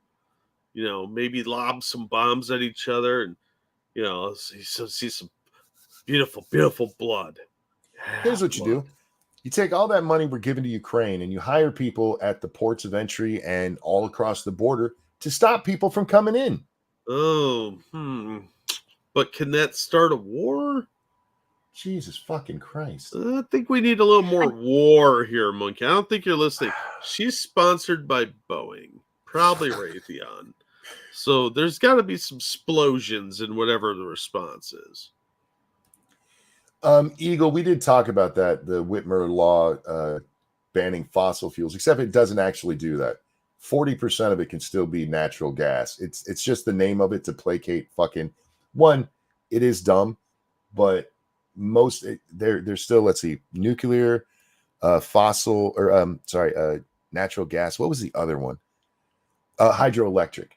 So there's still a bunch of them where it's not solar and wind, but saying, hey, we're going to be fossil free by 2040 gets a whole bunch of retards cheering. I didn't read the story, only the headline. That's the kind of people that was made for. Her husband is exempt from all of it, I'm sure. Yeah, she sends her husband away now and then too. Yeah, she's got an oil derrick somewhere that he's running in the middle of Michigan. I desperately need you to go rake the lawn at our northern Michigan house that we're not even going to be going to for a while. So that someone can tend to her southern lady garden. Pay no attention to the 5 black guys standing behind me on this sofa. It has nothing to do with that. Until they stop murdering Americans with fentanyl. I promise you, they need our economy. They will immediately stop that. But we need their economy. You are literally talking about the trade war that they kept saying that Trump was going to get us into. Jesus fucking Christ. If you want to have a tariff war like Trump did, it's still kind of dangerous, but yeah, you can get away with that. Cutting all normalized trade relations? Are you fucking insane? this is where Trump went wrong. Trump was good on trade, but that's all he was with China, because here he allowed fentanyl to. She's not. She is. No. Oh, yeah. Right. It's Trump's fault. Fentanyl's Trump's fault. I'm going to shut the hell up and let her blame Trump for something, because I have to hear. Immediately stop that. But this is where Trump went wrong. Trump was good on trade, but that's all he was with China, because here he allowed fentanyl to continue to come over. He continued to allow them to he would give them technology that would build up their military and hurt us. He allowed the Chinese infiltration for them to buy up farmland, to put money in our universities, and to continue to do things that were harmful for America. We now have a spy base in Cuba and police stations, and Trump didn't do anything about it. Thank you. Didn't the information about the police stations come out after Trump left? Yes. I was just about to make that point. And what the bloody hell does that have to do with the base in Cuba? We don't own Cuba. You know that, right? Also, that base came out under Biden's administration. Yeah. We found out about that after the spy balloon. We now have this, and she's blaming it on Trump. Okay, I guess. China, though. I mean, listen, this is rich because when she was governor of South Carolina, she was the #1 ranked governor of bringing the CCP into her state. She wrote a love letter to the Chinese ambassador saying how great a friend China is. You can look at it. She sent that when her husband was away. Put it on her website, rondesantis.com. There's also a video of her as governor. I'm going to rename this Nikki Haley's a whore. I don't think that'd be a good idea. To her state. She wrote a love letter to the Chinese ambassador saying how great a friend China is. You can look at it. We put it on our website, rondesantis.com. There's also a video of her as governor standing in front of a Chinese flag with a Chinese business saying that she now works for them, talking about this Chinese company. So she's been very weak on China. Now, here's the problem. The rhetoric is different, but her donors, these Wall Street liberal donors, they make money in China. They are not going to let her be tough on China, and she will cave to the donor. She will not stand up for you. 15 seconds. She's going to give an answer. She's got to wipe her lips first. 1 second. Yeah. She's got to wipe the CCP off her lips. Yeah. She got to get that residue.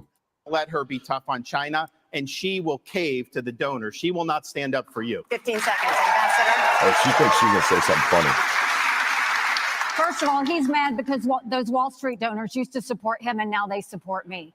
The second thing is he has a company, a Chinese company, UGAS, that he just did a rally there last year. They have given you $340,000 in campaign donations between them and their employees. They are tied to the Communist Chinese Party. Jinko Solar is another one. They went and expanded. You gave $2 million in subsidies. I banned China from buying land in the state of Florida. The Department of I ejected the Confucius Institute. Nikki Haley brought Confucius Institutes to the universities in South Carolina. That is not true. I ejected them. So I have a record of standing up and do what's right. And here's you know what? You have a record of lying. She's trying. Pot? That's have you met the kettle? Yeah. That's not true. She sounds like Ethan Ralph. That's not true. That's not true. No, you know whose voice she reminds me of if you close your eyes?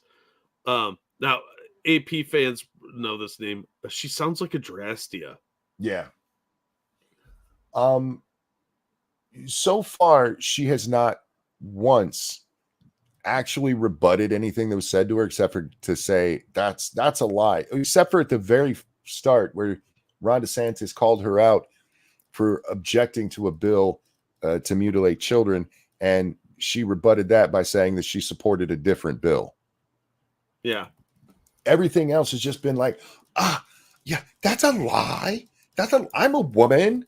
How dare fuck this bitch. Wasn't me. I hope my daughter's laughing her ass off at her dad talking about what a whore this chick is. Anyway. Trying to say things like that. Even the liberal media groups that usually if I say the sky is blue, they'll fact check me and say that's wrong. They looked at her charges. They said it was totally false, that they could not find one instance of me recruiting a Chinese business coming to Florida. You know why? Because we never recruited any Chinese businesses to the state of Florida. Thank you. Get that horrible bitch. Just a pro tip to Monkey's daughter. Christmas time, show up wearing a Nikki Haley shirt and get a picture of it. Because that'd be hilarious. Just to see Monkey glaring at you. Mr. Ramaswamy. Over the past year, fentanyl has killed more than 75,000 Americans, 1,000 of them right here in Alabama. You have vowed to use the military to, quote, annihilate drug labs inside Mexico, something the president of Mexico. By the way, that's another option. You keep letting these fuckers come in, we're going to deal with them. Yeah, we're going to have to. There's no way around it. It's becoming a financial burden. And we can tell Mexico, look, this is your sovereign nation, but you're not stopping them. They're killing our people. We are going to kill them. Yeah, you deal with it or we will. Said would be a hostile act. It would be. But fentanyl can easily be made anywhere, and labs that are shut down can easily and quickly be replaced. We have a lot of bombs. We have satellites and bombs, sweetheart. Yeah. It's Mexico. We don't even have to get out of bed to blow that shit up. Right? Shit. Half their stuff looks like it's going to fall over any minute anyway.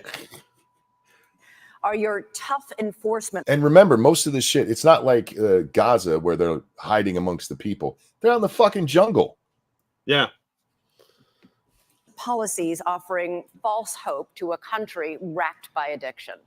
To the contrary, I don't think it's going to have to come to that if we deal with the actual demand side problem. Thank you. We also have You in know this why? country. You know why drugs are sold in America? Because we fucking buy them. If nobody was buying drugs, they wouldn't be selling them here. You know why? Because you can't make money that way. That's crazy talk. You're like from a capitalist system or something, man. I mean, the easy part is talking about how we're going to use our military to secure the border. I will, and I believe that everybody else wants to do the same thing. But the harder part is dealing with the crisis of purpose and meaning, the mental health epidemic raging across this country like wildfire. And this is where we've talked about before, Jack, that people are looking for something to replace what religion used to do. Yep. They need that meaning in their life. They need something to help them deal with the knowledge that we are a mortal species. Yeah, they need some kind of drive and purpose. And there's a reason why after the opioid crisis, you see fentanyl. And even after we get fentanyl, and we are going to be sure. And before the opioid crisis, you had the crack cocaine crisis. Before that, you just had regular cocaine. You still have heroin mixed in there constantly. Yeah. So America just likes drugs. And until we deal with that problem, they'll find ways to get drugs here. Oh yeah. To make sure there's too many people that are directionless, and they have boredom. They don't have any goals or aspirations, and that's something we're missing and have been missing for a while. But just look at the meth problem, man. You don't even need anything from overseas. These people were, when you go back to crank in its original form before we started calling it meth, when it was just crystal meth and when it was just crank. I mean, they make this shit out of aluminum cans. Yeah. You don't even need to get the Chinese in for that shit. Do it. This one is work. Mofo says pausing it now. We'll catch the rest later. Night. Good night, sir. Thanks for watching. Have a good one, man. For many reasons. They're illegally lacing it into pharmaceuticals. Yep. So it's more dangerous. But we're deluding ourselves. The real false promise here is thinking that we're going to have dealt with that underlying mental health epidemic in this country by just dealing with the demand side of it. Yep. But I want to get back to this issue of the root cause, because a lot of these are coming from labs in Wuhan, China, of all places. Drug material. It's the pangolins again. Those fucking pangolins in their laboratories. Materials that are going to the Mexican drug cartels that they're pumping across that southern border like a modern opium war. I think it is going to take a U.S. president that's going to have a very different conversation with Xi Jinping than what Joe Biden just had in California. I will tell Xi Jinping, you will not only not buy land in this country or donate to universities in this country. U.S. businesses won't expand into the Chinese market until they're playing by the same set of rules. And the same country that's putting fentanyl into illegal pharmaceuticals in Mexico, it's no coincidence, is the exact same country that also unleashed hell on the world with the COVID-19 pandemic. We also have to hold them accountable with every financial lever that we have available. Okay, where I'm going to disagree with him there is because technically that's what Nikki was saying too. I mean, cutting all normalized trade would be using the financial levers, and that is a bad idea. There's other ways to put pressure on them. But here's what you do, all right? You secure our border, and you tell the Mexicans, if we find a drug thing, we're going to kill the people in it. We're not going to be like the fucking Mexicans and you guys come driving up with an S10 that somebody put a 50 cal in and run like assholes. We're going to bring in the Air Force if you do that shit. We're going to stop you if you don't stop. You can leave China mostly out of it. There's other things we need to punish them for and better ways to do it. Fuck, man, they steal our technology all the time. Nikki, like, he gave them technology. They were going to steal it anyway. Yeah. That's not a good reason to give it, but can we talk about the real issue with China? It's not Trump giving them a little bit of technology. It's the fact that half the shit that we buy from them is them stealing technology from us to make it cheaper and sell it to us. Yeah. Why do I do this to myself, Jack? Why do I like this? I don't know. Why am I like this, guys? That is what it actually means to stand with a spine. And you mark my words, if we're willing to stand with the Wait. I'm sorry. Also have to hold them accountable with every financial lever that we have available. That is what it actually means to stand with a spine. Can I just point out that Fat Boy's leaning over? That's what it means to stand with a spine. And he's like, oh, man, my back titties hurt. They lactating again. Those are his ice cream pouches. And you mark my words, if we're willing to stand with the spine, China will absolutely have to fold because they're in a tougher spot than we are. And then we're back to playing by the same set of rules. Thank you, Mr. Ramaswamy. Thank you. Let's talk about the economy. Ambassador Haley. Wait, Chris doesn't get a question about fentanyl? They don't want to talk to him any more than absolutely necessary. Look, I'm on board with that, but they let that fat fuck go after Ramaswamy like that. All right. I don't know. Homeownership has always been part of the American dream, but it's increasingly out of reach for younger Americans. This year, mortgage rates reached 30-year highs. Home prices have risen $190,000 over the past decade. Is this the free market at work? Or should the federal government do something to make homes more affordable? Now, this is one I've struggled with, Jack, because one of the reasons home prices have shot up so much is corporations going out there and buying houses and putting them in a renter's market instead of letting people buy them themselves. Yeah. They're jacking up. They're paying ridiculous prices for some of these things. I believe in the free market, but it's a little... I don't even know how to deal with that because people still need a place to live. Yeah, but the subsidies that they were given last time caused the financial crisis of 2008. Yeah, so I honestly don't know what the answer is here. I say, suck it up, young people. You'll own nothing. You'll eat your bugs, and you'll fucking like it. Tiny homes for all of you, at best. Peter says when home prices go down, they'll treat it like a crisis and pull every stop to prevent it, so prices go up. We are going to come to another housing crash. We just are. Oh, yeah. Nothing's changed. Well, first of all, I mean, you're exactly right. My daughter just got married, and I saw how hard it was for her and her husband to buy a Yeah, her daughter's husband doesn't have an out-of-town job, so it's going to be really rough for her to be a whore like her mother. Is her daughter hot? I have no idea. And that's not a shot at a daughter. It's a shot at this whore. I'm not going to stop making those jokes because, one, they're funny, and two, I'm pretty sure they're accurate. Should the I federal will government attempt to find out for you. do something to make homes more affordable? Well, first of all, I mean, you're exactly right. My daughter just got married, and I saw how hard it was for her and her husband to buy a home. Right now, the average homeowner in America is 49 years old. You've got young... I'm 48. She'll show off. I don't want a home. I did it before, reasonable. Yeah. Also, isn't it kind of weird that her daughter was struggling to buy a house and the multimillionaire mom didn't help her? Maybe she's trying to teach her a lesson. What's the lesson? That if you want to get ahead, you got to suck your own dick. Oh, okay, fair enough. Yeah.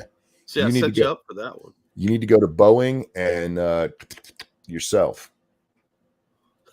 young people everywhere. That used to be the American dream, and now it's out of reach. But you look at what happened. You first of all look at what the Fed did. The Fed did a terrible job when they allowed all of that money to go through. You saw the Treasury bond rates go up. That affected mortgage rates, that affected automobile rates, that affected insurance rates.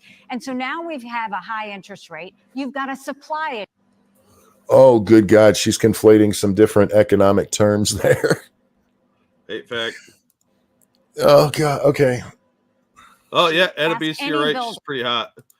Is she? Yeah, The she's pretty supply cute. issues have continued to be there. That's caused the rate to go up. And then you've got insurances that have gone up. And so what you have is a lot of younger people who, one, can't afford a home, but two, the banks aren't lending them any money. They've made the regulations so hard that they don't want to give loans on mortgages anymore. What? The regulations on mortgages are just too tough for banks to lend money. The reason I stopped it there at that is because I'm sorry, I'm starting the housing crisis, the housing bubble that burst happened because they were like, we got to get these people who can't afford houses. And so you had all these junk fucking mortgages put out there. People who can't pay back their mortgages shouldn't be getting mortgages. And banks want to make money. They're not out there going, look, I know you can pay this back and we'll make 3 times what we gave you over the next 20 years. But, you know, we're going to have to fill out a piece of paper and that's that. We're going to go to lunch. I think Mike brings up a good point. The printing of money, devaluing the amount or the value of the currency really doesn't help anything because then they raise the prices. But also, think of all potato. You know what? If the government stops making building houses so expensive by heaping loads of regulations on them, it'd help. The government involvement in things makes it more expensive. Sure. That's true. You got like the EPA, you got to have all this stuff, you know, meet certain criteria, and it's always ridiculous. I hear guys I know that work in various industries that involve housing, you know, roofing, that sort of thing. They'll bitch constantly. Manual laborers, man, they know this shit's retarded. It is. Construction and any kind of construction, whether you're building an office building or a house, you have all these things you have to have done, and it is just bureaucracy for the sake of having bureaucracy. No, Jack, they're saving the tree frog. No, they're not. I don't give a fuck about the tree frog anyway. What's it contributing to the ecology of the environment? They're saving the swamps. Call them wetlands. They're saving the wetlands. So what we have to do is we have to open it up. We have to, one, grow our economy so that people have more money in their pockets. We've got to look there we go. Nobody thought of that, Jack. Ooh. All we need to do is grow our economy. Well, why didn't we try that already? Jesus Christ. What a simplistic bitch. the supply chain and make sure that we are funneling that so that builders don't have to sit there and go overseas to find things. Hey, sweetheart, that supply chain you're talking about, 20% of that, where's that from? Yeah, Scrappy makes a really good point. If we got rid of all the people whose jobs are contributing nothing to the government, you know, all the bureaucracy fat that we have in the government, we could pay off a lot of debt and probably stop a lot of the trivial nonsense that's going on. Because there's people whose entire job it is to make a piece of paper for you to have to fill out. Yep. And it does nothing. Nobody reads it. It's just justifying their job. And then we need to make sure that we really stop paying down this debt, make sure that we stop the borrowing, stop the spending. Did she say we need to stop paying down the debt? I think so.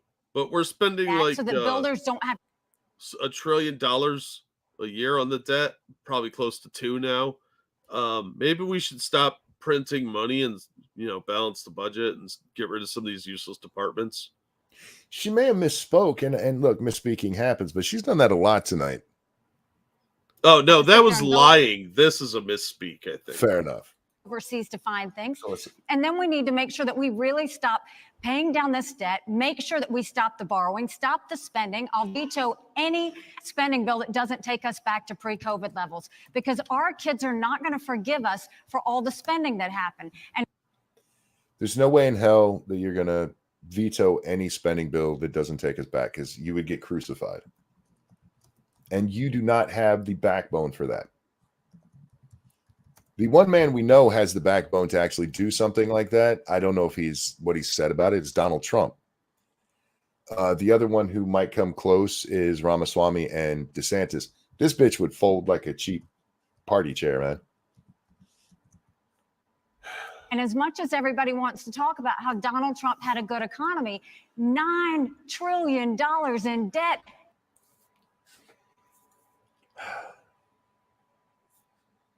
Donald Trump spent too much money, Jack. Even before the COVID crisis. Mm-hmm. But you cannot bring up that $9 trillion without mentioning the fact that $7 trillion of that was COVID related. Before COVID, the economy was firing on all cylinders. So much to the point you had the doomsdayers going, it's going to crash eventually because it always does. And then you had the Democrats praying it would crash because they knew they couldn't beat Trump if it didn't. Yeah. Remember, they were praying for like earthquakes and volcanoes. And so you're going to take another shot at Trump, partially well-deserved. That first $2 trillion, there's no real good explanation for that. But without giving the proper context, is she really trying to position herself as the anti-Trumpian now? Oh, I think she's been doing that for a while. Look at me. I'm the responsible adult. But not by calling him out directly. She's done it twice now. Yeah. No, this is the strategy going forward, is they have to go after Trump. All right. It's dumb, but okay. It's perfectly reasonable to point out things Trump did wrong, but you still have to be honest about it too. Yeah. $9 trillion was not just Trump. I mean, everybody was like, we got to get money to people. Everybody, except Rand Paul. Yeah.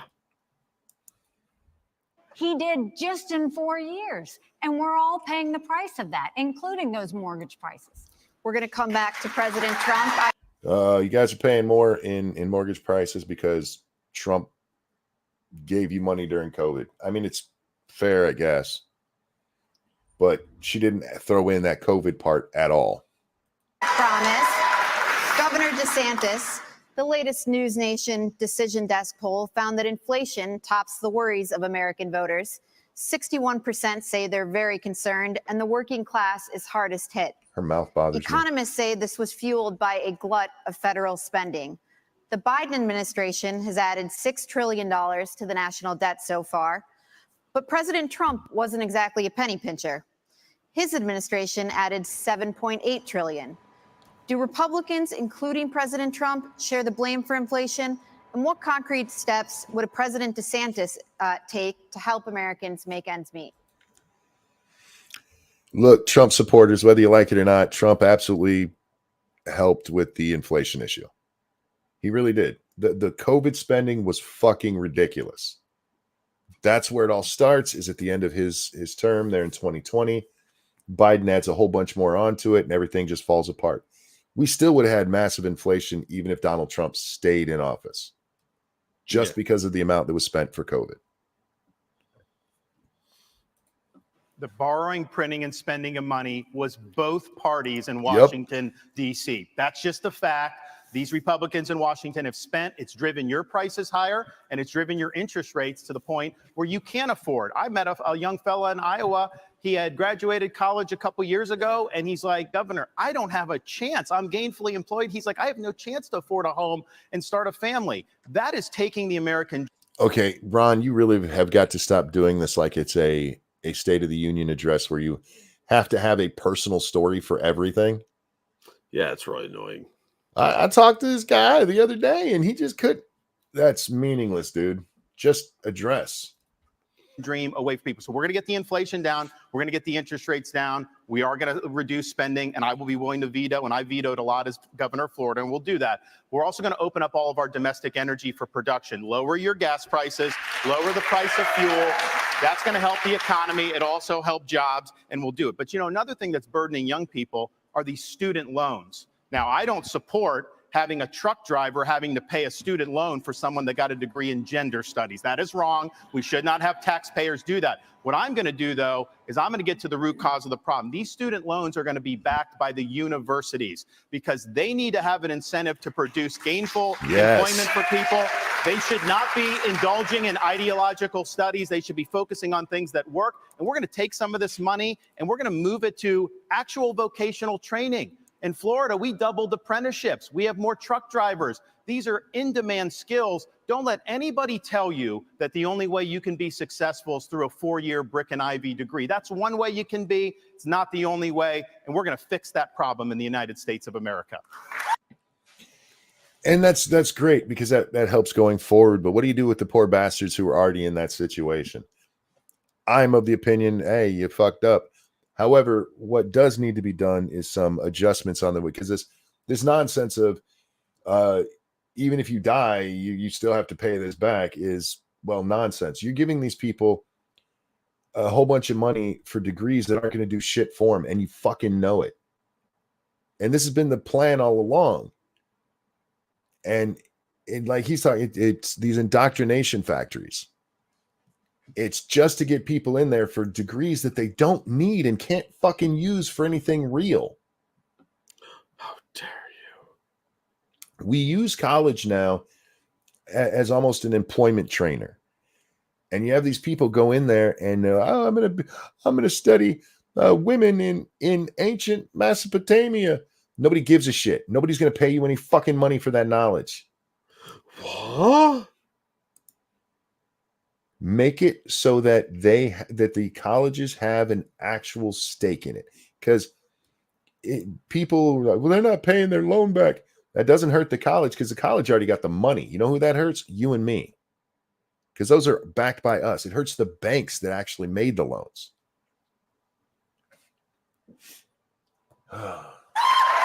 What we need to do, and with the banks as well, stop backing the loans. You really want to fix this problem? You don't even have to go to the universities. Get rid of government-backed loans. Yeah.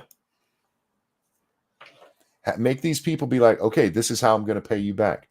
There is no other loan out there that we give out to people for no reason. When you go buy a house, you have to show that you can pay that mortgage. When you buy a car, you have to show that you have the money to pay for this thing. You take out a personal line of credit. You have to show that you have the ability to pay this shit. The only time we're like, hey, you have no way to pay this back. In fact, you're not even going to be in a position to pay it back for another 4 years. Here, have $100,000. It's college. It's absolutely asinine that the place of higher learning is where we do the dumbest fucking thing. Mr. Ramaswamy, you praised cryptocurrency like Bitcoin as an opt-out from our, quote, broken financial architecture, and you oppose efforts to regulate it. The head of the largest international crypto exchange just pleaded guilty to allowing his platform to launder money for terrorists, including Hamas. You DNC. say your cryptocurrency... What's that? And the DNC. No, she's not talking about Sam Bankman-Fried. She's talking about the other guy. What the fuck is his coin? I forget. Oh, is that Lunar? No. Ah, fuck. I saw the story and meant to bring it up on stream and I forgot to. Was it Binance? Was it those guys? Oh, okay. But yeah, she's not talking about Fried here. Although she could bring him up as another example. Mm-hmm. The plan will, quote, ensure economic freedom for Americans, end quote. Won't it also ensure economic freedom for fraudsters, criminals, and terrorists? Yeah. Look, fraudsters, criminals, and terrorists have been defrauding people for a long time. Wait, can I ask a question before he answers? Before Bitcoin, were there no fraudsters? Nope. I'm fairly certain when the Krasensteins ripped people off, they did it under the almighty US dollar. I'm not a fan of crypto. I'm really not. One, I think it's way too easy to defraud people. And we've seen, if you watch CoffeeZilla, you've seen way too many examples. Yeah. But it's not like fraudsters only use it. Many of them use the US dollar. They use fiat currency. Our regulations need to catch up with the current moment. The fact that SBF was able to do what he did at FTX shows that whatever they have as the current framework isn't working. And that was a mistake. You should have said Sam Bankman-Fried. He just gave his initials SBF, and there's going to be a lot of people who have no idea what he just said. Well, if they look up Sam Bankman-Fried, they're probably going to see that ugly chick, and that'll scare them. And he doesn't want to give people nightmares. That bitch aged 400 years in a year. Oh my God. I don't know what. Somebody found her phylactery and destroyed it because that lich is aging. What? She looks terrible. Did she go on the Auschwitz diet? I don't know what happened there, but wow. Sorry, Jews. That was insensitive, but it was funny. Our regulations need to catch up with the current moment. The fact that SBF was able to do what he did at FTX shows that whatever they have as the current framework isn't working. And I think it is nothing short of embarrassing that Gary Gensler, the current leader of the SEC, in front of Congress, could not even say whether Ethereum counted as a regulated security or not. And so I think that this is just another example of the administrative state gone too far. Here's the dirty little secret in American politics today. The people who we elect to run the government are not the ones who are even actually am I still here? That are writing regulations that Congress I think that's them. Sorry, guys. Never gave them the authority to write. And the good news is Jesus. A U.S. president can absolutely fix that. That takes a U.S. president. They fucked something up, and now the dubbing is out on my side, Jack. Yeah. Whatever that glitch was, oh my God. Writing regulations that Congress never gave them the authority to write. And the good that's on their news side. is a U.S. president can absolutely fix that. That takes a U.S. president with a spine. So what I've said is in my administration, by the end of year one, we will have a 75% reduction in the number of federal bureaucrats. We will shut down government agencies that should not exist. We will rescind any regulation that fails the test of West Virginia versus EPA, which is the most important Supreme Court case of our lifetime, that said if Congress didn't delegate that to an administrative agency, then it's unconstitutional. These are seismic changes. These are big changes that the next president can deliver without asking Congress for permission or for forgiveness. And I want people to understand that distinction, because people have been sold myths by politicians for a long time saying, I'm going to work with Congress to do this or that. Much of what you've heard on the stage from the other politicians fit that description. They need Congress. The things that I'm promising you, this is what the leader of the executive branch gets to do under Article 2 of the Constitution. Thank you, sir.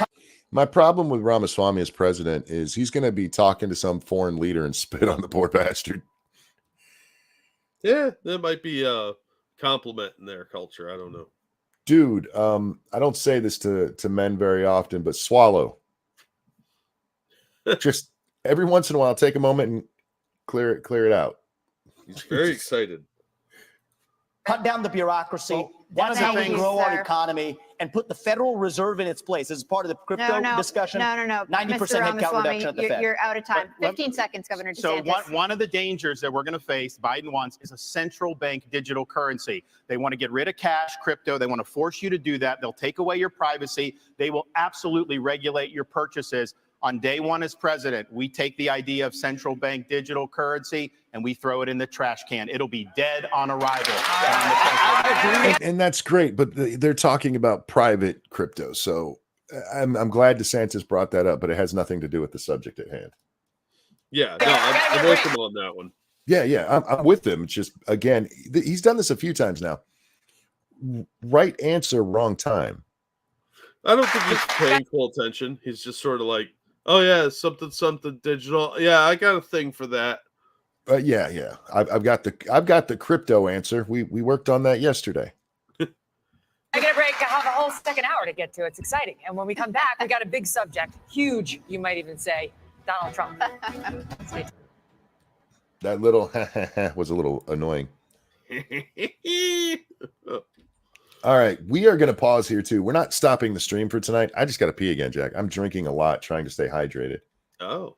And sorry you guys had to hear I have to urinate, but let's get it set up and prepared. Jack, did you need to step away at all? I'll do it when you get back. You sure? Yeah, sure. Why not? All right, so you talk to them for a minute, and I will be right back. All righty. What's up, everybody? I did like the huge reference, not the cackle after.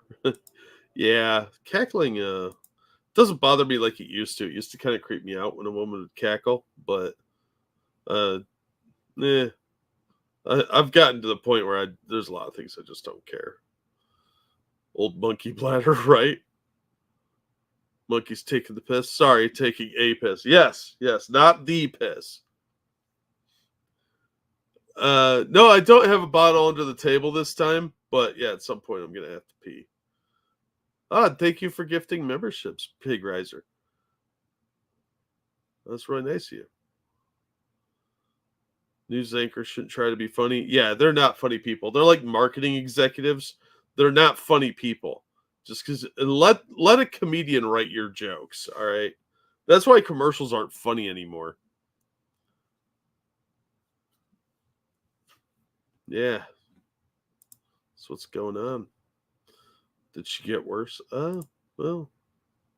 Hi, Captain Tripper.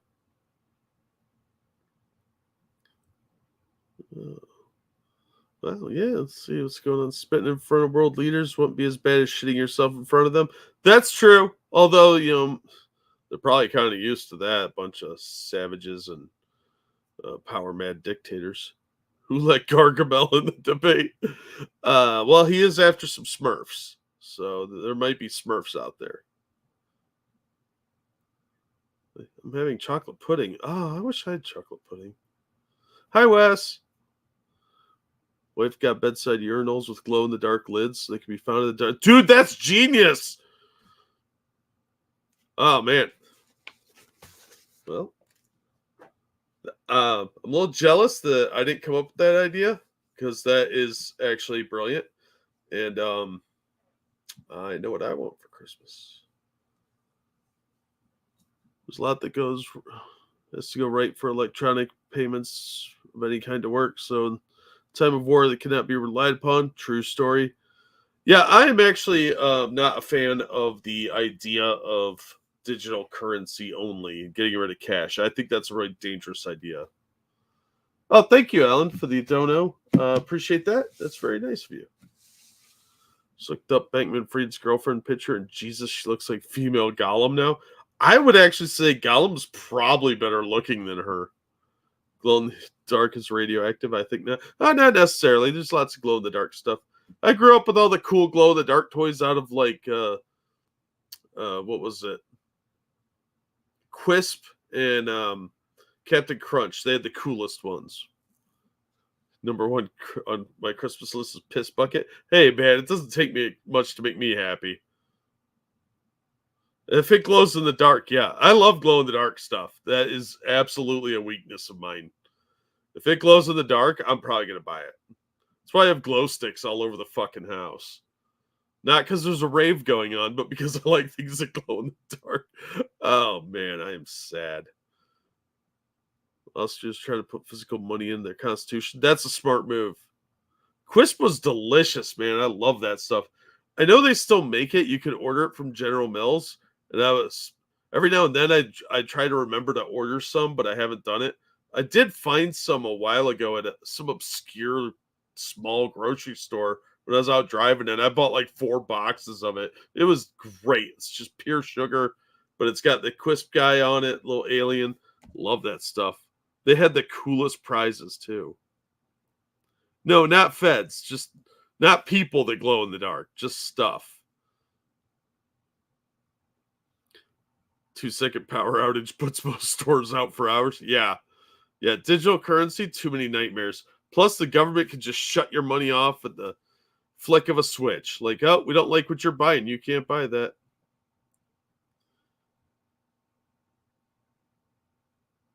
Crisp sounds like somebody has a speech impediment. Oh, but it was delicious cereal. It was just sugary. They're supposed to be UFOs, but they look like little bowls.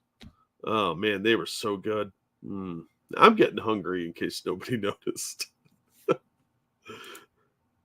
How am I doing? I'm doing pretty good. How are you? How's Rumble doing? You notice Christie hasn't said anything in a while.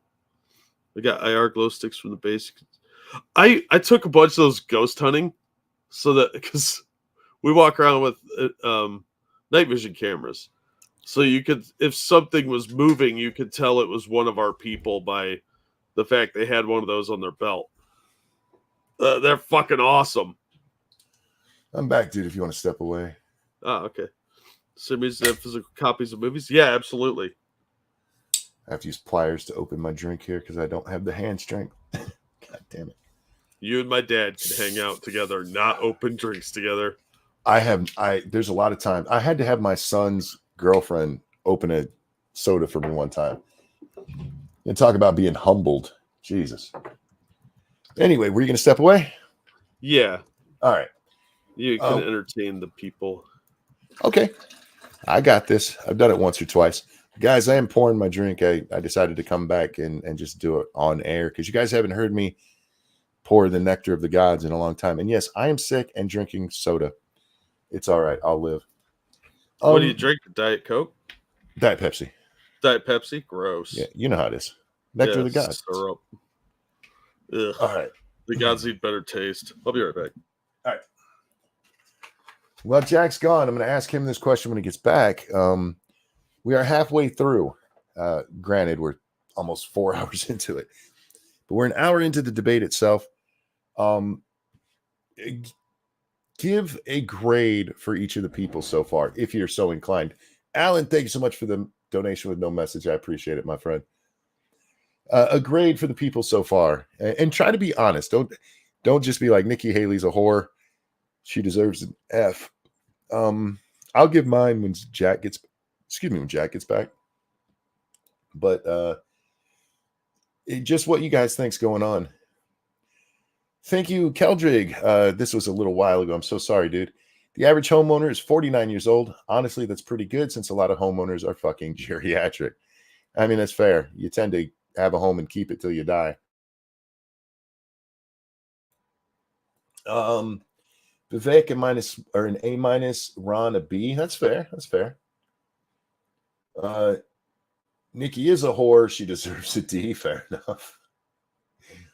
Is there a whore grade? I actually have 3 grades for Nikki when we get to that. Vivek, 2 monkey thumbs. There you go. 2 monkey thumbs up. Vivek has been doing very well. Very well. Chris a 2, Haley a 1, Ron a 2, Vivek a 6, and Trump a 10. I can't give Trump a 10 because he didn't come. He should have been here and he should have been wiping the floor with these people. He can do it. I get it that he's running as an incumbent, but I think he would. I know he's winning by a lot, and he's like, when you're winning by a lot, you don't go. Actually, you still have to play the game, even if you're winning by a lot. This isn't. There's no mercy rule in politics. I think he would be doing even better if he got up there and was on the stage with him. I mean, by his thinking now, if he's beating Biden in, let's say, October, right, and there's a debate, is he like, I don't have to debate him. I'm winning. I mean, is that a reasonable thing? So, I would give Trump a C on this because yes, he's doing well because he's not having to deal with these assholes. But I think I'm going to give him an E because I think he would get an A if he was here. I think if Trump was here, he'd be just destroying these people. Not debating worked for Biden. Did it? I mean,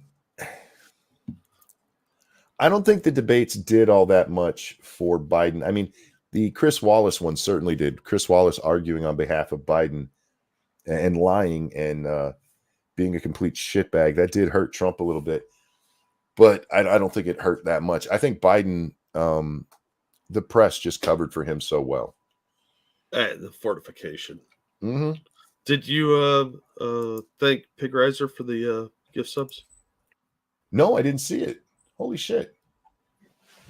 Right there. Thank you, Pig Riser, for the 5 gifted memberships. I appreciate that, my friend. Holy damn. That's very, very kind. No, I missed that one completely, Jack. And I'd even scrolled back up. I must not have scrolled back far enough. All right, Jack, I asked the audience.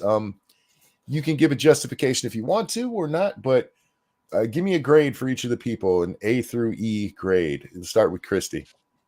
Christie, that depends on motivation. As far as being just an asshole, I'd give him an A+. For being an actual candidate in this, D-. He's given a few answers that are actually on point, but I can't take the guy seriously because he started the entire thing as a spite campaign, and it's obvious that's what he was doing. That's why I give Chris an E, because he came out and told us that he's not even here to win. He just wants to embarrass Trump. Yeah.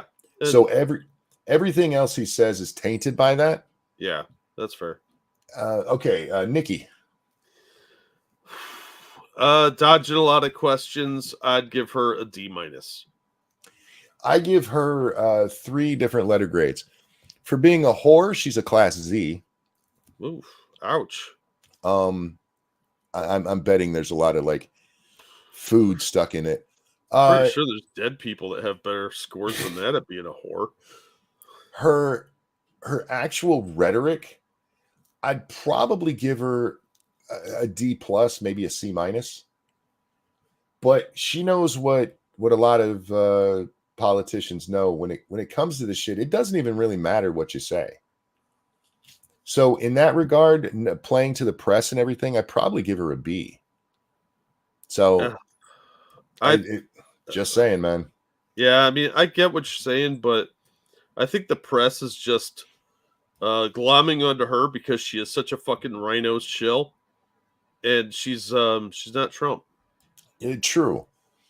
But with the audience in her favor and them clapping for her no matter what retarded shit she says, it kind of goes back to the Kennedy-Nixon debate, the first televised debate.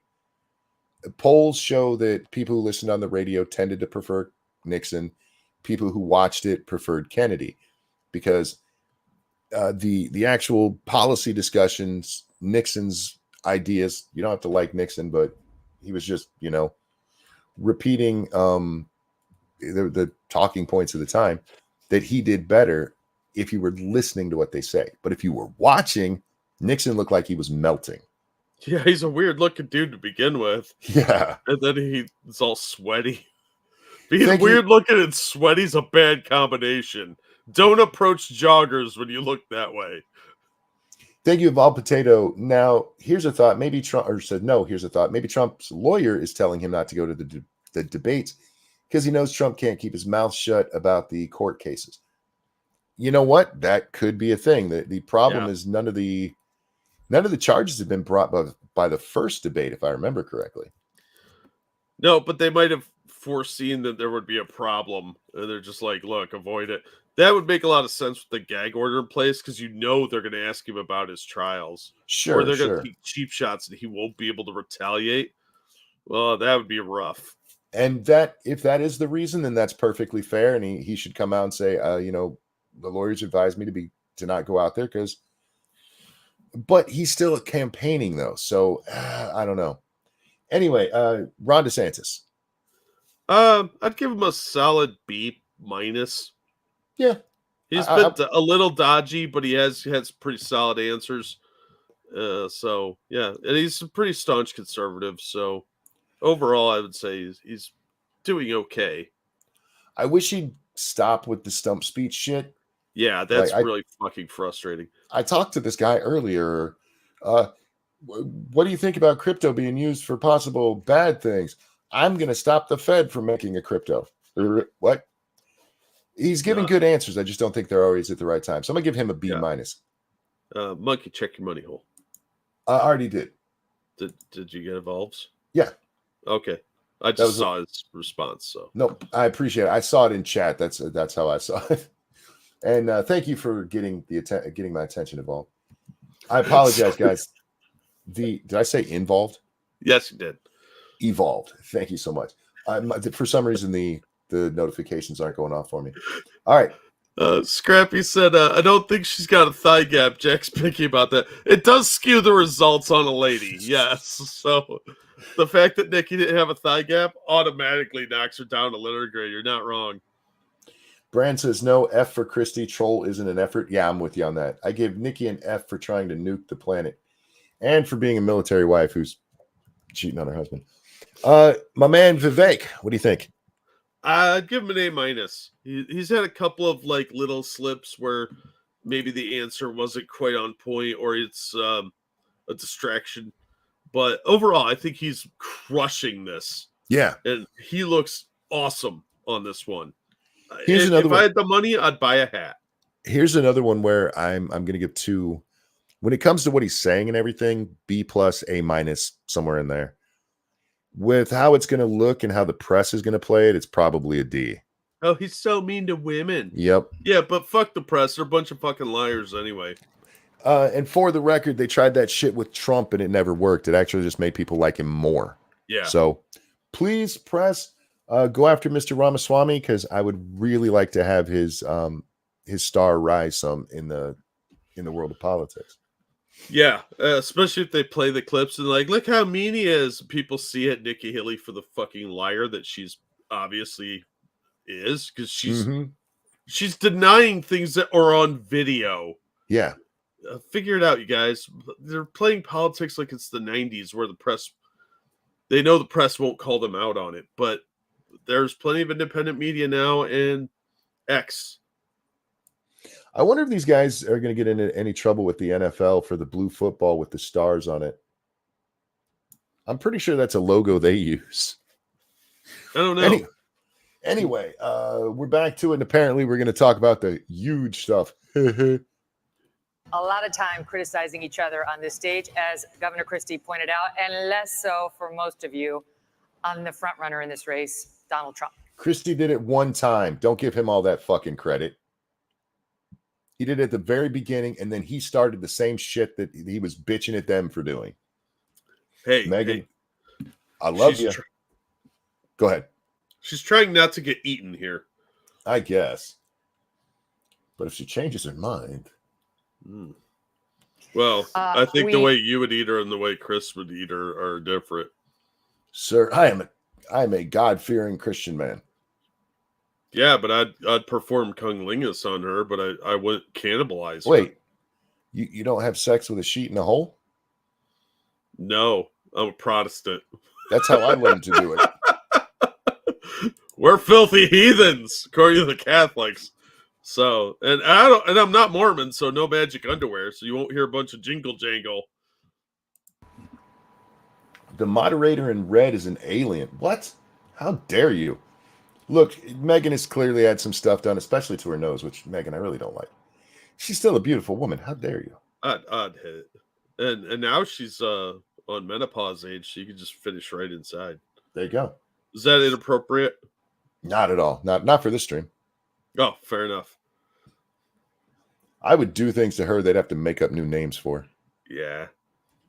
We invited him to come tonight, as you know, but he declined to come. But we the Beavis and Butthead in me is laughing like hell right now. I'd like to ask you a couple questions about him now. Okay. I get it that Trump's not there, right? But this is supposed to be them debating their ideas. The people that are there, she hasn't asked like Mr. Ramaswamy. Nikki Haley is clearly blowing people when her husband's out of town. What do you think about that? You know what I mean? They're not having to answer other questions about the other candidates. So why would they do it with Trump? Other than the one thing I will give them is maybe the legal stuff. But other than that, there shouldn't be a reason to bring up Trump. It's asinine to suggest that that is a major issue. Ambassador Haley, former President Trump recently promised, if he's reelected, to bring back and expand his program restricting immigration from Muslim countries. Now, I didn't see him say this, Jack, I know he said he was going to reinstitute the travel ban. Has he actually said Muslim countries? Because in the first campaign, he did say that. He said Muslim countries, even though some of the countries that are banned are not Muslim at all. In this case, I didn't see it. Does anybody know, did he actually say Muslim countries or did he say travel ban? Because from what I've heard, it was just travel ban. Yeah, I'm not sure. I haven't seen any video of it, so I couldn't tell you. And a reminder, the Muslim countries that he was banning were put on the terror list by Barack Obama. Yeah, your hate facts have no place here. Say Obama did nothing wrong except wear a tan suit once. All right. And maybe murdered that guy that was, out swimming. Here he is in Iowa on October 16th. No longer will we allow. Are you kidding me? Are you kidding me? You have the ability and had planned to show video and you didn't call out Haley on any of her lies? When she said, hey, we're going to make you give all your IDs, you asked her the question about that. You didn't have that queued up to show that she's a lying bitch? Told you, left of center channel. Megan, I love you, sweetie, but Jesus Christ. That might have been the station enforcing that, not her. Maybe. Dangerous lunatics, haters. You think he's going to sue for using his likeness? That'd be fucking funny. Yeah, this is bullshit because it's a way to get him in the debate and on the stage because you get to see his pic, but he's not there. This is fucked up. Restricting immigration from Muslim countries. Here he is in Iowa on October 16th. No longer will we allow dangerous lunatics, haters, bigots, and maniacs to get residency in our country. We're not going to let them stay here. If you empathize with radical Islamic terrorists and extremists, you're disqualified. You're just disqualified. Ambassador Haley, do you support President Trump's plan for ideological screening? Well, I don't think that you have a straight up Muslim ban as much as you look at the countries that have terrorist activity that want to hurt Americans. Okay, can we pause for a second? He said radical Muslim ideas, right? That's what he said, radical Muslim ideology. And she's like, would you support banning people for their beliefs? Yes, I absolutely would. We actually used to do that. Yeah. Like if your ideas and your answers didn't line up with American values, you were told to fuck off. Mm-hmm. And we should. Yeah, we should absolutely do that. We don't need a bunch of people coming here that are totally antithetical to our way of life, who hate freedom of speech, who don't like the Second Amendment, who don't like whatever it is we like, freedom of whatever stripe. And maybe they want to reinstitute slavery. Well, hey, I don't like that idea. Go away. And when we talk about the term radical Islam ideology, we all know what we're talking about. Terrorists. We're not talking about somebody who I have to make sure that I'm at perfect angle with Mecca every time I pray because things might go wrong. That's not what we're talking about. We're talking about people like, I hate America and America has Jews, so we have to blow up buildings. Yeah, we don't need any of that. So I think Europe's finding this all out the hard way too, by the way. Yeah. And ban those people from those countries. That's the way we should look at it, is which countries are a threat to us. You look at what came across the southern border. What worries me the most are those that came from Iran, from Yemen, from Lebanon. China. Those areas where they say death to America. That's where you want to be careful. It's not about a religion. God damn it. All right. I realize that there's some pacification of Muslims in America. Some. But the ideas of Islam do not square with modern Western society. What? Frankly, hardcore Old Testament doesn't really. Yeah. But we've had the Reformations. Islam is not. So, yes, it's about the religion, sweetheart. That doesn't mean only Islamic people want to blow us up, Jack. We piss people off across the world. Oh, yeah, we're good at it. But can we stop pretending that Islam is this religion of peace? It's just not. And all you fucking atheists out there who only have the balls to go after Christianity, I hope you fucking trip and break your dick. I responded to one of them today, Jack. Big. I'll just tell you what, it's Jake from Bible Reloaded. Oh, yeah, that guy's a fucking idiot. Yeah, to us atheists, he actually said this. I did not respond to this one. To us atheists, like, how dare you? All you ever do is bitch about Christianity, you fucking pussy. Go ahead, insult the Jews or the Muslims. I dare you. Well, maybe the Jews you can get away with right now. It's about a fact that certain countries are dangerous and are threats to us. A president has one job.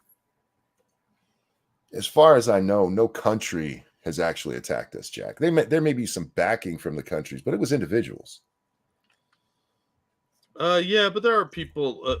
Let's face it, Iran doesn't like us very much. And they Sure, would if they could, but I'm not opposed to banning people from Iran coming over because me neither. The odds are pretty good they don't like us. But to her point here, she's like, nations. Okay, yeah, we can deal with those names, but the issue is keeping them the fuck out of the country because it's the individuals who are blowing shit up. The Iranians didn't come over here with their MiG 29s. I don't even know if they have the 29s, but they didn't come over here and shoot our shit. And that's to keep Americans safe. And that's what we've got to do, is make sure that we have good national security in that process. And that's the way you should look at it, is where the terrorist threats are, how we're going to deal with it, and what we're doing about it. And the biggest threat we have right now is communist China. But you have to also look at what Iran and Russia are doing as well. And we need to be paying attention to that. That's why we have to focus on things like cyber, on space, on artificial intelligence, and not just the regular things that we've always focused on. So, Nikki, you want a cyber?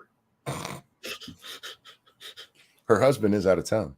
Oh, well. It's not just terrorism, though. That's important. But look what's happened in Europe. You have more anti-Semitism in Germany than at any time since Adolf Hitler. Why? Because they imported mass numbers of people who reject their culture. Europe is committing suicide with the mass migration, and it's illegal and legal. Nikki Haley said the other day there should be no limits on legal immigration, and that corporate CEOs should set the policy on that. There needs to be limits on immigration, and we should not be importing people from cultures that are hostile. So, for example, Okay, he just said, Nikki said there should be no, I have to look this one up.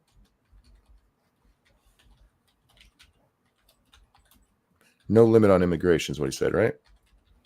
Yeah, the CEO should set the limits or something.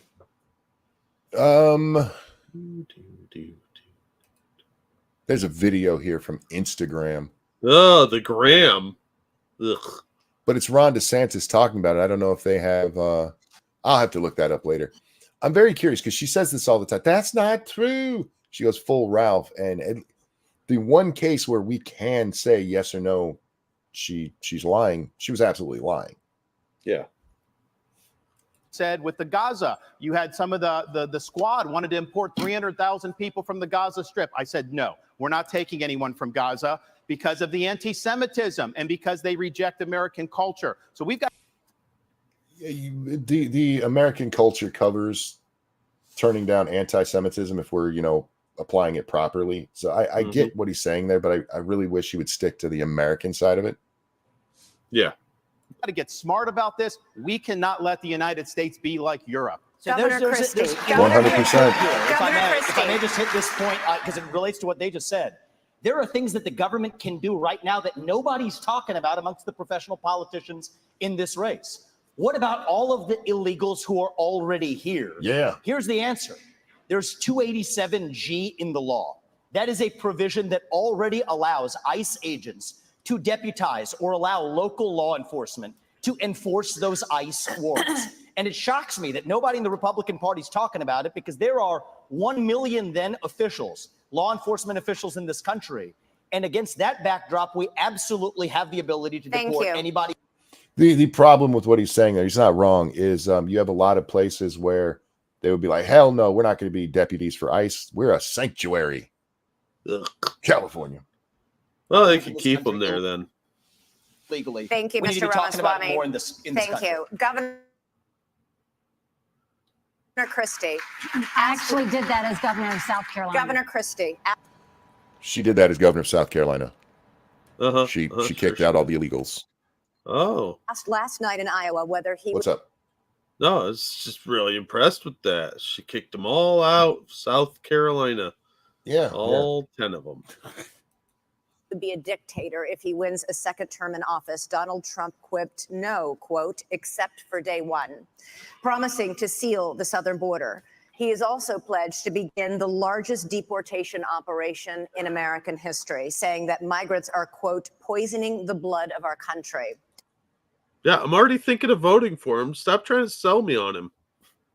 I want to see Christie have to come out against Trump saying we shouldn't have illegals. He has pledged to round up and expel an estimated 11 million undocumented immigrants in the United States. What do you make of that plan? I think it's completely predictable. What? Okay. Which I think it's completely predictable.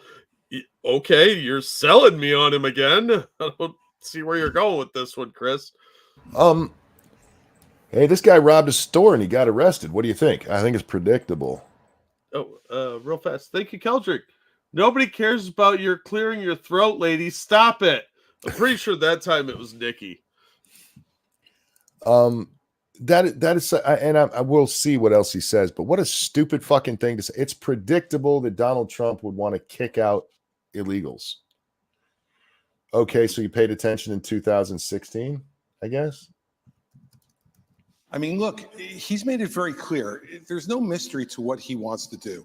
He started off his campaign by saying, I am your retribution. 8 years ago, he said, I am your voice. This is an angry, bitter man. He's kind of got a reason to be angry and bitter, honestly. Yeah. Well, who now wants to be back. Sorry, that was my finger.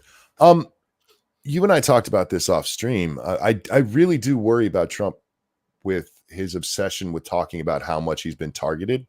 Mm-hmm. Because we've seen this with other people, other famous people. You look at somebody like Lenny Bruce, who, by the way, was never funny. But once they started coming after him for his obscenity, that became all he cared about. Yeah. And while good things may have come out of it for free speech for us, it destroyed the man. And I really don't want to see that kind of stuff with Donald Trump. I get it, Donald. You've been fucked over and we all know it. And it's fine to bring it up now and then, but he's just a little obsessive about it. And back as president because he wants to exact retribution on anyone who has disagreed with him. Not true. Anyone who has tried to hold him to account. Not true. For his own conduct.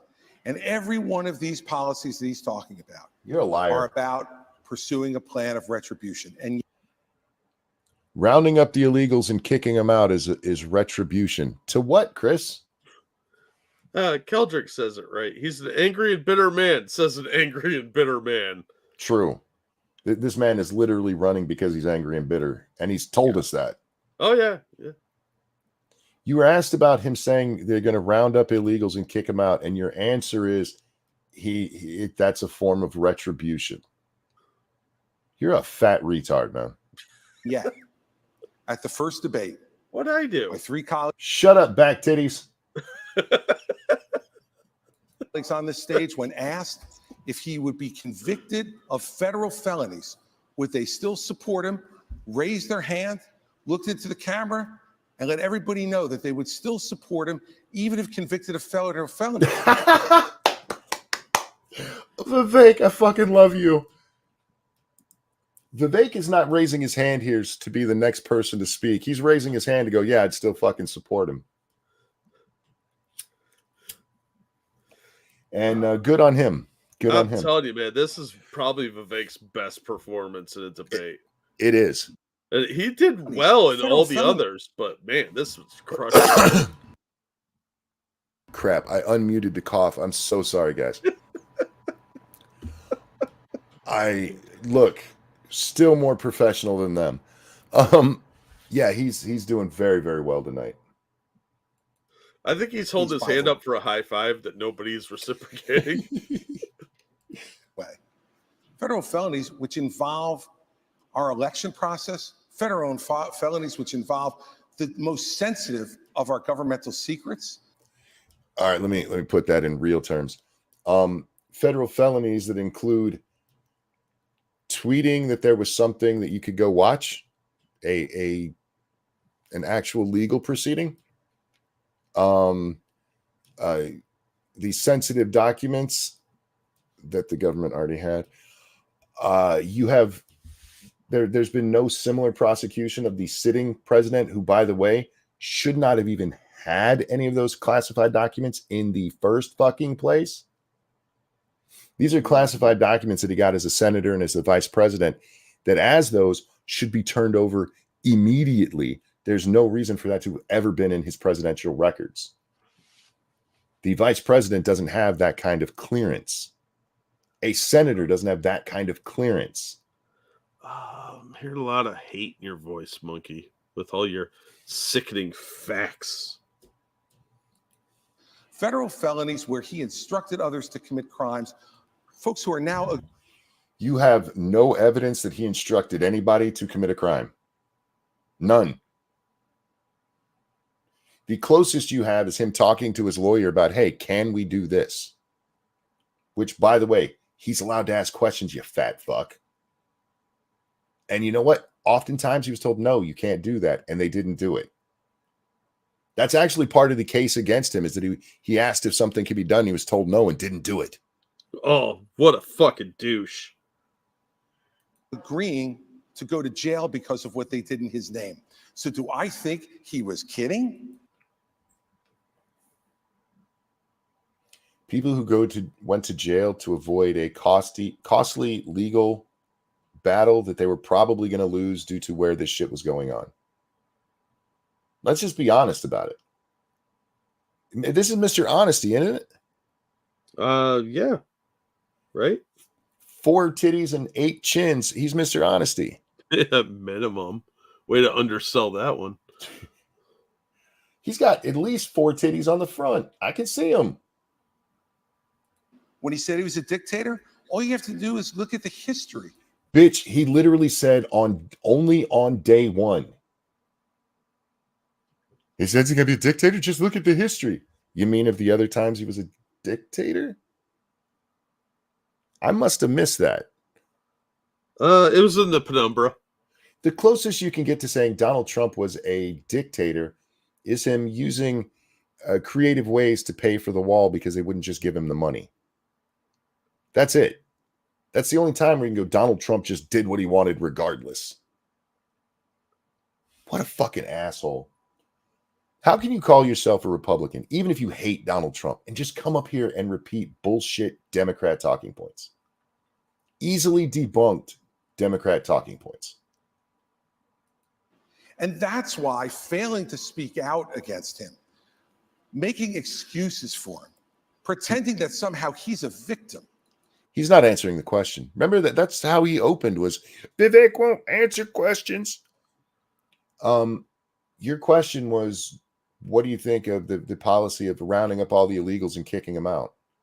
And you've instead paid attention to one goddamn word and not even used it in context. Empowers him. Obviously, none of the extra meat on this guy's brain. You want to know why those poll numbers are where they are? Because folks like these 3 guys on the stage make it seem like his conduct is acceptable. Let me make it clear. I'm going to let him finish and then I'm going to answer. Hang on. His conduct is unacceptable. He's unfit, and be careful of what you're going to get. If you ever got another Donald Trump term, he's letting you know, I am your retribution. He will only be, Elizabeth, he will only be his own retribution. He doesn't care for the American people. It's Donald Trump first. There's some truth to it being Donald Trump first, but all right, let's go to what he said. He said that Donald Trump's polling that well because Nikki Haley, Ron DeSantis, and Vivek Ramaswamy like Trump. What you're missing, you fat fuck, is the main reason Donald Trump is polling the way that he is because of how Donald Trump was treated. And people see that he was fucking robbed like the legal cases here. And people see this and they see what's being done to him and they think it's bullshit. I've seen so many people come out and be like, I wasn't going to support Trump, but after seeing what they're doing to him, he's got my vote.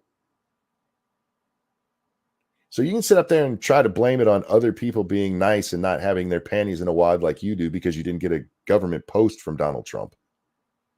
But the reality is that people saw what happened and they feel like he was cheated and is at least owed a chance to run again. So fuck off. Sorry. A little tirade there. Kind of my job, y'all. I'm not. Oh, sorry, I wasn't listening. No, you're fine. Thank you, Governor Christie. Governor DeSantis. Governor DeSantis. Ooh, booze. Thank you. Thank you. Governor DeSantis. That's the first time they've actually tried to stop the crowd, and it's because the people are booing. Yeah. Donald Trump would be older on day one of his second presidency than Joe Biden was on day one of his first. You have said Trump is not the same man he was when he ran in 2016. Your campaign is running ads showing Trump confused. And you have said he has, quote, lost the zip on his fastball. You seem to be saying Donald Trump is no longer mentally fit to be president. Is that what you think? Look, he is showing Father Time is undefeated. The idea that we're going to put someone up there that's almost 80 and there's going to be no effects from that, we all know that that's not true. He's doing the age thing, which I fucking hate. Mm-hmm. I'm looking at something real quick. I just want to make sure I get the number right here, because we're talking about a man in his 80s. Do you know how old Thomas Sowell is? 90? 93. Really? Yeah. And I would still put that man up against anybody on the stage right now, including Ramaswamy. Yeah, he runs circles around him. He speaks a little slower than he used to. He moves a little slower than he used to, but his brain is still there and intact. Shit, I move slower than I used to. It's just the way things are. So, and I haven't seen the DeSantis ones, and if he's doing this, if he's going on that tangent, I haven't seen anything to suggest that about Trump. They've been trying to do this since he was president. Yeah, they tried that shit then. But kind of like what Assassin just pointed out, Trump didn't really seem to age too much. Usually people get in the presidency and they look stupid old when they get out. Look at Barack, man. His hair went white. But Trump seemed to take most of it in stride, like just another day at the office kind of thing. Yeah, you go back and you look at pictures of Clinton on Inauguration Day, and then on January 20th, 1989, when 1999, 2000, just the year 2000. 2001 was when he's inaugurated for Bush. Look at how much Bill Clinton aged in 8 years. Yeah. He goes from looking like he's about 40 to looking like he's something that grows underneath one of Christie's titties. No, he looked like Monica sucked the life out of him. Yeah, he did. All right. Anyway, Ron, I don't like to see you do this. And so we have an opportunity to do a next generation of leaders and really. That's Vivek's line, man. He's literally said it like at least once already tonight. Really be able to move this country forward. We also need a president that can serve 2 terms. I don't think Donald Trump, I think he's going to have, I don't think he'd be able to get elected. The Democrats want him to be the nominee. We see that. Okay. I'm sorry. I got to pause there. Why do you need a candidate who's going to be able to serve 2 terms? What happens if you can serve 2 terms, but you lose next time? Yes, you have a much better chance as an incumbent, but so does the incumbent VP, especially these days. Yeah. All right.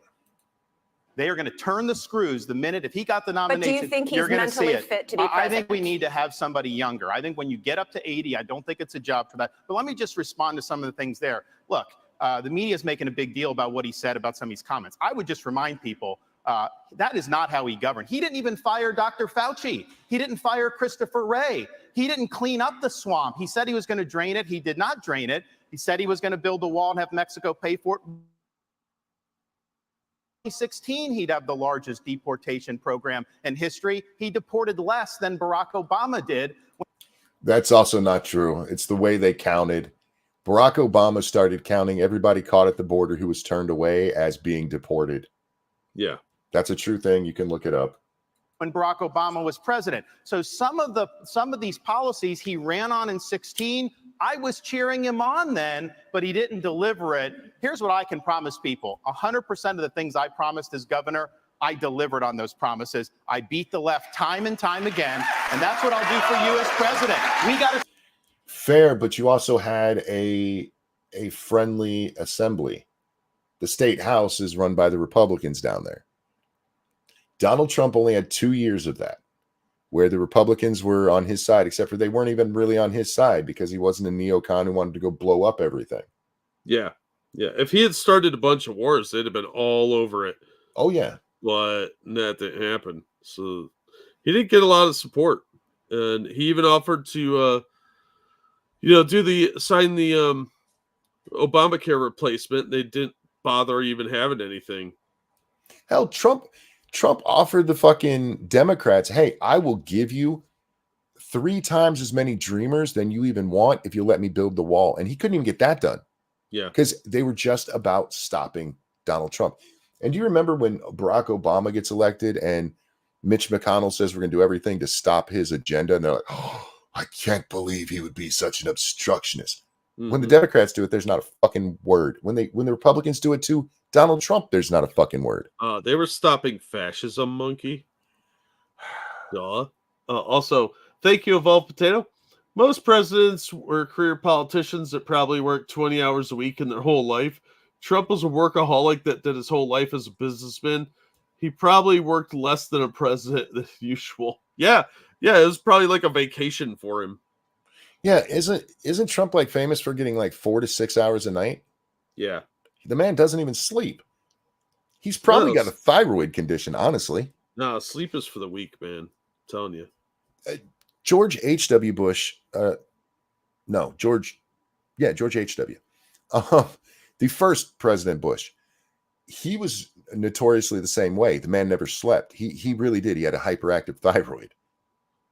Yeah, well, that was all the CIA training. It was. MK Ultra shit. It made it easy to be a ghost when you're up when everybody's sleeping. Yeah. I'm a spooky ghost. Just wander around.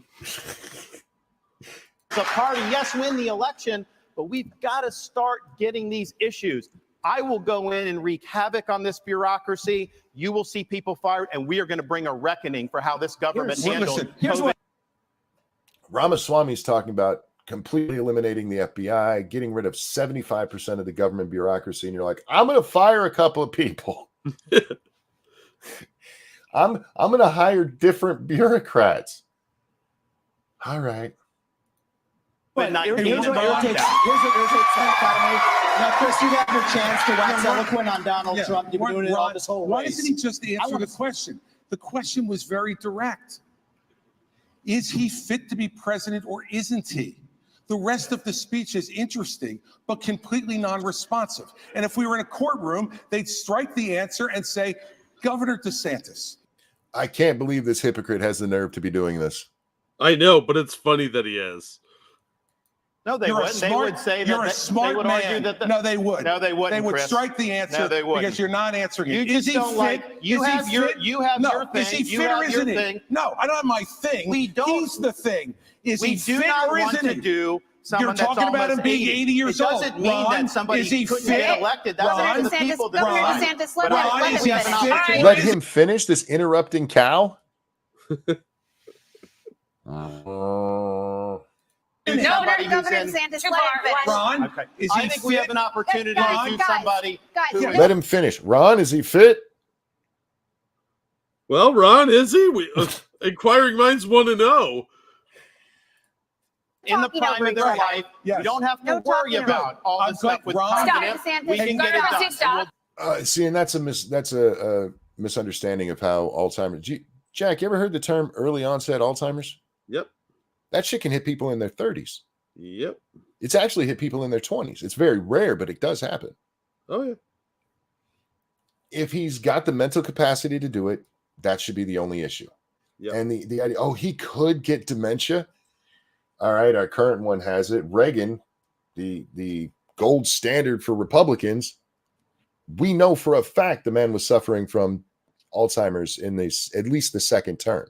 Yeah. But no, age, you might get shut up. You could have a heart attack tomorrow, dude. Look at Christie. That dude is a walking heart attack, and he's much younger. I would be more worried about the fitness of this fat fuck on the left than I am about Donald Trump. Yeah. I mean, look, Trump's a little overweight, but this dude's going to get stuck in a bathtub. He's not Taft. That's a presidential joke, you guys. All right. Why is he trying to look like the Penguin? I swear he's trying to. I'm telling you, he looks like the Penguin. Do it. Maybe he's thinking, hey, people will Google it, and underneath all this fat, I actually look like Colin Farrell. That's a Batman joke for those of you who don't get it. I'm going to come to you. Finish. Maybe. I'm going to come to you. Well, please stop saying things like that. There are young men in this audience who are having an issue right now. Look, Father Time is undefeated. I don't know how he would score on a test, but I know this. We have an opportunity to nominate someone and elect someone for 2 terms who's going to be spitting nails on day one and for 8 years So deliver think he's big fit. result. We should think. not nominate somebody He won't who's, answer. who's almost 80 years old. He's afraid to answer. No, I'm not. You have to either you're afraid or you're not listening. No, it's not. There's a simple you don't question. want to hear the Is he answer. fit? Because Is you- I know he you have fit? a vendetta Nobody against can hear Trump. this. I No get one can that. hear you. I heard him. He said, I know you have a vendetta against Trump. Let him go. I think somebody should look at her and be like, shut up, woman. Men are talking. You're interrupting. Shit. Let him fight. Can't hear you. You finish, and then you get it back. All right. Look, I'm a simple guy. Okay? I hear the question. You seem simple. He's about to say something really stupid. Yes, he is. I'm preparing myself. My body. I feel a rant already coming on. And I answer it. God damn you.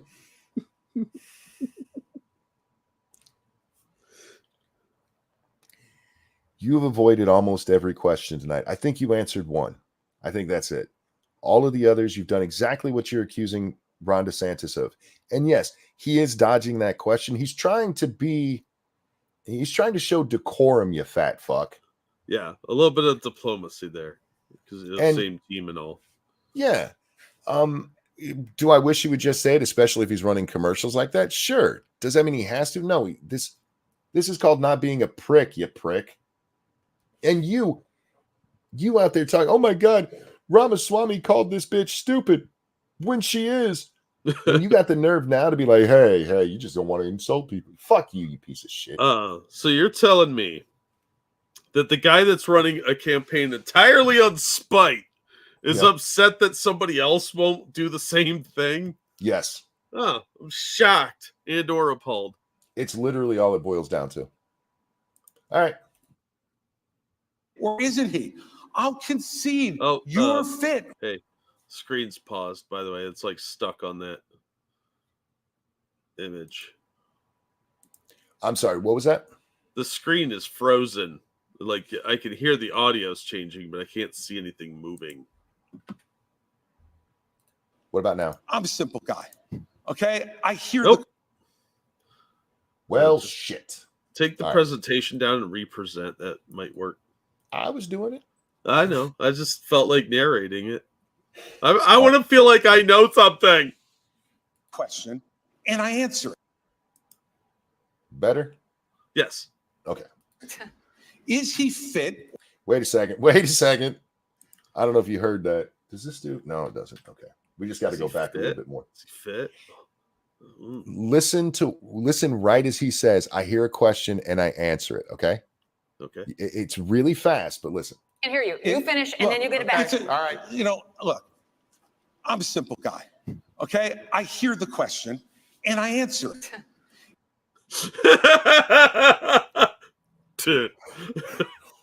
One of the moderators was mocking him. Yeah.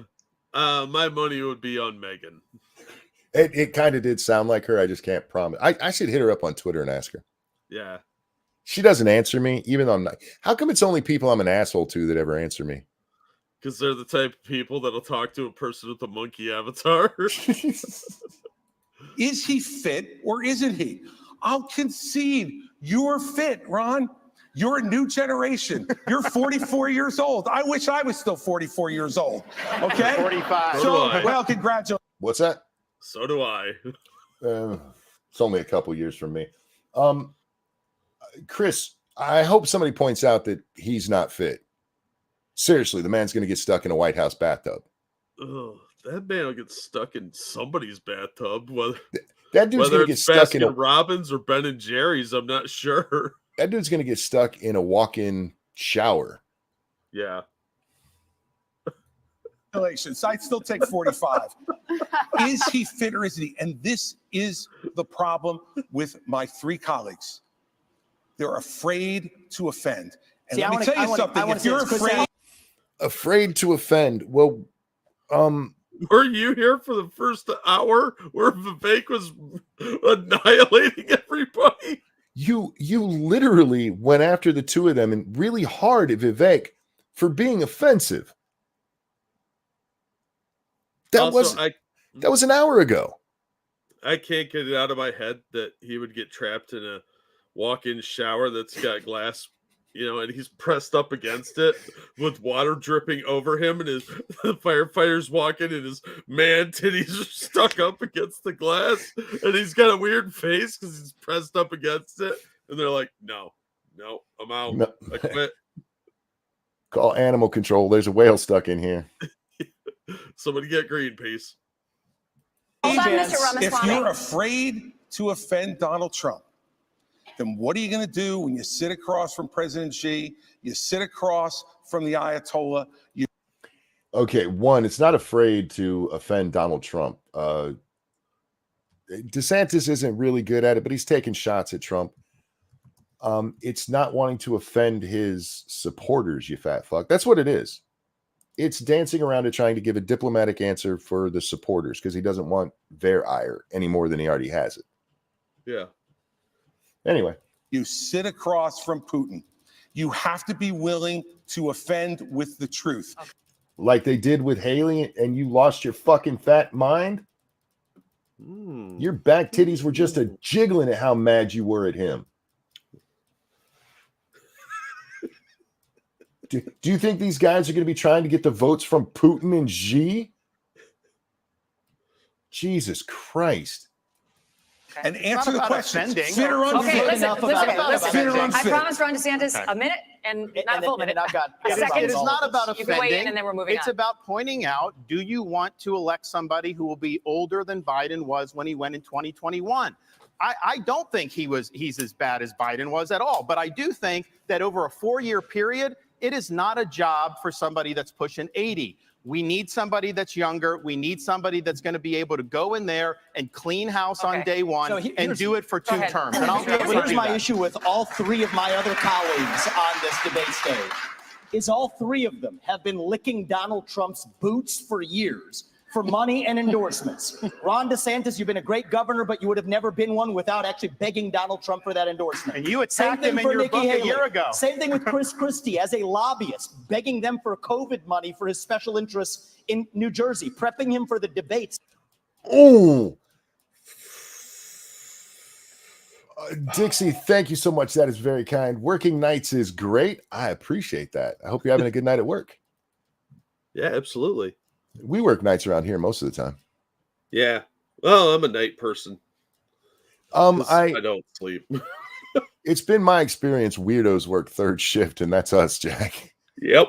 Well, I admit I'm weird. I'm okay with who I am. But yeah, I don't sleep a lot anymore. I used to sleep a lot. Hey, Dark, how you doing, man? But yeah, I have very little sleep anymore. So This last time around, these people are now Monday morning quarterbacking some decision he made. I think the real enemy is not Donald Trump. It's not even Joe Biden. It is the deep state that at least Donald Trump attempted to take on. And if you want somebody who's going to speak truth to power, then vote for somebody who's going to speak the truth to you. Why am I the only person on the stage, at least, who can say that January 6th now does look like it was an inside job? Dude! Wow. Oh, is he gonna get sad? Don't make Vivek sad. I like him. Oh my. That was. Oh man, they weren't gonna bring that shit up, but way to go there, and good on him for having the balls to say what other people are thinking. Absolutely. Like, you know the truth. Vivek, I'm gonna miss you, man. Yeah, when you get Clinton, it's gonna be a rough day for us on this show. Well, remember what Chucky Schumer told us. You go after the intelligence agencies. They got 6 ways to Sunday to screw you. Yep. And he just look what they did to Kennedy, for God's sake. He just took another clear shot at the FBI. Yeah. That the government lied to us for 20 years about Saudi Arabia's involvement in 9/11. That the Great Replacement theory is not some grand right-wing conspiracy theory, but a basic statement of the Democratic Party's platform. That the 2020 election was indeed stolen by big tech. Oh man, is he trying to get it killed? Like assassinated? Because I'm waiting for the laser pointer on his forehead. Right?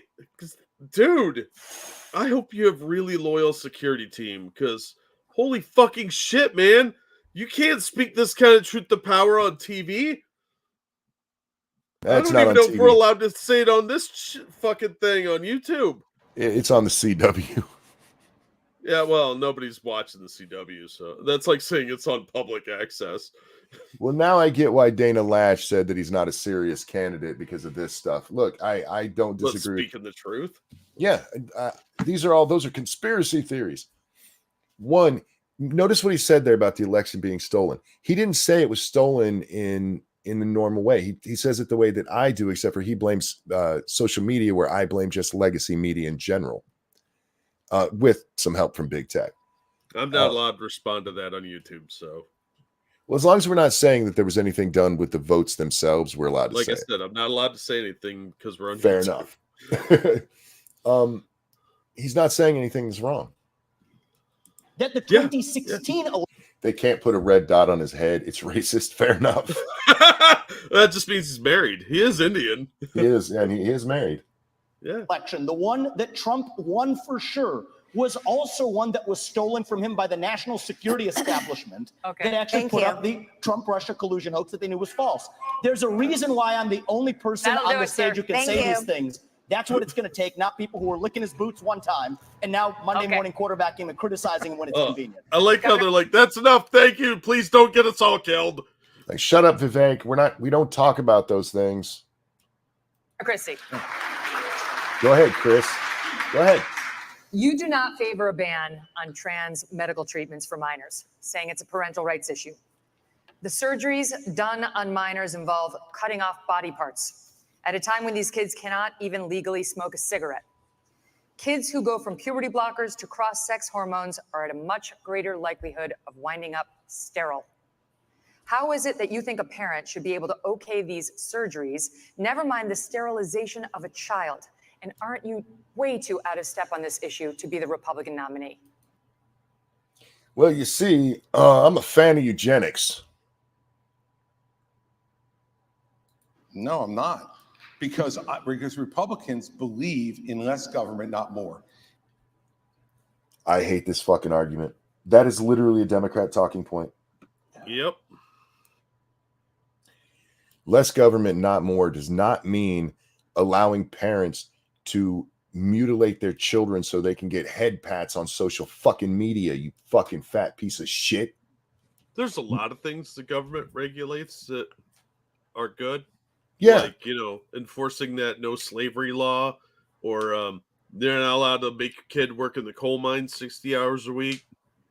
And dog, yeah, that's where I was going to go next, is that we have laws against murder. Are you seriously trying to suggest that Republicans are like, hey, man, we shouldn't lock people up for murder because, that's government intrusion on our fucking lives? Hey, in a pure democracy, there would be no gang rape because they were all voted. Yeah. Only one person said no. 8 out of 9 people supported, from what I've been told. Yeah. and less involvement with government, not more in government involvement in people's lives. And you know what, Megan? I trust parents. I've covered stories about vegan parents killing their children, their babies, because they tried to put them on a vegan diet and that's not healthy. I've covered a story about a parent with doctor support who gave a 4-year-old girl so much Ritalin she OD'd on it and died. I trust parents. Fuck you, fat man. Especially in this day and age when the parents can get, we see Munchausen's clear as fucking day with this stuff. Yep. No, I trust parents. Oh, just not what they can read, not what the kids are reading. If they're reading porn, parents should have no say in that. Jordan makes a good point. So he would also support conversion therapy then, I guess. So I don't know. So pray the gay away, because parents know best, dude. They're saying that we should empower parents in education. We should empower parents to make more decisions about where their kids go to school. I agree. We should empower parents to be teaching the values that they believe in their homes without the government telling them what those values should be. We're not talking about values. We're talking about mutilation and sterilization of children.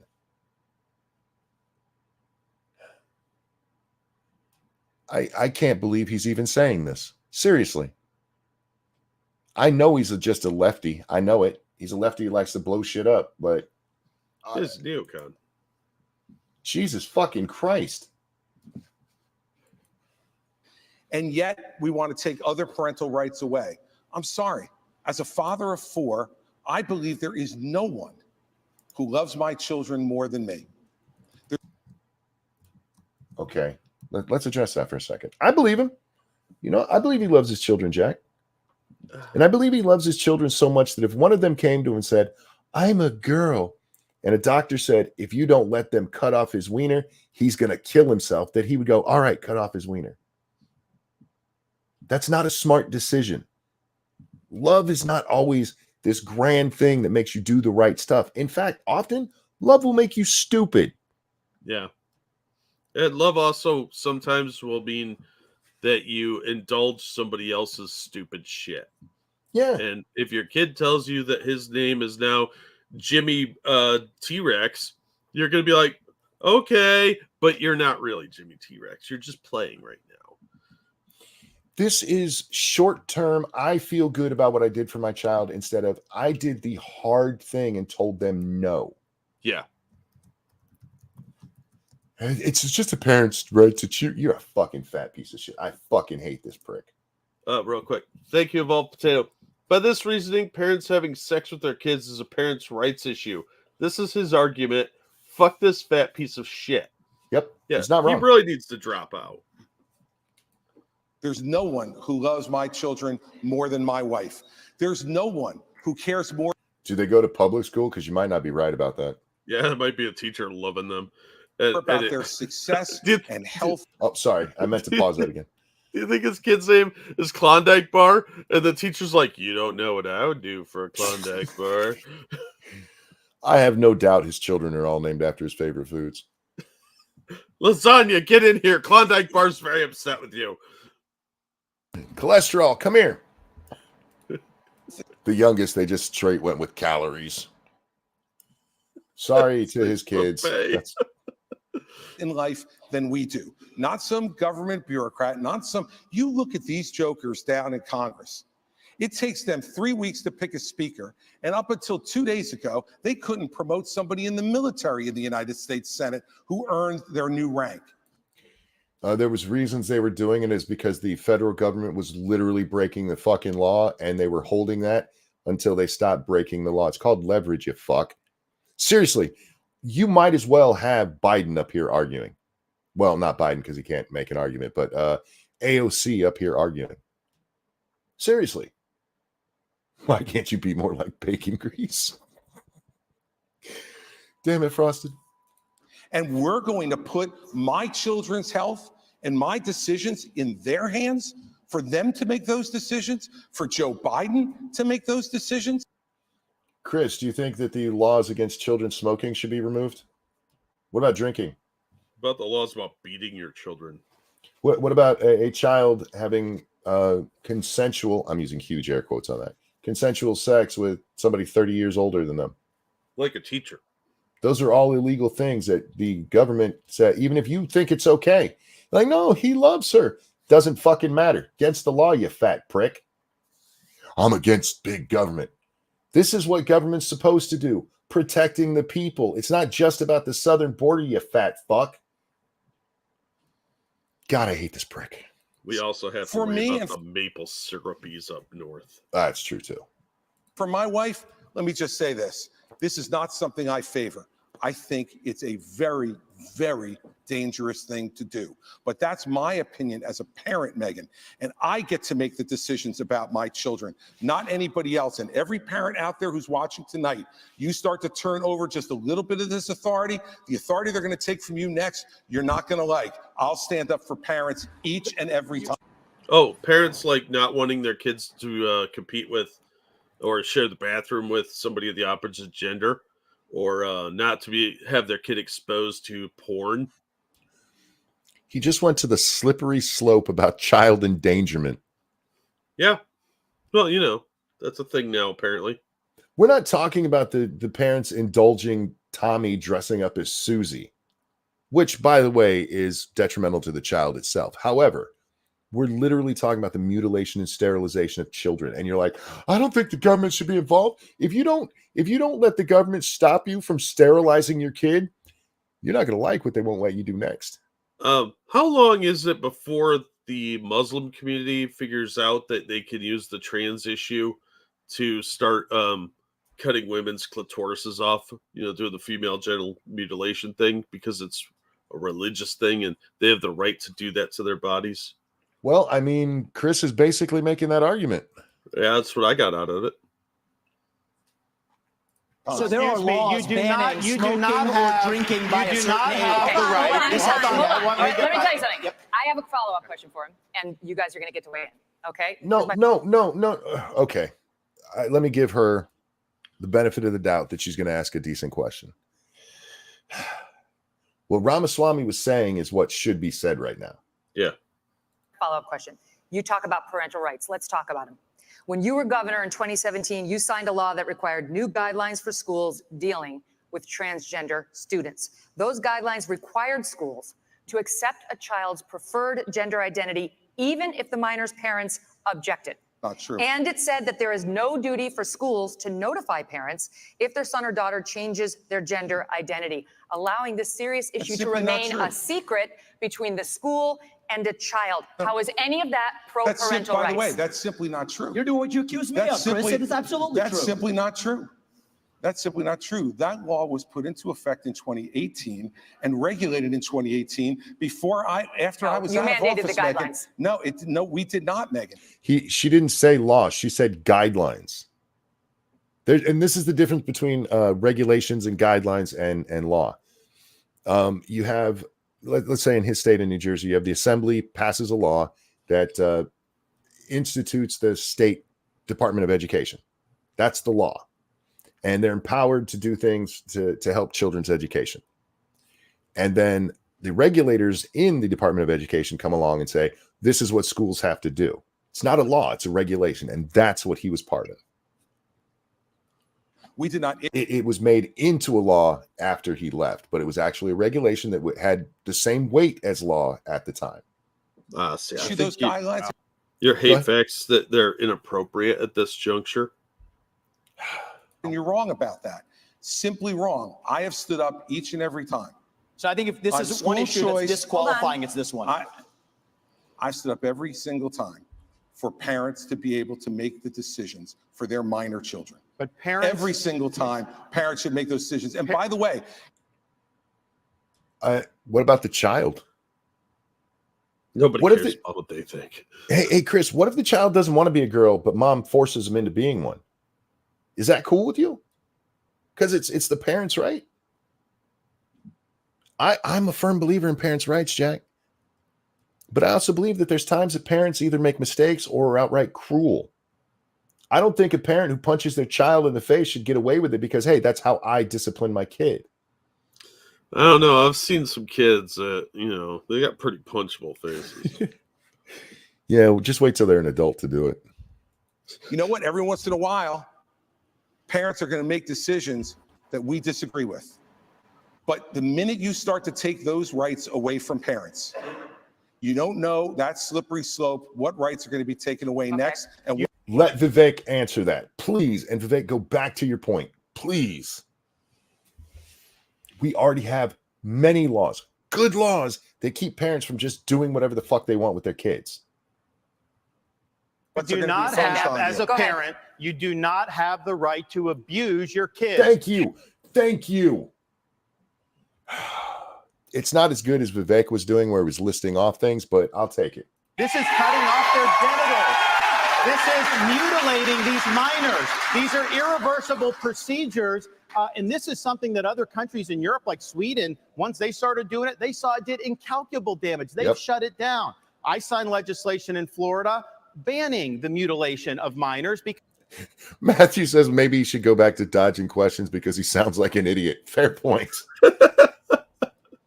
Because it is wrong. We cannot allow this to happen in this country. Amen. And I know Chris disagrees with me, and I think he has an honest position. Nikki disagrees with me. She opposes the bill that we did to ban that. She said law shouldn't get involved with it. You said the law shouldn't get involved with it. She also, though, I think, and this flows from what she... And you can tell that in this case, he doesn't give a shit about Chris Christie. Nobody cares about Chris Christie. They're only hitting him back because they hit, he tries to hit them, and so they answer. And then you see what he did immediately? Like, we're going to talk about this bitch again. Who, by the way, has not got to talk in a while. Have you noticed that? Yeah. Has she even spoke since we came back from break? I mean, I don't care. Dark Resurrect, thanks so much for that. Feminist, $12. So by this logic, I should be able to keep my child locked in a basement and feed them once a day because that's my right. Yeah. If we stop you from locking your child in a basement and treating them like an illegal who's hiding, then you don't know. You're not going to like the law that comes next. Yeah, if you can't treat them like Harry Potter at the beginning of the first book, you're parenting wrong. Thank you so much, Dark. He did as governor of South Carolina.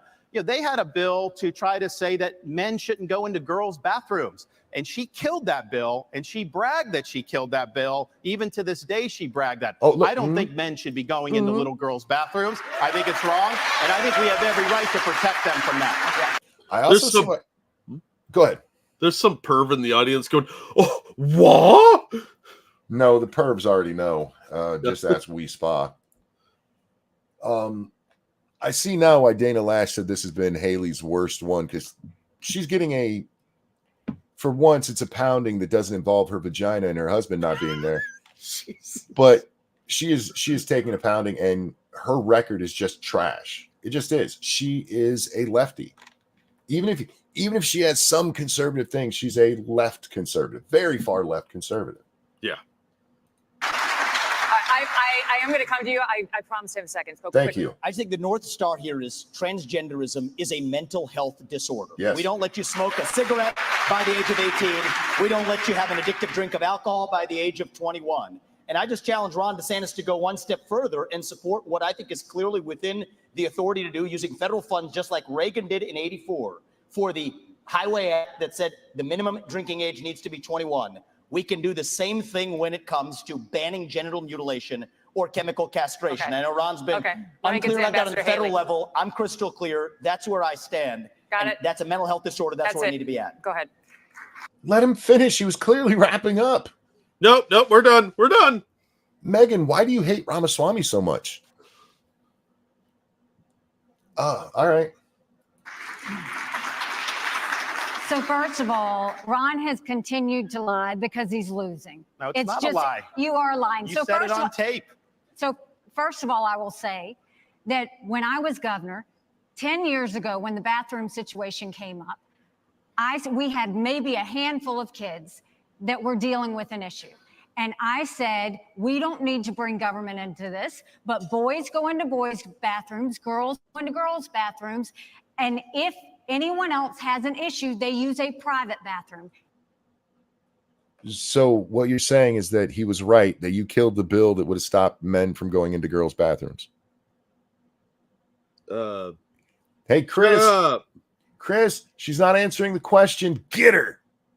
Oh, wait, never mind. Now, 10 years later, we see that this issue has exploded. And this shows how hypocritical Ron continues to be. When he was running for governor and they asked him about that, he said he didn't think bathroom bills were a good use of his time. You can go look that up. I signed a bathroom bill in Florida, so But that's you said- obviously no. not true. Wow. Bills are not a good use of my time. Ron. I'm looking it up.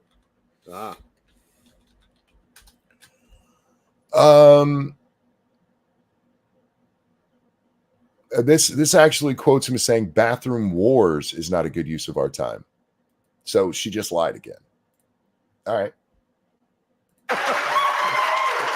So the idea that you would say that I was signed against it, you that. didn't. You killed it, I signed it. I We stood up didn't. for little girls, you didn't do it. And there was this going on. I was actually just in South Carolina. Some of the legislators told me at the time there were boys going into the girls. That's the There whole were reason not. why they No, did no, it. no, no, no. And so they say when she does that explanation that doesn't hold water. And this is the upstate of South Carolina. Ron. I signed the bill. I Do protected you the know girls. South Carolinians? She did not do you it. know I South know that. Carolinians? Because no. You are not going to talk about my state like that, because I will tell you for a fact, South Carolinians never allowed that to happen, and we did not.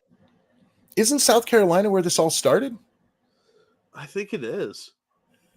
Now I got to look it up. Trans kid sues. Whoops. I should really spell sues properly. To use. Well, fuck me. Sorry, guys. I know this is already really. Oh, it was Missouri. My bad. Missouri. Missouri. Be a Missouri. cold day in hell before I recognize Missouri. Had that issue at the time. What I have always said is boys go into a boys' bathroom, girls go into a girls' bathroom. You always said it, except for the time you had a chance to put it into law. That's the important part, sweetie. Ronnie did it. You talk it. But hold on one second. I Hold on, also say that biological boys shouldn't be playing in girls' sports, and I will do everything I can to stop that because it's the women's issue of our time. She just tried to get a cheap point there. Did anybody even clap? Women's sports. Nobody. There's like 4 people. We still like you, dummy. Is your husband gone? We're going to move on from this. Thank you, guys. We're going to move on. Mr. Ramaswamy, when discussing your Hindu faith in September, you seem to take a shot at Ambassador Haley, who is also Indian American and who converted to Christianity as an adult. You said, an easy thing for me to do, being a politician, is to shorten my name, profess to be a Christian, and then run. And? Make Vivek Vicky or whatever, end quote. Damn. Seriously, do you think if I sent him a private message being like, "Hey, dude, you want to cuddle?" He'd answer? He might, but it probably won't be the answer you're looking for. I'm gonna nestle my chin in that pompadour. Are you questioning Nikki Haley's Christian convictions? Yes. And why has your campaign made a point of referring to Ambassador Haley by her given first name, Nimarata, even though she's gone by Nikki for her whole life? He's doing it to be a dick. Yeah, doing it because it's funny and I'm an asshole. Yeah. It's also her name. She's kind of a twat, so I don't respect her, so I'm making fun of her. Yeah. I'm very interested to see his actual answer, though. But that was a clear shot at her, and that's funny as shit. And I will say she's a fake Christian. Just check the DNA on her bed sheets. Dude. What? I don't like that chick's got bed sheets on. Okay. Scattered all around her house.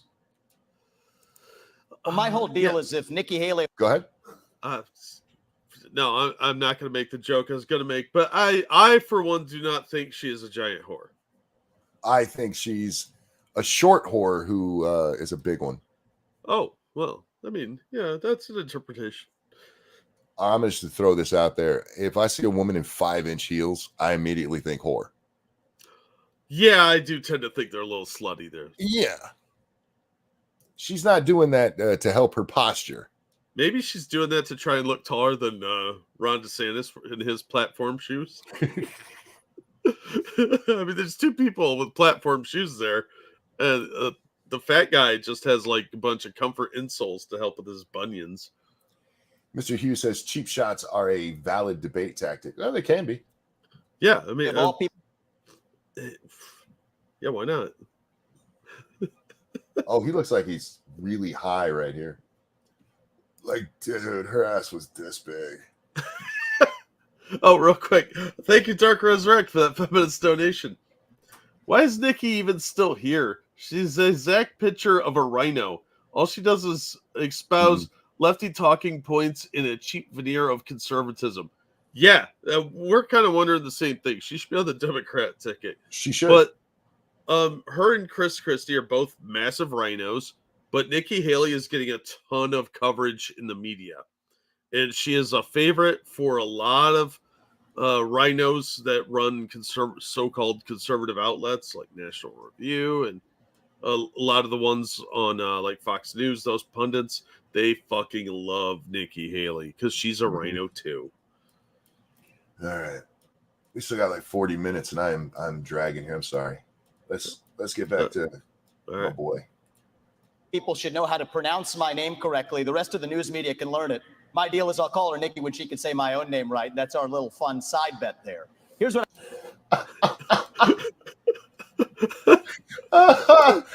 Look at the look on her face right there.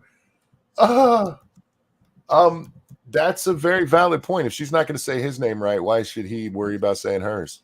Yeah, that's true. And well, look, his name is kind of hard to remember. Vivek. It's not the English interpretation of the way that's spelled, but it's respectful.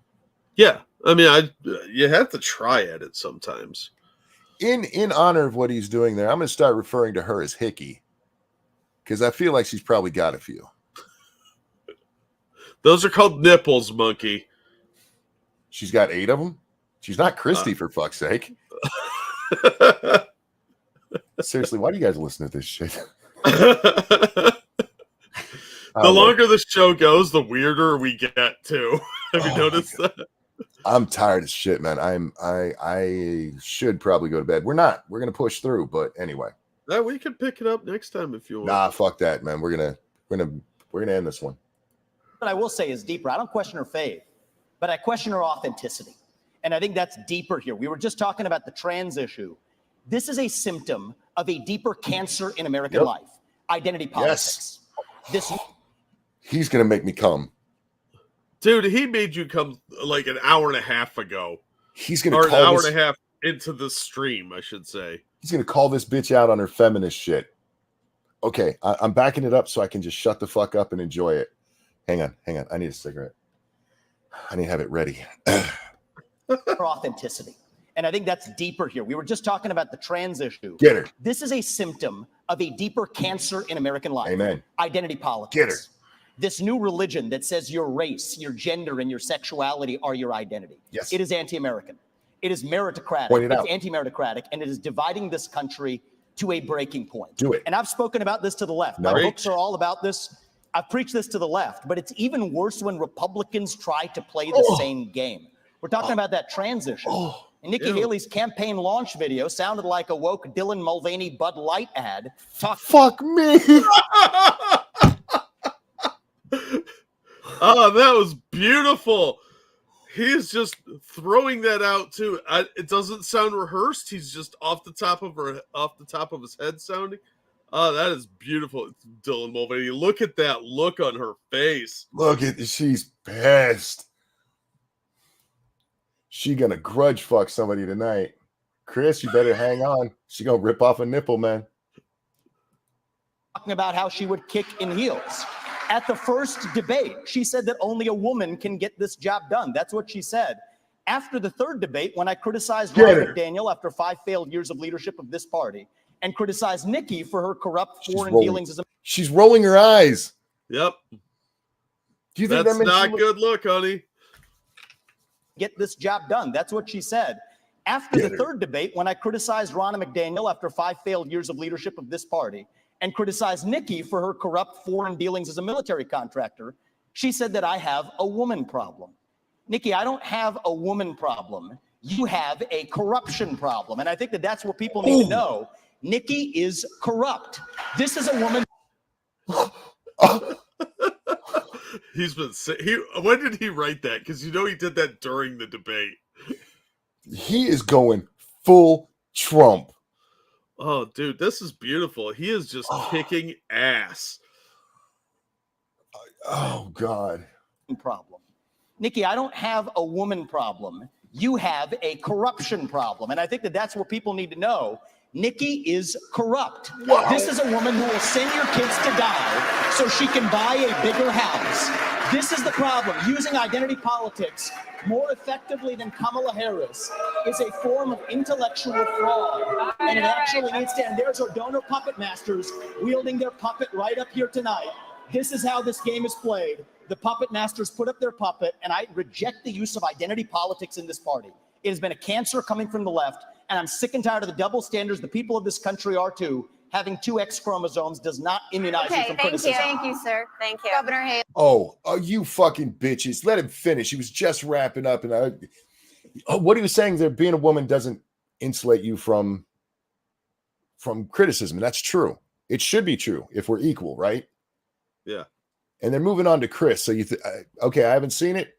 Let's do another poll. We haven't done one in a while. Is Chris going to white knight for her again?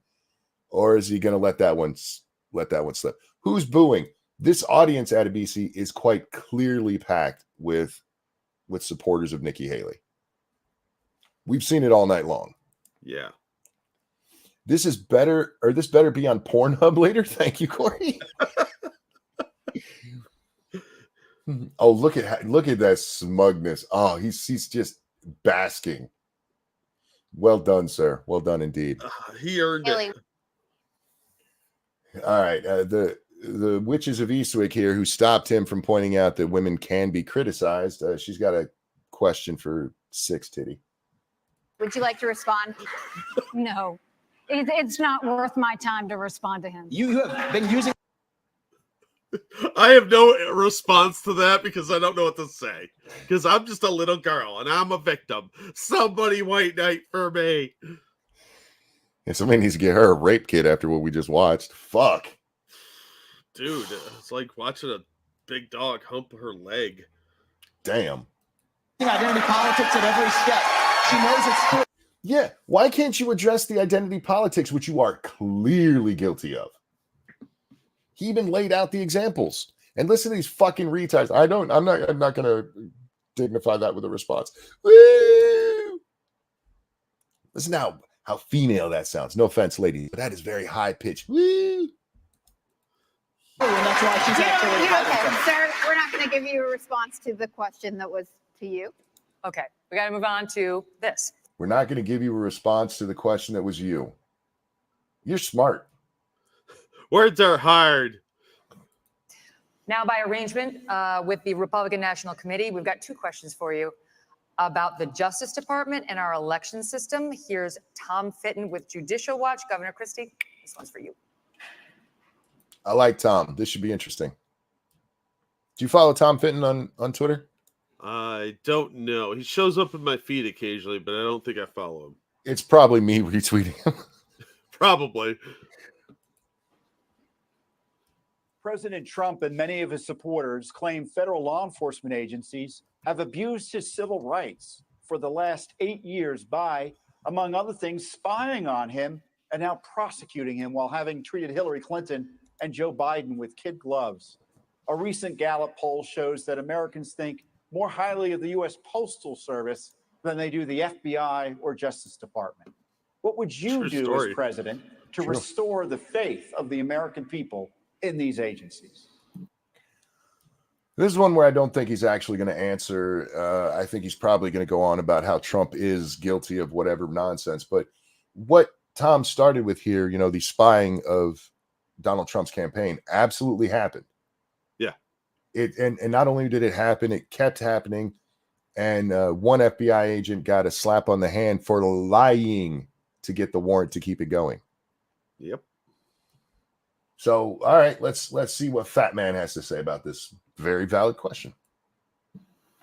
Well, first off, I'm the only person on this stage who's actually done a job in the Department of Justice. I was the U.S. Attorney in New Jersey in the 5th largest office in this country, appointed. What happened? You heard the question and then you answer it? Shut up. What are you going to do, Fat Man, besides eat later? By President Bush on September 10th, 2001. He's doing this again. He already told us this story in the last debate, or maybe it was the one before that. He really likes this story. I was appointed as the attorney the day before 9/11. And it was an extraordinary time in this country to be on the front lines of fighting the greatest attack against our country since Pearl Harbor. And I'm proud of the 7 years I spent in the Justice Department. And one of the reasons I am is because I had an attorney general when I came in named John Ashcroft. And John Ashcroft stood up and told each and every one of us our job was to do one thing, to make sure justice was done every day, regardless of partisanship, regardless of gender or race or any other consideration. And that's what we did for 7 years. And at a time when our country was at its greatest moment of danger in the last 40 years, we did exactly that. And there was not another domestic terrorist attack on this soil. He told us that story about an hour ago. Not exactly. He told us he was the U.S. attorney at the time. He didn't mention that he had just been appointed the day before. That's the important part there, so that he can work in 9/11 even more. Even more 9/11ing. All right, so far, he hasn't answered the question even a little bit. How are you going to restore the faith in the FBI? I have faith in him that he's going to answer it, because he told me that he hears a question and he answers it. No, he said that's how you answer. That's how you do a No. question, not how he does a question. No. He specifically said, I'm a simple man. I hear a question and I answer it. That's what he said. Yeah, but that's not what he meant.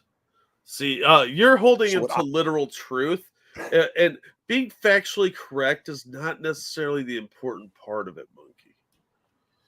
I would do as president, having had that experience, and the only one who's had that experience, is to pick an attorney general who will absolutely do the same thing that John Ashcroft did, to pick U.S. attorneys who will only care about making sure that justice is done without regard to any other consideration but the facts that are presented and whether someone is guilty beyond a reasonable doubt. And One, you've been talking about how much you need to go after Trump when literally one of the charges against him is that he fucking tweeted twice.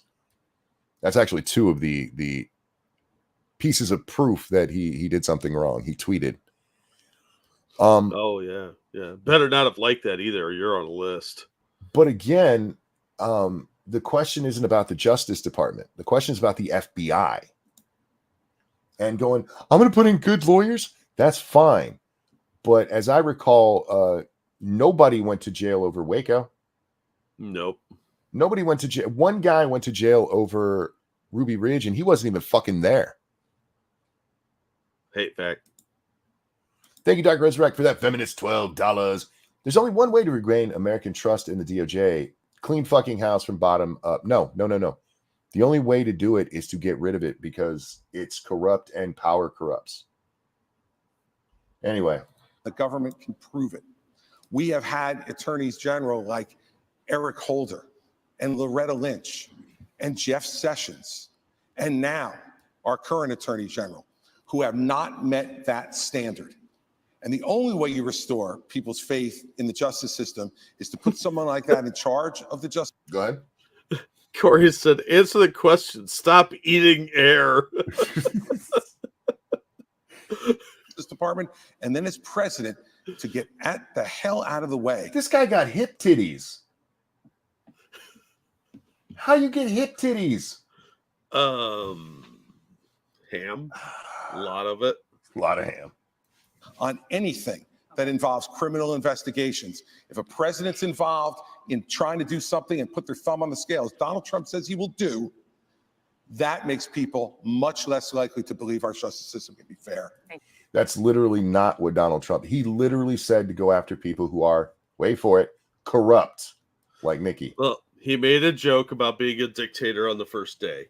And everybody's like, oh, he's super serial, man. No, he came out and said, and sorry, I get what you're saying, but no, this is in reference to his post where he said that they're going to go after the people who've been coming after him. But what he specifically says in there is the ones that are corrupt, which, by the way, would be most of them. Yeah. Well, obviously, we've seen this sham that is going on right now. But Mr. Hughes, I'm sorry, real quick. Mr. Hughes says that he'll give him parental rights. It actually hurts to laugh. All right. Thank you. Governor Nipple count -6, indeed. DeSantis, next one's for you. Back to Tom Fitton. Many Republicans are concerned about the legitimacy of. I really would have liked to let the others answer that question. Yeah. I think the SNL version of this should just have Christie randomly pulling sandwiches out and eating them. Yes. And Nikki Haley shooting like Instagram videos. Of elections. No, TikTok videos. While taking bribes from like big companies. Just ruled that Pennsylvania must count undated mail-in ballots. And unlike Alabama, many states still don't require any identification to vote. What should states do now to increase election integrity and voter confidence for the 2024 election? Well, Tom, thanks for the question. Thanks for what you guys do at Judicial Watch. It's really, really important. There's a lot of corruption in this government. You guys are doing a great job. What you should do for election integrity is do what we did in Florida. 20 years ago, Florida and elections was a joke. Everybody would laugh at it. I came in, I removed a couple supervisors from South Florida. We require voter ID universal, no Zuckerbucks, no mass mail balloting, and no ballot harvesting. We even have an agency that prosecutes people for violating election laws. The result of that in both 2020 and 2022, we counted millions and millions of votes on election night, produced the results. It was transparent and everybody was happy. That is not happening throughout this country. But let me tell you this as the nominee. I think it's important. Not every state's where we need it to be. There is ballot harvesting in places like Nevada, all these places. I am not going to fight with one hand tied behind my back. I'm going to have organizations in all the swing states. If they're harvesting, we're harvesting. If they're well, to be fair, they will ban it if the Republicans get good at it. Look, ballot harvesting used to be illegal in most of the states, if I remember the breakdown exactly. Yeah. But it was illegal, and then they're like, but old people can't get to the polls to vote. Yeah, that's what Democrats want, old people voting. Because old people tend to vote Republican. The dead, however... it's odd how with ballot harvesting, they've all seemed to switch their votes. Suddenly old people are like, go Democrats. It's weird. But I don't like the idea of this is a bad thing that shouldn't be done, but we're going to do it because they are. I get it, fighting fire with fire, and you can't fix things until you're actually in power, but that feels so dirty. It really does. Yeah. There's Zuckerbucks. We're Zuckerbucks. We are going to exploit whatever the rules are. I favor changing the rules to be like Florida and some of the other states that have done a good job. But until then, we have to do that. And then just on the Justice Department and FBI. I mean, I remember being, in Iraq working with FBI on the ground and being, and then I was a special assistant. I used to have such a high regard for these agencies. What they did to Donald Trump with the Russia collusion was one of the biggest abuses of power in the history of our country. So's the Jack Smith case, sir. Yeah. These agencies need... Go ahead. They got to keep one-upping it. Yeah. He keeps going back to that because it's an easy one. Just beyond, do what Vivek did just a few minutes ago. They fucking cheated him. Well, look, he could probably smell the ham sandwich in Chris Christie's pocket. He's getting hungry, so he's like, just give a quick answer. To be cleaned out. With me, you'll have a new FBI director on day one. We're going to clear out the DOJ, the IRS, all these places. buckle your seatbelts. There's going to be a new sheriff in town. You already said that. Yeah. Replacing the head of the monster in this case doesn't change the monster. It wasn't the head of the FBI who was like, we're going to go sit in on churches. The whole fucking thing is corrupt. Yeah. You need to do what Vivek is saying. Go, I'm firing everybody. We're getting rid of it. All right, we got to do a quick break. We're going to come back in 1 minute. China up next. China. All right. So we got another break going on here. Man, they really want you to buy gold over here. Look, it's News Nation, dude. They don't have a lot of people putting ads on. It's actually Rumble. Those are Rumble ads. Oh, those are Rumble ads? Oh. Yeah, they run them through it. Now maybe because all of the ones that have been on Rumble have those ads, no matter which station is running it, whether it was Fox or I forget who all's done them. Well, Anyway. hey, Birch Gold is a pretty big company. They advertise on a lot of conservative media, so Fair that's enough. probably a big score for Rumble. Yeah, you know who buys gold? Old people who now apparently all vote for Democrats when their ballot harvest. Oh, yeah. The people with money, which is a good time to remind you, we're brought to you by you. Indeed. I could turn that one down. No, I don't mind you doing it either. Guys, we're brought to you by you. Hit the like button. Please share it with your friends, your family, the Haley you hate, just with everyone. And if you can, please toss a dollar into the hat.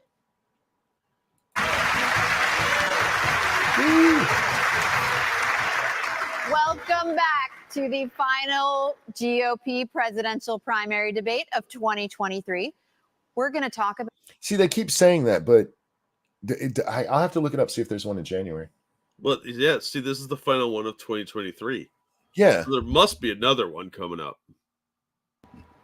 About our college campuses, starting with you, Ambassador Haley. House Republicans yesterday hauled elite university presidents up to Capitol Hill to answer for the displays of anti-Semitism on college campuses. These leaders, including the president of Harvard, were asked whether calling for the genocide of the Jews would violate school policies against harassment and intimidation. All of them said it would depend on the context, including whether that speech veers into conduct.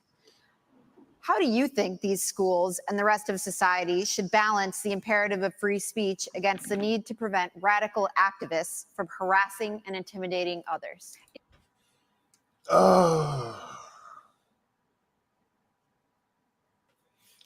They keep doing this where they'll bring up something that's moderately related to what they're talking about, and then they switch the question at the end. Yeah. I said this when I was watching this last night, some of the clips that I watched on it. I'm honestly not, these students, unless they're calling for actual violence, I don't think anything should happen to them, except for the ones who are like, we're Hamas. Then they can go to fucking hell.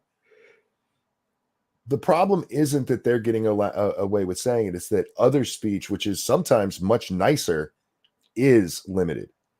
And it's not a matter of harassment and stuff. It's just the left getting to control the debate. And I'm very curious to hear what she's going to say here, because she is a little identity politic lefty piece of shit. But that's a bad question, because it wasn't about the actions. What they were being asked about was specifically the language. And they kept coming back with but if it turns into action, most people will agree that if somebody starts beating up a Jew, they should go to jail. The question is whether or not you should be able to say, hey, we should kill all Jews, because that's what they were being asked. Literally, the question was, what does is being pro-Israeli genocide against your code of conduct? That was the question. Yeah, calling for intifada, that sort of thing. It was disgusting to see what happened. You know, if this had been the KKK that was doing protests on those campuses, every one of those college presidents would have been up in arms. This is just as bad. The idea that they would go and allow that kind of pro-Hamas protest or agree with the genocide of Jews and try and say that they needed context on that, there is no context to that. This is what we need to do to deal with it. First of all, we have got to get foreign money out of our universities. You've got Arab money, you've got Chinese money, you've got others. We need to go to every university and say, you either take foreign money or you take American money, but the days of taking both are over. Okay, and that's fine, but for this answer, that's wrong. The second thing we need to do. The second thing we need to do is Biden made a mistake not including anti-Zionism in the definition of anti-Semitism. If you don't think that Israel. Wrong. Look, I think a lot of anti-Zionists say that they're anti-Zionist to hide their anti-Semitism, but it does not mean everybody who's anti-Zionist is anti-Jew. That's just fucking retarded. Yeah, it's a little bit of splitting hairs in a technical sense, but I agree. And what she's saying now is that you should be able to be locked up or sued for that? Well, she wants you to have to put your identity on the Twitter machine, so she's got a lot of like hardcore lefty authoritarian streak in her. Hey Chris, you want to warn us about that slippery slope here? Yeah. Has a right to exist. That is anti-Semitic. We will change the definition so that every government, every school has to acknowledge the definition for what it is. All right, let me ask you a question. If saying Israel doesn't have a right to exist, and look, I think they do, Jack, but hypothetically, if saying Israel doesn't have a right to exist is a hate crime, what about America? What about Americans being on stolen land? Should the people who say that be thrown in jail because they said that we don't have a right to exist? Or is it only Jews? No, oh shit, we have to do that. And if they say that you're not a real woman, then we're going to have to lock you up too. Some Jews are anti-Zionist. That's true. Isn't that how the semantics game is played? Like anything I don't like, you can get locked up for. Fucking Nix, goddamn you! She barely knows the definition of the word definition.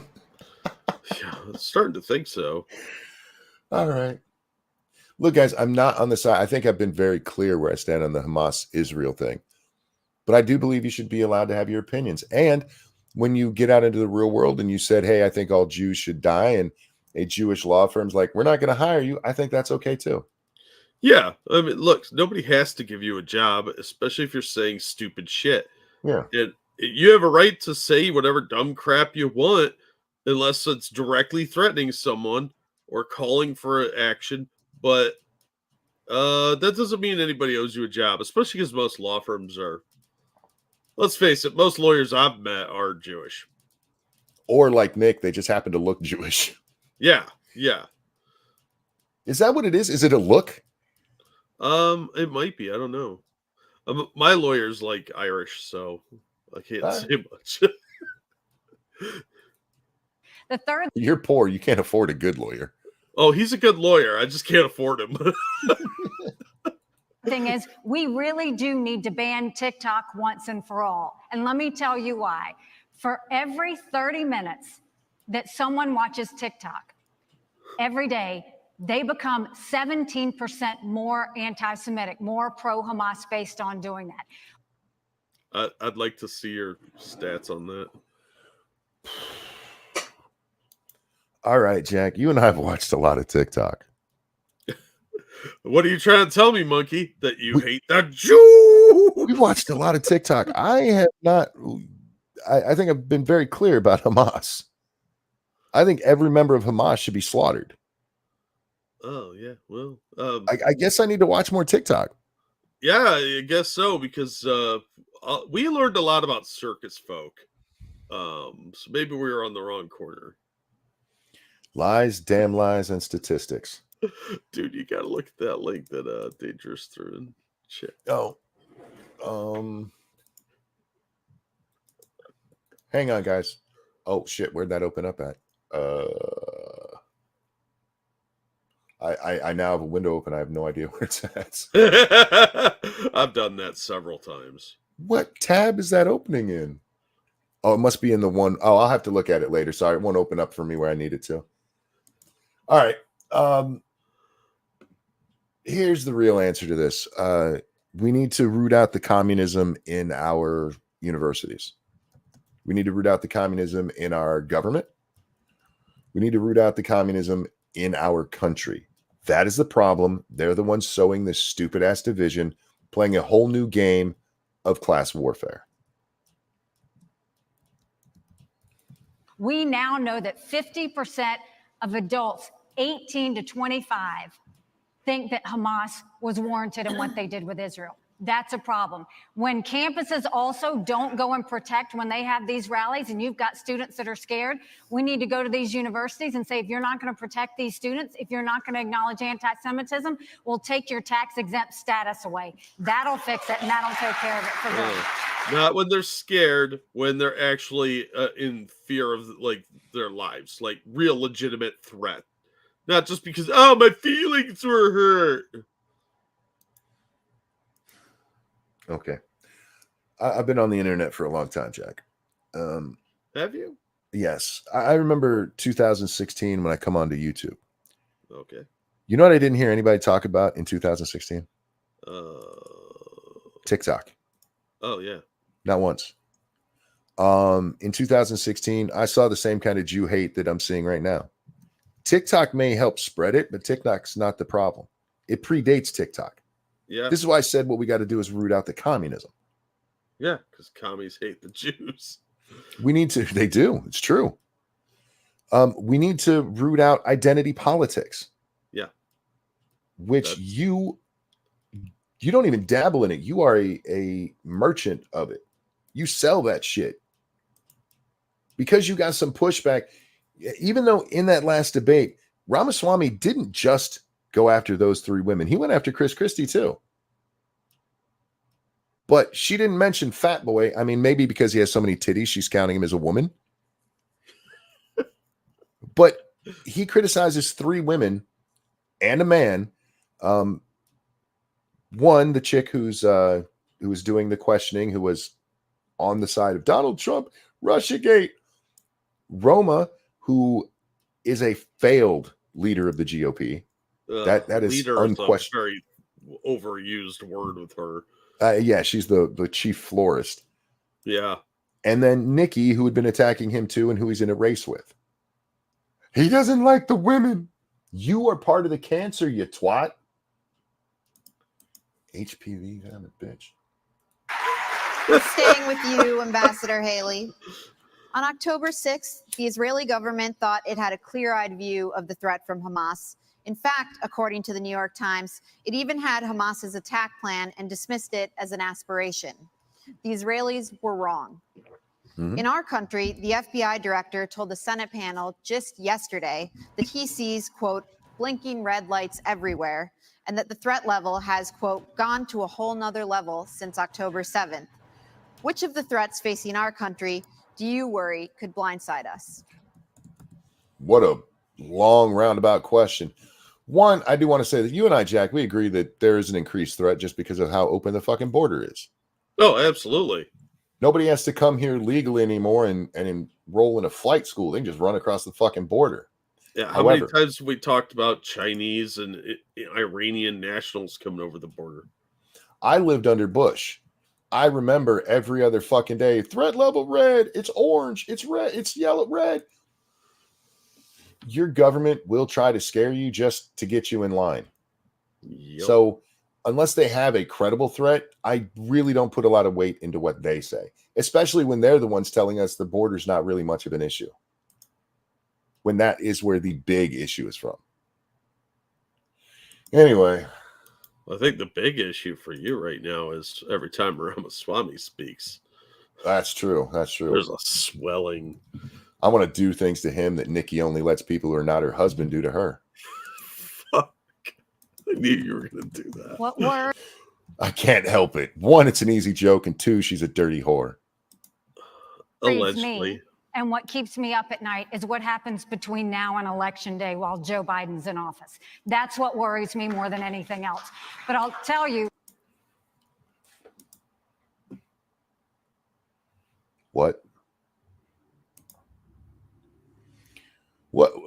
threat? She's talking about terroristic threats. What threat worries you the most? Joe Biden being in office.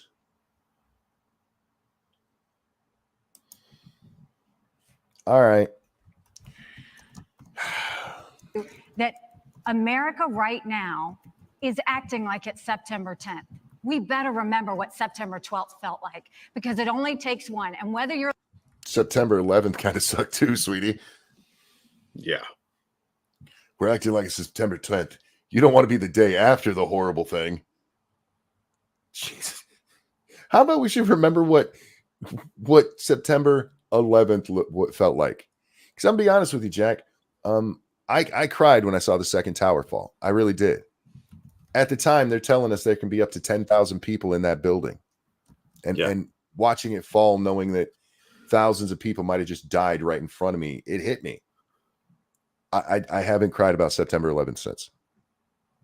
So the 12th sucked, but it wasn't as bad as the 11th. Yeah, everybody kind of came together. You saw people helping out, trying to like search for survivors, and even people they didn't know. Everybody came to help. September 11th is when we saw the worst of humanity. September 12th is when we saw some of the best. Yeah, absolutely. All right. Apparently, Chris being mad that she was called an idiot. That's like saying Christie likes to eat. It's just a fact. It's just science, bro. Black Romeo said Vivek did an interview with Megyn Kelly after this. So maybe we should check that out tomorrow. Yeah, definitely. We're looking at open borders that are allowing people to come in. Iran knows the easiest way to get to America is through the southern border, and we're not doing anything to stop it. We've got to get the foreign infiltration out of our country, whether it's in our schools, whether it's on our social media, whether it's we need to stop all foreign lobbying that's happening to members of Congress, and we need to start securing America again. Until we do. What about American social media companies that have to bow to foreign pressures for their laws? Something like Facebook, like we can't allow you guys to say this because in the EU it would be bad. Oh, here, let me give you the Nikki Haley response. Then we bomb them into submission. Do that, we are going to be at threats. We've got to look at Iran, China, and Russia want to destroy the West. We have to start. So do a lot of people in the West, you idiot. That's my point. Yes, Iran, Russia, China, they fucking suck and they need to be dealt with, but it's not just them. Academia itself pushes this shit, you fucking idiot. And they were doing it before foreign money. They were doing it before TikTok. That is the cancer. It is the communist infestation in our own fucking country, Nikki. It's Bernie Sanders being able to run as a fucking socialist and not getting laughed out of the room. Jesus Christ. It's holding AOC up as some fucking hero when she's a whore from a bar who would audition and doesn't know what the fuck she's talking about if a man's not writing the words for her. Acting strong again. We've got to start protecting Americans. Right now, Americans don't feel protected. You mean like the children are getting their genitals cut off? Little girls who are in bathrooms with grown men or in Wii Spa with their dick flopping around a 9-year-old? Oh, no, not them. Not them. Fucking whore. And we're not doing anything to strengthen it. So Joe Biden continues to be a problem. That'll change on Election Day. Governor It will, DeSantis, but not because of you.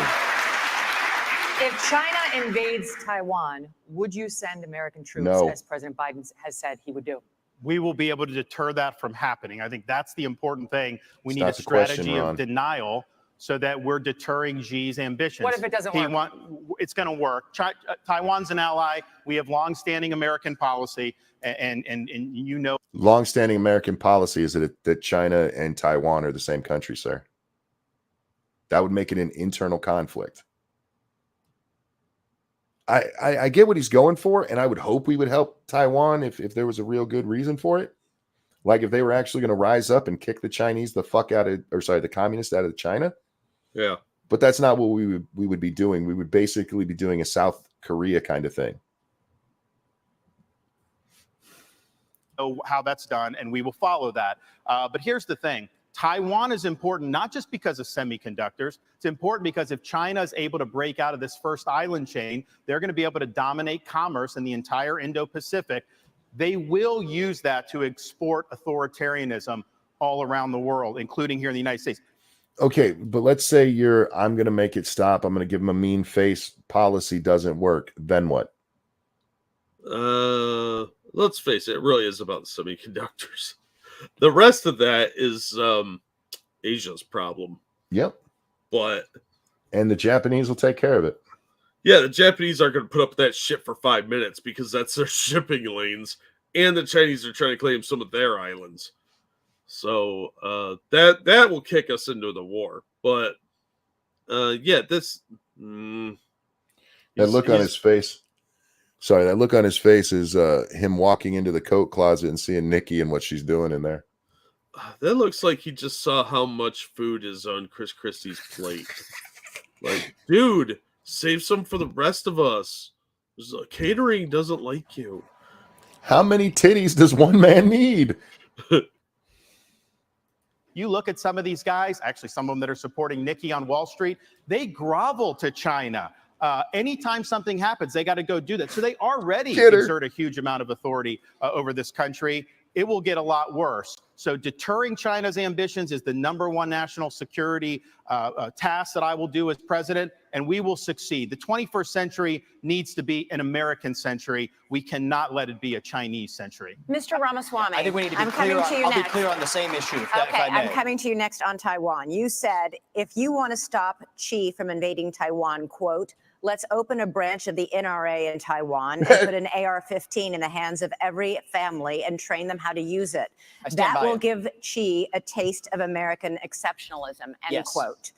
The National Police in Taiwan announced a zero-gun policy last year. Is this a serious policy proposal? And if it isn't, why do you keep repeating it? Well, everybody remember what happened in Hong Kong?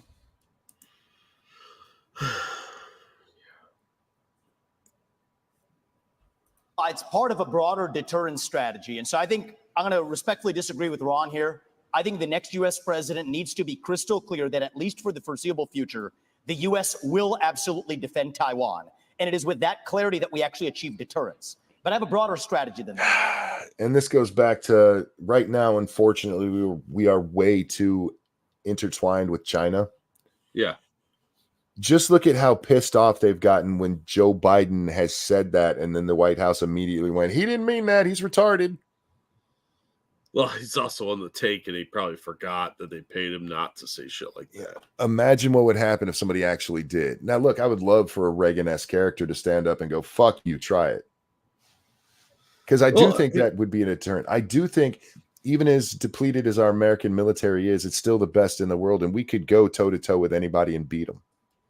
Oh, yeah, but we really need those semiconductors.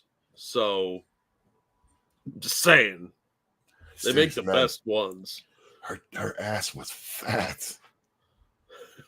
We need to get on side in our relationship with India. Take it to the next level. Yes. You want to fuck with China? Get in good with India. Mm-hmm. Make them a first world nation and see what happens to China. India has to be able to block the Andaman Sea, which is where China gets most of its Middle Eastern oil supplies. That's critical. I also do believe the Second Amendment is a critical way of preventing foreign autocrats from being able to, it's worked in America, why wouldn't it work in Taiwan? So it is part of a broader strategy. But I do think that works for Switzerland too. It's such a stupid question. Okay, you're a Republican who believes in the Second Amendment and the right to bear. Pause. You're right.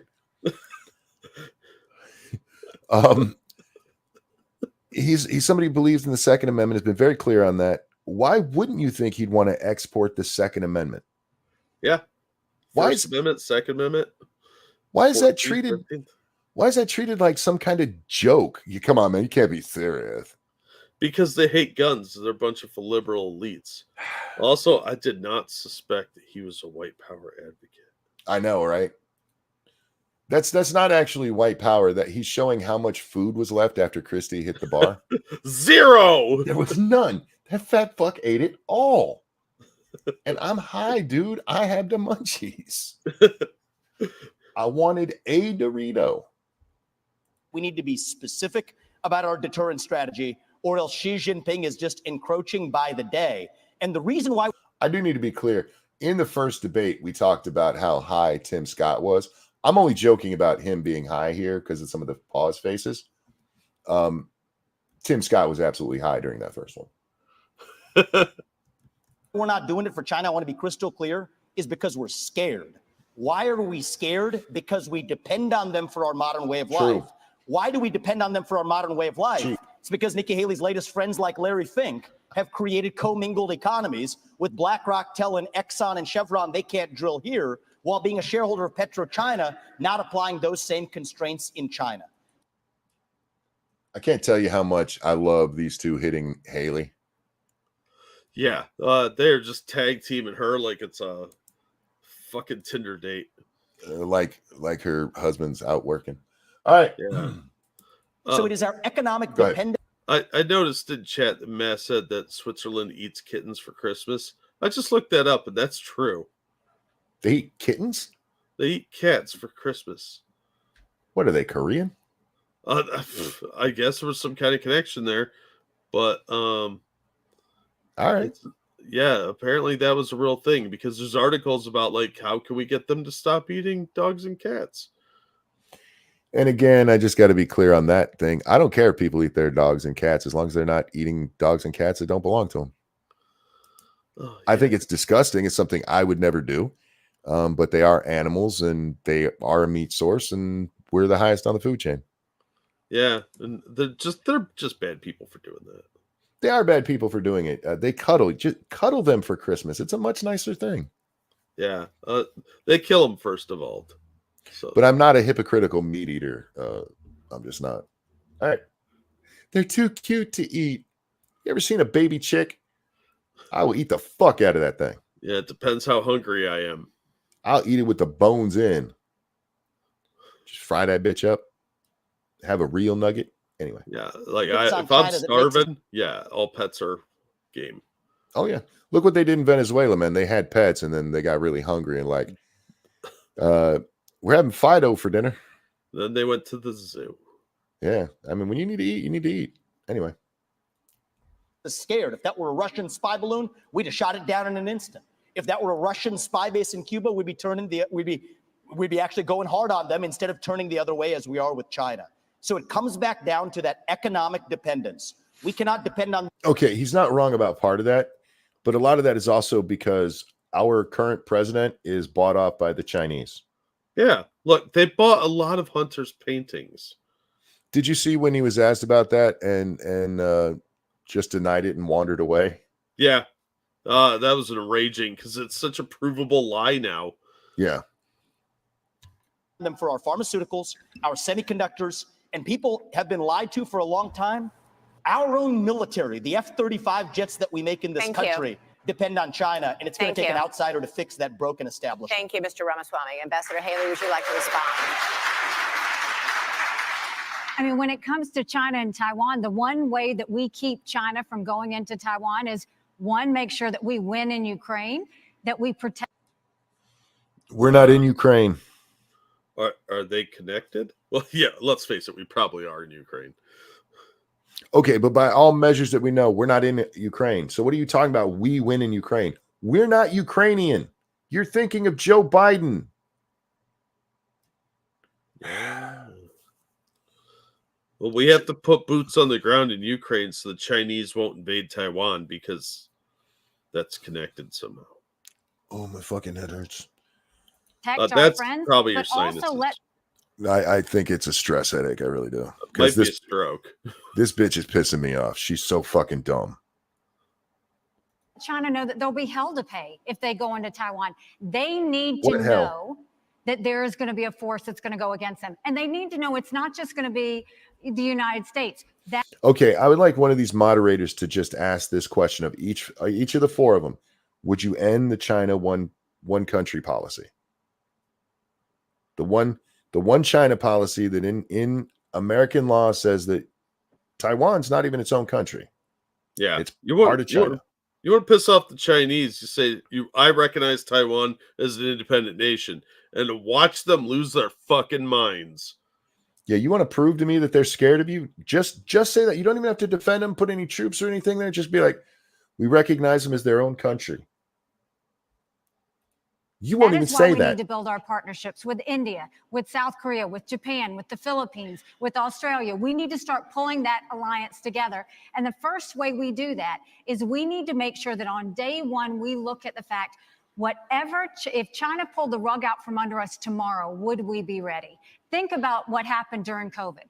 Everybody told you to wear a mask. They were made in China. Everybody told you to take a COVID test. They were made in China.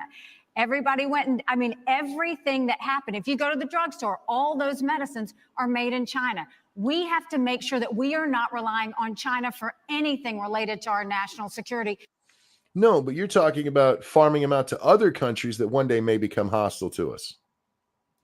How about this, Nikki? Find a way to make it profitable for companies to do that here in America. No? All right. No, she doesn't care about this country. No. What we really need to do, got offices all over the world. What we really need to do is start relying on India, who I do think we should make better relations with. Yeah. But how do I put this? They're a nuclear powered country, and maybe that's not the best place to hang our hat.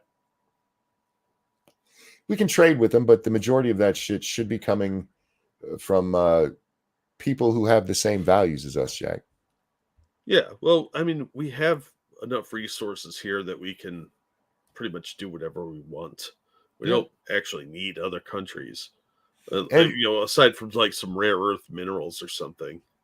And a lot of this stuff, it's not even necessarily, America's labor force being so expensive. That's a part of it, of course. Mm-hmm. But just getting a new business started, the fucking regulations. Oh, yeah. Regulations are a huge bitch. Don't get me started on unions, but they don't encourage small business anymore. No. Which eventually would become big business. They have this mentality of you have to destroy business here so that these other countries can be lifted up. Yeah. All right. Which means let's start focusing on doing deals with our friends now. Thank you, Ambassador. Governor Christie, I'd like you to weigh in on that. And do you think arming every family in Taiwan with an AR-15 is a plausible policy? I don't think we have constitutional authority over Taiwan to give them a Second Amendment. I think they can only do that for themselves. But look, I want to be really clear. Once again, I want to play the role of actually answering your question. You didn't answer the question. The first question is it plausible? And your answer was, well, we can't give them a Second Amendment. We didn't give the drug cartels a Second Amendment when we gave them guns, shithead. We didn't do it when we armed the Contras. We didn't do it when we armed Saddam. The fuck are you talking about? You're full of hate facts tonight. You know that? Real quick, though. Thank you, Evolved Potato. Okay, let's go over this again. The U.S. says there's only one China, but it doesn't say whether or not Taiwan is part of China. It's specifically vague on not saying what Taiwan is. That's because Taiwan is China, and the other people are imposters. Here, let me prove to you the truth of what you just said there. If we were actually saying that Taiwan was the China, then we wouldn't be so scared of saying that Taiwan is its own thing. Well, it's a secret, see. It's not a secret. We all know what the one China policy means. It means we're not going to piss off the CCP. Yeah. Well, they're very they get very upset and hurt. Their feelings get hurt. Sometimes they think of it as misgendering. Look, there's good reasons to not just every group that decides they're autonomous go like, that's a new country. It causes all kinds of issues. But with this, the U.S. is quite clear. This is why when Biden comes out and says, yeah, Taiwan's its own country, the administration immediately like, we didn't say that. He was burping, and that's just what it sounded like. Anyway. Which is, if China went after Taiwan, you're absolutely right. I would, as president, have us go militarily and defend them. Secondly, I'm not afraid, based upon the economic relationships, to do that, because these economic relationships mean nothing. Nothing. If what's going to happen is that China is going to come and act in that region of the world however they see fit. It's not right. And I'll say this about what I heard from Nikki earlier. She said that Donald Trump was good on trade. Wow, he's going way back. That was a while ago. Yeah. Well, nobody remembered him for a while. That was the fentanyl question. Oh, but now apparently one of his titties got hard, and I'll take a shot at her too. They seem to be enjoying double teaming her. You got a third hole, Nikki. It's my turn. He wasn't. And the proof that he wasn't good on trade with China is that all he did was impose tariffs, which raised the prices for every American. You want to know what has contributed to inflation in this country? Yes, it's more government spending. Yes, it's the fact too much money. Absolutely. But it is also the increase in prices that were driven by Donald Trump's tariffs. And the increase in prices for that, it's one of the times where the government did spend some money. They gave it to the farmers that were impacted by it because it was mostly farming that was impacted here in the United States. As you pointed out, Jack, our exports to them are mostly food. Mm-hmm. That was not a big contributor to inflation, and I can prove it, because while that was going on, inflation didn't run out of control, you fat fuck. Yeah, that had nothing. It had such a minimal impact. And at the end of it, we got a better trade agreement with the Chinese. Yeah, because they really needed our food. They're still stealing our intellectual property. It's not like, they just don't have farmland. You can't say he was good on trade because he didn't trade. He didn't change one Chinese policy in the process. He failed on it. Thank you, Governor Christie. Governor DeSantis, switching subjects here. For 15 years. Actually, didn't he get more of our stuff sent over to China? So we're selling more shit there? They increased the buying that they were doing by like 20%, which is like nothing, but the whole still a win.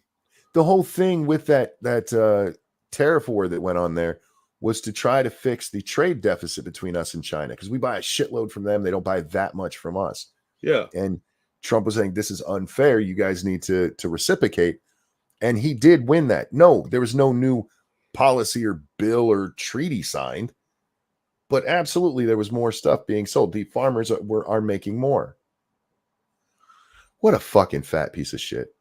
His hatred of Trump knows no bounds. Neither does his ability to lie. Republicans have been you have to convince them that you've only been up to the buffet 2 or 3 times. No, this trash bag full of Doritos didn't come from you guys. I brought it with me. Policy in the process. Sorry, I wanted to get her question. Thank you, Governor Christie. Governor DeSantis, switching subjects here. For 15 years, Republicans have been burned by politicians' promises to repeal Obamacare. Trump repeatedly promised to replace it with, quote, something terrific, but failed to propose anything. Stop. He really, you can go back and look this up. He said they have this I will sign it day one. It'll be great. Now, should he have checked in on those lying fucking rhinos in Congress? Yes. But you can't lay that at Trump's feet.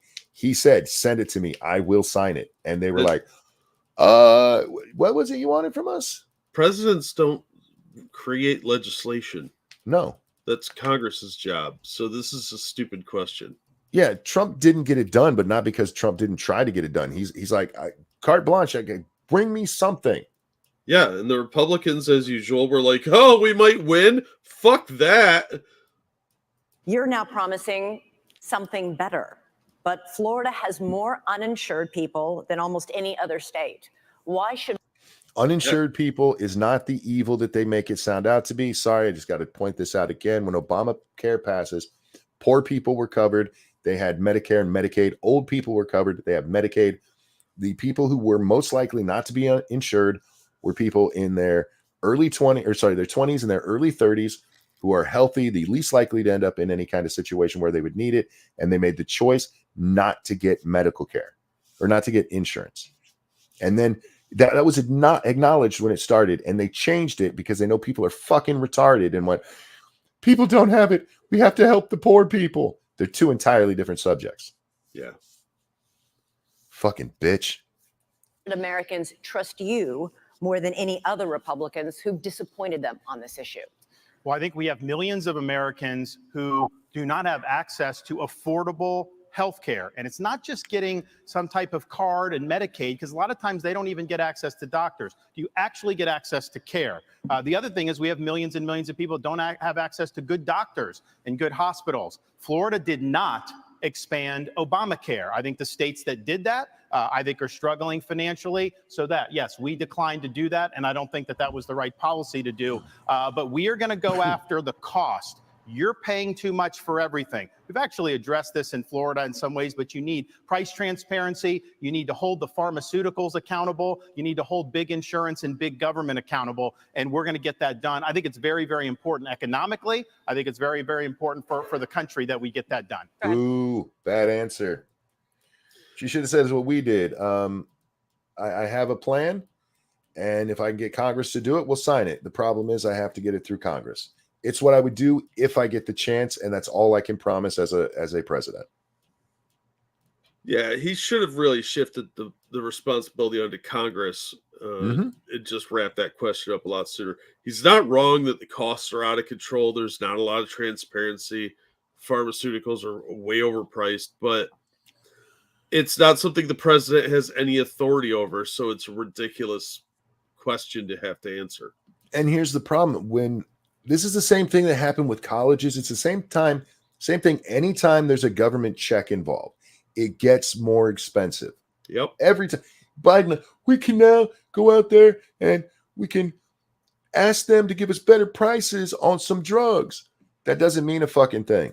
They know there's there's a bottomless pit. It is empty, but a bottomless pit of money that they get because you fucking assholes are like, everybody's got to have this. So these my friends can get rich. Obamacare was written by insurers, not Congress. Yeah, so I actually wanted to, this is a very personal issue to our family. I wanted to take actually a minute to recognize my wife who's here today. Badass surgeon. She did a bunch of cases with cancer survivors earlier today. His wife's a surgeon?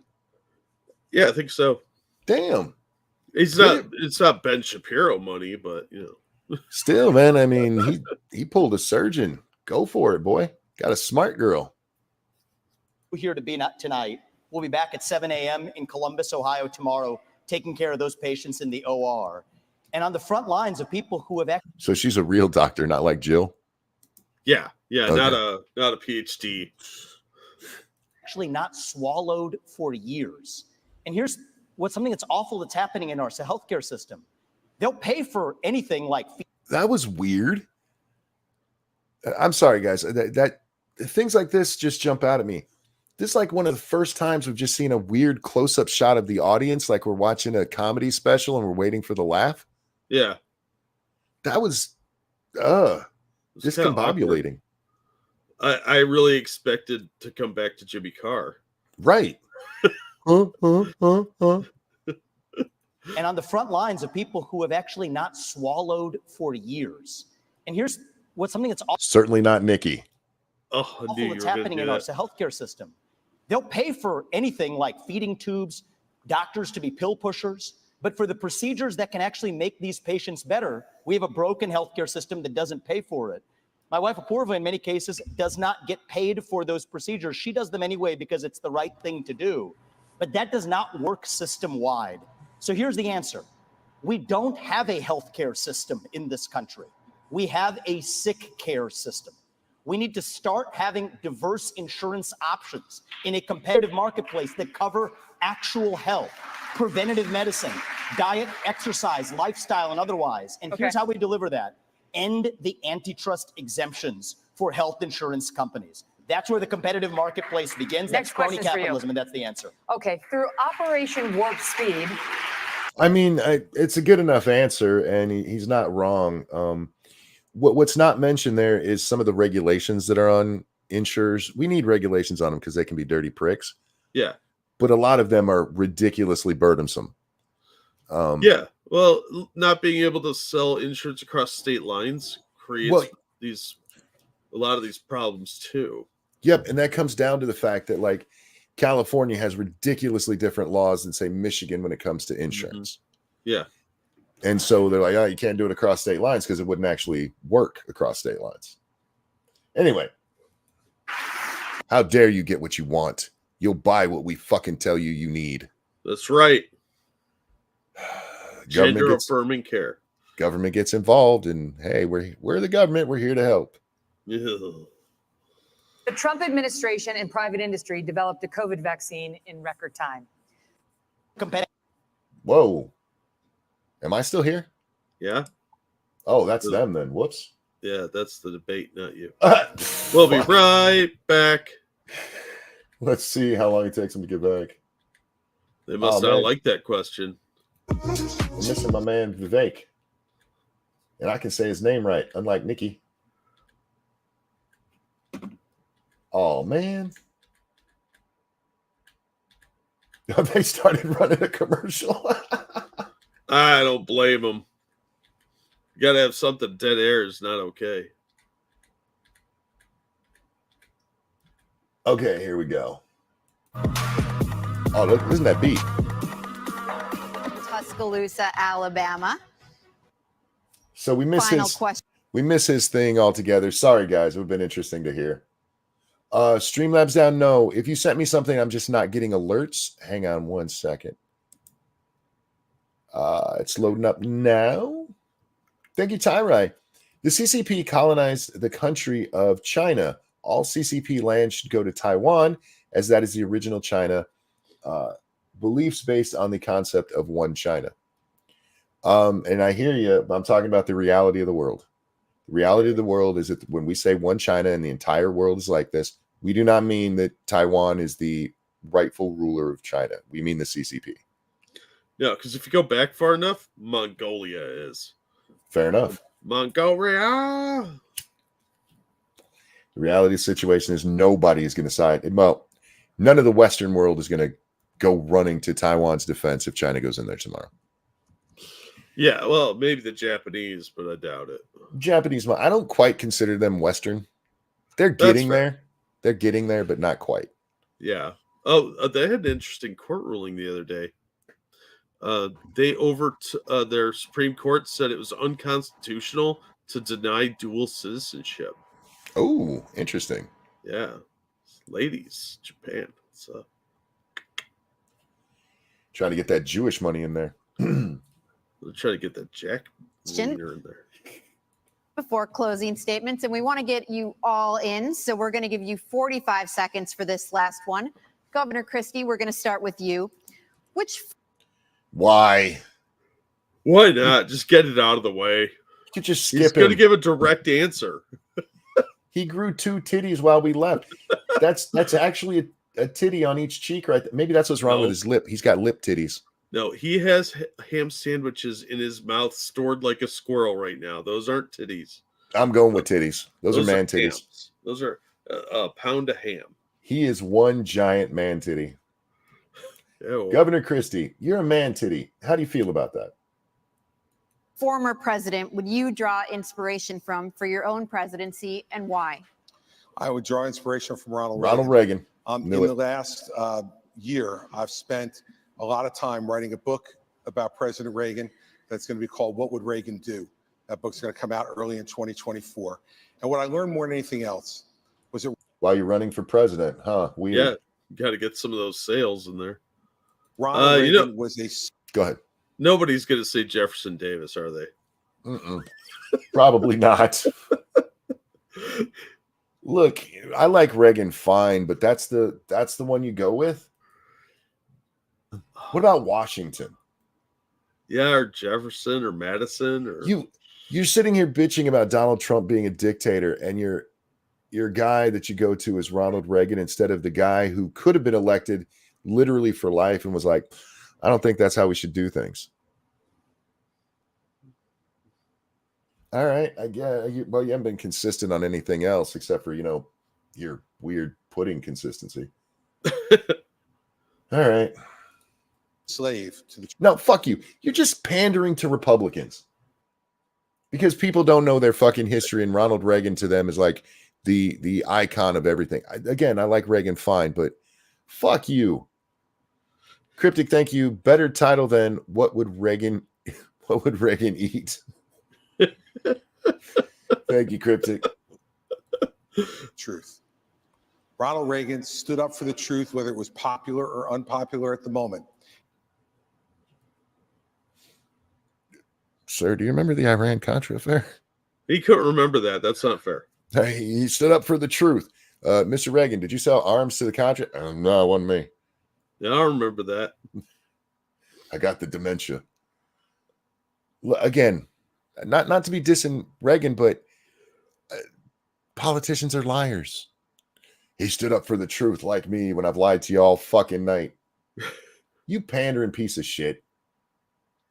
In 1964, Who do you think Vivek's going to say? Calvin Coolidge. I'm thinking Jefferson. Let's see. Stood up against the John Birch Society. Haley's going to say, which one had the biggest winner? When it was very unpopular to the party to do it, but he would not put up with our party standing for lies and deceit, even it gave him political progress. Iran-Contra, you fat fuck. Even if you agree with what Reagan did in Iran-Contra, he clearly wasn't open about it. That's the kind of president that I will be, and I would draw that inspiration from the 40th president of the United States, Ronald Reagan.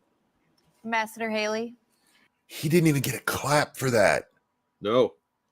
Wow. No, people forgot he's on stage. They're like, Wow. that pillar is talking. He invoked Reagan and didn't even get a pity clap. Yeah. Maybe they told the audience before we got back, hey, no clapping during this part.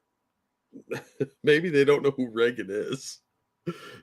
Well, I have to say, too, I think George Washington, when you look at the responsibilities he had of how do you go and take on this great... So she likes slave owners. I'm surprised she didn't say Ben Franklin was her favorite president. Probably, yeah. Ben and Jerry. No, look, again, I'm a fan of Washington, but she likes to play identity politics. So Nikki Haley supports slavery. American experiment and make sure that the people are protected. And they always knew that government was intended to secure the rights and freedoms of the people. It was never meant to be all things to all people. And then you look at Abraham Lincoln. Only one, lady. You could have picked one. I really like President's Day. For those of you old enough, you understand that joke. Thank you so much, Dixie. It says, ear, nose, and throat doctor. Thank you so much. And you look at the challenges and you look at the division that happened in our country and the ability to lead in spite of the loud noises and say what will bring out the best in people to get us to go forward. He allowed Sherman to burn a trail down to the Gulf of Mexico, killing a whole bunch of people, razing their towns. And? I'm going to bring people together like Lincoln. You know, when the whole Union fell apart and he decided that you're not allowed to leave the Union because he believed in freedom. What if she said the Trail of Tears because of Andrew Jackson's treatment of the Indians? I don't like those kind of Indians. Anyway. I like Andrew Jackson. Woodrow Wilson was the best. Anyway. I think that's more her style. Probably. Ability to lead in spite of the loud noises and say what will bring out the best in people to get us to go forward is always something that's important. And I think we need that now more than ever. Governor DeSantis. Okay, so he took Reagan, she took Washington and Lincoln. I bet he's going back to Reagan. What do you think? I bet he's going to be like, she took mine. Oh, you know, apparently we got divorced. I already know Ramaswamy's. He said before Trump, at least in this century. I wonder if he'll stick with that for all time. Ooh. Interesting. Maybe he'll pick two. Yeah. Reagan, Washington, Lincoln, excellent. One of the guys I'll take inspiration from is Calvin Coolidge. Well, that was close. It was the guy next to him that said it. Now, people don't talk about him a lot. He's one of the few presidents that got almost everything right He understood the proper role of the federal government under the Constitution. We need to restore the U.S. Constitution as the centerpiece of our national life. And that Sorry, I got to get this. Frosted, thank you. Half expected Nikki to say Bill Pullman. Look, he fought off all those fucking aliens. That's an Independence Day joke for those of you who don't get it. He understood. Morgan Freeman. Morgan Freeman was a much better fake president than Bill Pullman was. Oh, I don't know. They're both pretty good in different ways. He's got that commanding voice and stature, though. Yeah, I like Bill fine, but man, Morgan Freeman is the voice that everybody wants, to narrate their life. Yeah, but his role as president, that'd be your obituary. Morgan Freeman is the only black man that can play God in America and nobody said shit. I'm just saying. The proper role of the federal government under the Constitution. We need to restore the U.S. Constitution as the centerpiece of our national life. And that requires a president who understands the original understanding of the Constitution, who has a good sense of the Bill of Rights, and who knows how we've gone off track with this massive fourth branch of government, this administrative state, which is imposing its will on us and is being weaponized against us. So Silent Cal knew the proper role of the federal government. The country was in great shape when he was president of the United States, and we can learn an awful lot from Calvin Coolidge. How about Truman? Because he wasn't a pussy and dropped a bomb that nobody wanted him to use to end a war. Wasn't he a Democrat, though? He was. Real quick, thank you, Cryptic. Take one for the team, Jack. Nikki needs your hot dog to stop being such a cunt. Look, you got to get in line. A little chubbier than I usually like him, but if she was interested, I would probably bang it out. Jeremy Irons' voice is better than Morgan Freeman's. You're just wrong on that. No, I'm kind of with Frosted on that one. Then you're just wrong. That's okay. I'm used to that.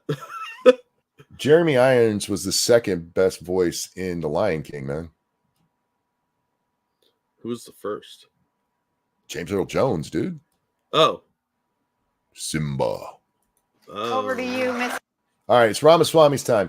We're gonna take a poll. A for Trump, B for anybody else. I'm kind of torn here. I think he's gonna go Trump. I think he's gonna pick one of the first 12 presidents. He's gonna pick Trump, and Christie's literally going to explode into a ball of titty. He could do it just to piss Christie off. That'd be funny. That is my prediction. Here we go. Mr. Ramaswamy, to conclude our history lesson. Sure. Well, I will say Ron picked a president who was born on July 4th. I'll pick one who died on July 4th. Oh. It's Thomas Jefferson. Jefferson. He was 33 years old when he wrote the Declaration of Independence. And you all are sitting on a swivel chair today.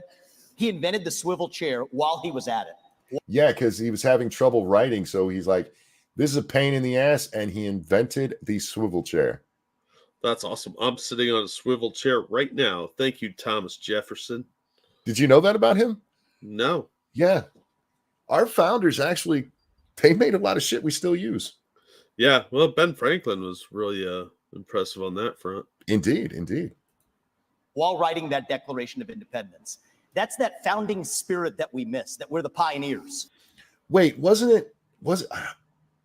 I swear it wasn't for the Declaration. I swear it was for more stuff than just that. Maybe he's right. Maybe I'm misremembering. We're the explorers, the guy who sent him out on the Lewis and Clark expeditions. And I think a lot about what would Thomas Jefferson say to today's Republican Party. And I think one thing he'd remind us of, we haven't talked about it as much tonight, but I think it is one of the interesting ideological discussions we're having in our party is freedom of speech. Okay, I hear you. And I'm a Jefferson fan. But Jefferson also used the power of the government to try to shut down some of his detractors. Yeah. He was a little bit abusive. He tried to get a Supreme Court justice kicked out because he didn't like the guy. Anyway. Get to express your mind freely, no matter how heinous the opinion. Thomas Jefferson understood that. All He's right. an inspiration Thank you, for me. sir. And again, on paper, true. And in the overall, that's probably much better than the shit that he did wrong. I don't have a problem with Jeffrey. I really don't have a problem with any of those answers. Except for the fact that the first two are clearly pandering. Yeah. Look, George Washington is a great answer. He really is. And I would even say Lincoln is a decent answer, even though he was a tyrannical despot. But Jefferson and Coolidge, much better answers. And it's not just because I don't like the two at the other end. They're just better answers. Thank you, Mr. Ramaswamy. And believe it or not, it's time for closing statements. Governor Christie. Ah, shit. Chris gets to talk again. We are in hour 6 of this, Jack. I know. I thought they said that was the final question. It was, but these are closing statements. All right, fat boy, tell us how much you hate Trump. Steve, would you like to begin? Sure, thank you. I want you all to kind of picture in your minds election day. You'll all be heading to the polls to vote. And that's something that Donald Trump will not be able to do because he will be convicted of felonies before then, and his right to vote will be taken away. You know, look, here's the bottom line. You can boo about it all you like and continue to deny reality. But if we deny reality as a party, we're going to have 4 more years of Joe Biden. Have you seen the country, sir? Yeah, there's a lot of reality I'd love to deny right now, but literally any of the people on stage could beat Biden. Yeah, I think so. When my colleagues here raised their hands and said they would support him, even if he was a convicted felon, the bigger problem with it is they were confirming the lies he's told to the American people. If you're too timid to take on Trump, believe me, others will see that timidity. Xi, Putin, and the Ayatollah, the border crossers on the southern border, and the criminals in our streets. If you don't attack your political opponent in the way that Chris Christie says, then the Chinese are going to come get us, Jack. Wolverines. This guy's a fucking joke, man. It's the only reason I'm glad he's still in the race, because he is a fucking human titty. I'm shocked he's still in the race at this point. Like, who is giving this man money for his spite campaign? We really should have had a counter on this for every time I said the word titty and every time that I suggested Haley was a whore. I don't think I could count that high. So yeah, we probably should have had a counter. It'd be like the end of the South Park episode. Shit. Yeah. They'll sense that timidity and they'll take advantage of that failure of leadership. No, they won't. We need to get back to an old American idea that every person is responsible for their own conduct, even a president. I'll be the kind of president who has the humility that knows that you work for the people. It's not the other way around. Sir, you do not work for the people when you're going to the buffet. He doesn't. Well, I mean, he keeps some other people from overeating just from lack of availability. He's also making those poor people that work there work twice as hard. Yeah, that's fair. And don't forget about the plumber. All right. Yeah. Ooh. Earn your trust. I want to earn your vote. He just poops straight titty. Got in another one. Oh. Thank you, Governor Chris. How long now? We've been going 6 hours and 20 minutes. Yeah. Thank you, Cryptic. Fatty is responsible for closing down a buffet. Right? See, you say that you made a poop joke and I missed a great opportunity to compare that to Rico's leaf poops. That's true, you did, but it's been 6 hours. That's true. I'm running out of steam. Fuck, I had another joke and I forgot it. Here we go. Christie. Mr. Ramaswamy? I'll use this to just address a topic we didn't talk about tonight, but I think is one of the most important topics that needs to be discussed. That is this climate change agenda that is shackling this country like a set of handcuffs. I said it the first debate and I stand by it. The climate change agenda is a hoax. Perpetuated by communists. Just going to throw it out. It's a redistributionist scheme. You'll hear people often talk about the fact that Adolf Hitler himself did environmental programs in Germany. You know why? Because the Nazis were socialists. They're part of the communist class. It goes back that far, you guys. This is not even a secret. We just don't talk about it. because it has nothing to do with the climate. That's what we have to see. 98% reduction in the climate disaster-related deaths in the last century.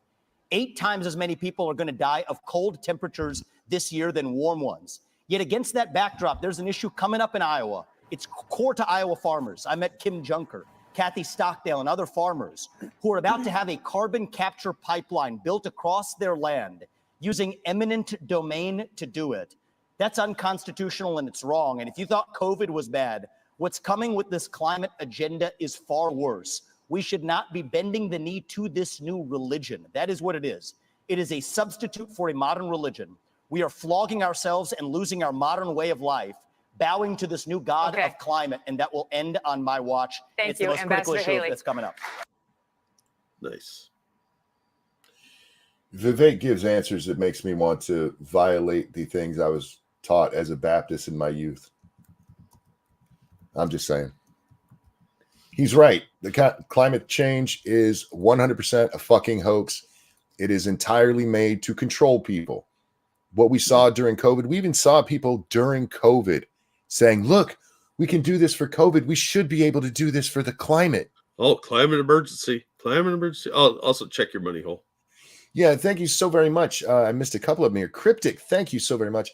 By the way, thank you for the image of Fats fisting things I see in the morning. You're welcome. Sorry, Fat's first thing I see in the morning. Sorry about that. And Circus Zero, thank you. I want Mike Rowe to narrate my life but he needs to bring his sense of humor with it. That's a good answer too. Yeah. Mike Rowe would be a great narrator. If he's the one who writes the script, yeah, give me Mike Rowe. Anyway, it's time for. Now, I'm gonna skip the opportunity to make a joke about what a dirty horse she is while her husband's away. But I will remind you she is one. Thank you. Thank you very much. Our country is in chaos. Hang on a second. I need to see something. On my watch. Thank it's you, the most critical Ambassador issue Haley. that's coming up. Thank you. Thank you very much. Did you see what just happened there? No. Vivek Ramaswamy finishes what he's saying and people clap, and she stops and acts like the applause was for her. Well, I mean, she does seem a bit focused on herself. What? To this new god of climate, and that will end on my watch. All right. Thank it's you, the most critical Ambassador issue Haley. that's coming Clapping up. starts. Thank you. Look at her face. Look at her. And you can tell she's not looking at the moderators. She's looking out at the audience. Yeah. Oh, they love me. They really love, because she heard her name and then the clapping. What a delusional wench. Thank you very much. Our country is in chaos. We see it on the southern border. We see it on our streets in our cities. We see it on college campuses. We feel it with our economy, with inflation and with debt. And we feel it around the world with wars in Europe and within the Middle East. Wow, you're inspiring me. Everything sucks. You're all going to die. So might as well just invade Ukraine. I mean, That's why my husband's overseas right now. Wink, wink. We have to stop the chaos, but you can't defeat Democrat chaos with Republican chaos. I think Rhoda would disagree with you. So the answer is to become a Democrat like you have? And that's what Donald Trump gives us. My approach is different. No drama. You're going to regret going after Trump. You really are. Because if you think Vivek is mean to you, that man's going to rip you a new ass about how you wouldn't have been anything without him. And when it comes to becoming the ambassador, that's 100% true. Easily provable. He's the one that nominated you for the position. Yeah. Drama, no vendettas, no whining. I envision. Did she just call Donald Trump a whiner? She did. Bitch, are you insane? Okay, no, please keep going. Please.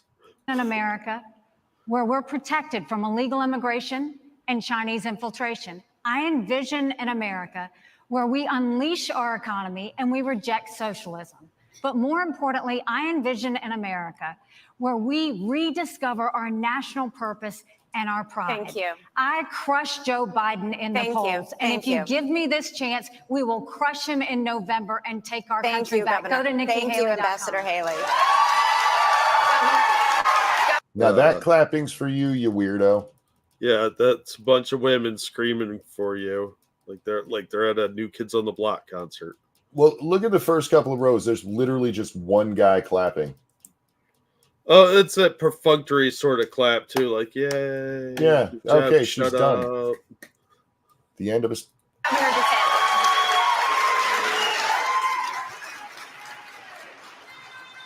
We are in jeopardy of being the first generation of Americans to leave to our kids and grandkids an America less prosperous and less free than the one we inherited. I refuse. No, we're not in danger of that. We've already done it, sir. Yeah, we're just gonna make it worse. Yeah, it's no longer a danger. It's a reality.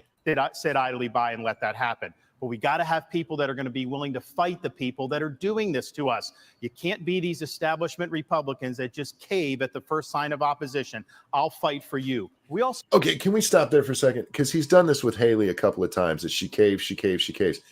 It's not even just that she caves. She literally pulled the identity politics stuff with Ramaswamy. It's who she is. She's not caving. She is a Democrat. Well, to be fair, she does have a cavern, her lady cavern. It's been spelunked a lot. Well, you know, some spots are more popular than others. Ooh, look, stalactite. Oh, sperm. Also need to win again as a party. Yes, win the election, which we've struggled to do, but also win on these big issues. And nobody has defeated these people more than what I have done in the state of Florida on issue after issue. We have won, and we have won big, and that's what we'll do for you. We also need leadership. Leadership is not about doing what's easy. It's about being willing to set out that vision, knowing they're going to shoot arrows at you. They're going to come at you. I will fight the good fight. I will keep the faith, and I will finish the race. Thank you, and God bless you. Thank you, all of you. He's the only one that said, God bless you. None of them said, God bless America. I just realized that. Yeah, well, I mean, Ganesh might have blessed America. The one guy does. There's a whole pantheon involved. Is this chick getting ready to do the wave? I think so. Oh, and she's waving like a retard. She's doing jazz hands because clapping is offensive. I do the jazz hands when I'm waving goodbye to the audience sometimes. Fair enough. Oh, look at that. Look. Ron's wife comes out. Ramaswamy's wife comes out. Nikki goes looking for penis. And fat man nobody loves. Well, to be fair, he's going to take a minute to get off the stage.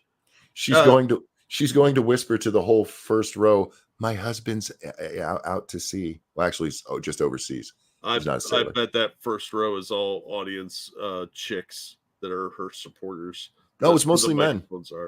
Oh, really? Yeah, from what we saw, it was mostly men. I wasn't really paying that close of attention to the audience. Okay, I don't care about any more of this because, well, we covered the whole thing. That is 6.5 hours, Jack. Good God. Yeah. Thank you, Tyrai. Why do they support the worst women in high leadership? Why would I vote for that horrible representation? I think that's just the people that run. There's a lot of really terrible women out there, and somehow their bitchiness gets them in first place. I don't get it either. It's just the way it is. I was wondering why my Twitter was open in the background. That's where the 2 times I tried to open that thing came from. I just saw it briefly as I was closing it. Damn it! Where the hell did it go? Ah, fuck! I can't find it. I retweeted it. You can find it on my timeline. Oh, cool. So, Jack, we're gonna do what we did at the halfway point. Give me a score for Christie. D-. Fair. This is fucking awesome. We'll put this on the screen while we talk.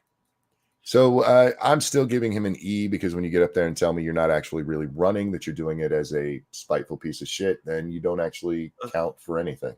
Yeah, I kind of respect the honesty on that, though. I would respect. Yeah, it's a spite campaign.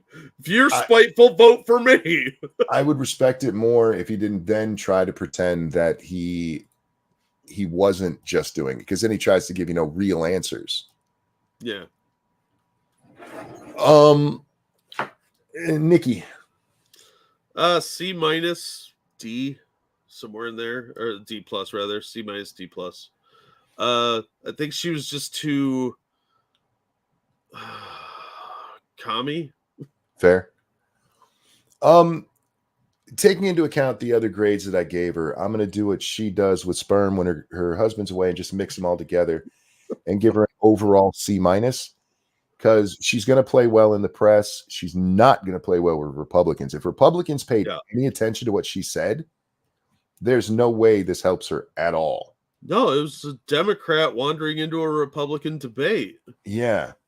So, but I do think that when you're looking at this kind of thing, you have to look at how it's going to play in the press. And for her, I mean, she almost starts with a natural C.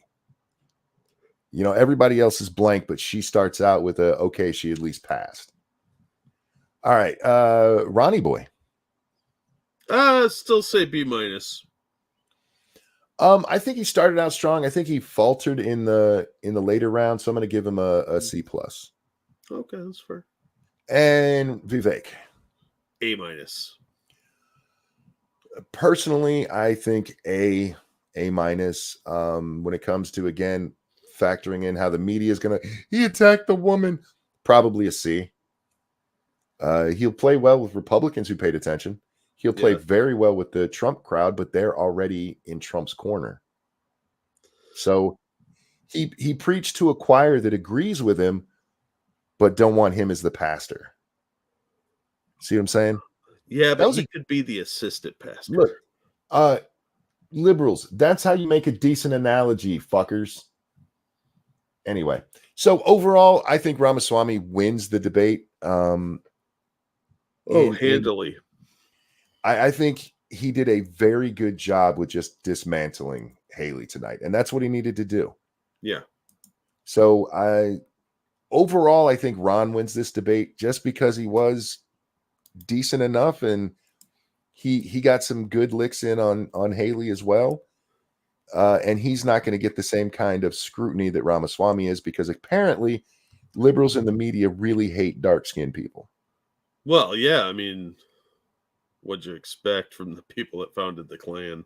So, yeah, anyway, she's a C, maybe a D, depends on where she's shopping. Fair enough. Ladies and gentlemen, I am sick as hell. It is 6 hours, 35 minutes, and 10 seconds into this show. Thank you for sticking with us. Thank you if you just happen to catch bits and pieces. Thank you for sharing it. Thank you for liking. Thank you for the donations. You guys are amazing. Jack, anything you'd like to show out? I'll drop some links. As always, like Monkey said, thank you so much for the support you give us across the board, especially with the financial donations, because that really keeps us going. The tips really do help. And you guys sitting through this with us for 6 hours. That says a lot. And we're glad you're here. Thank you, guys. I would just like to point out, Jack, I've been on the Starlink. I only had really one problem, and it wasn't the Starlink. It's the Wi-Fi on my computer. So not a bad one. I'll take it. Yeah. No game stream, guys. That's the one that always falls by the wayside, and my fat ass does not have the energy. Thank you for joining us, Jack. Thank you for sticking with me for 6 hours on this one. Oh, yeah. Whenever I can. I'm glad to. Everybody, take care of yourselves. I love you. We'll see y'all next time. Bye now. Bye, everybody. How dare you want a song? I just spoke to you for 6 fucking hours, you greedy bastards. Nikki Haley's a whore who people when her husband's away. Jesus.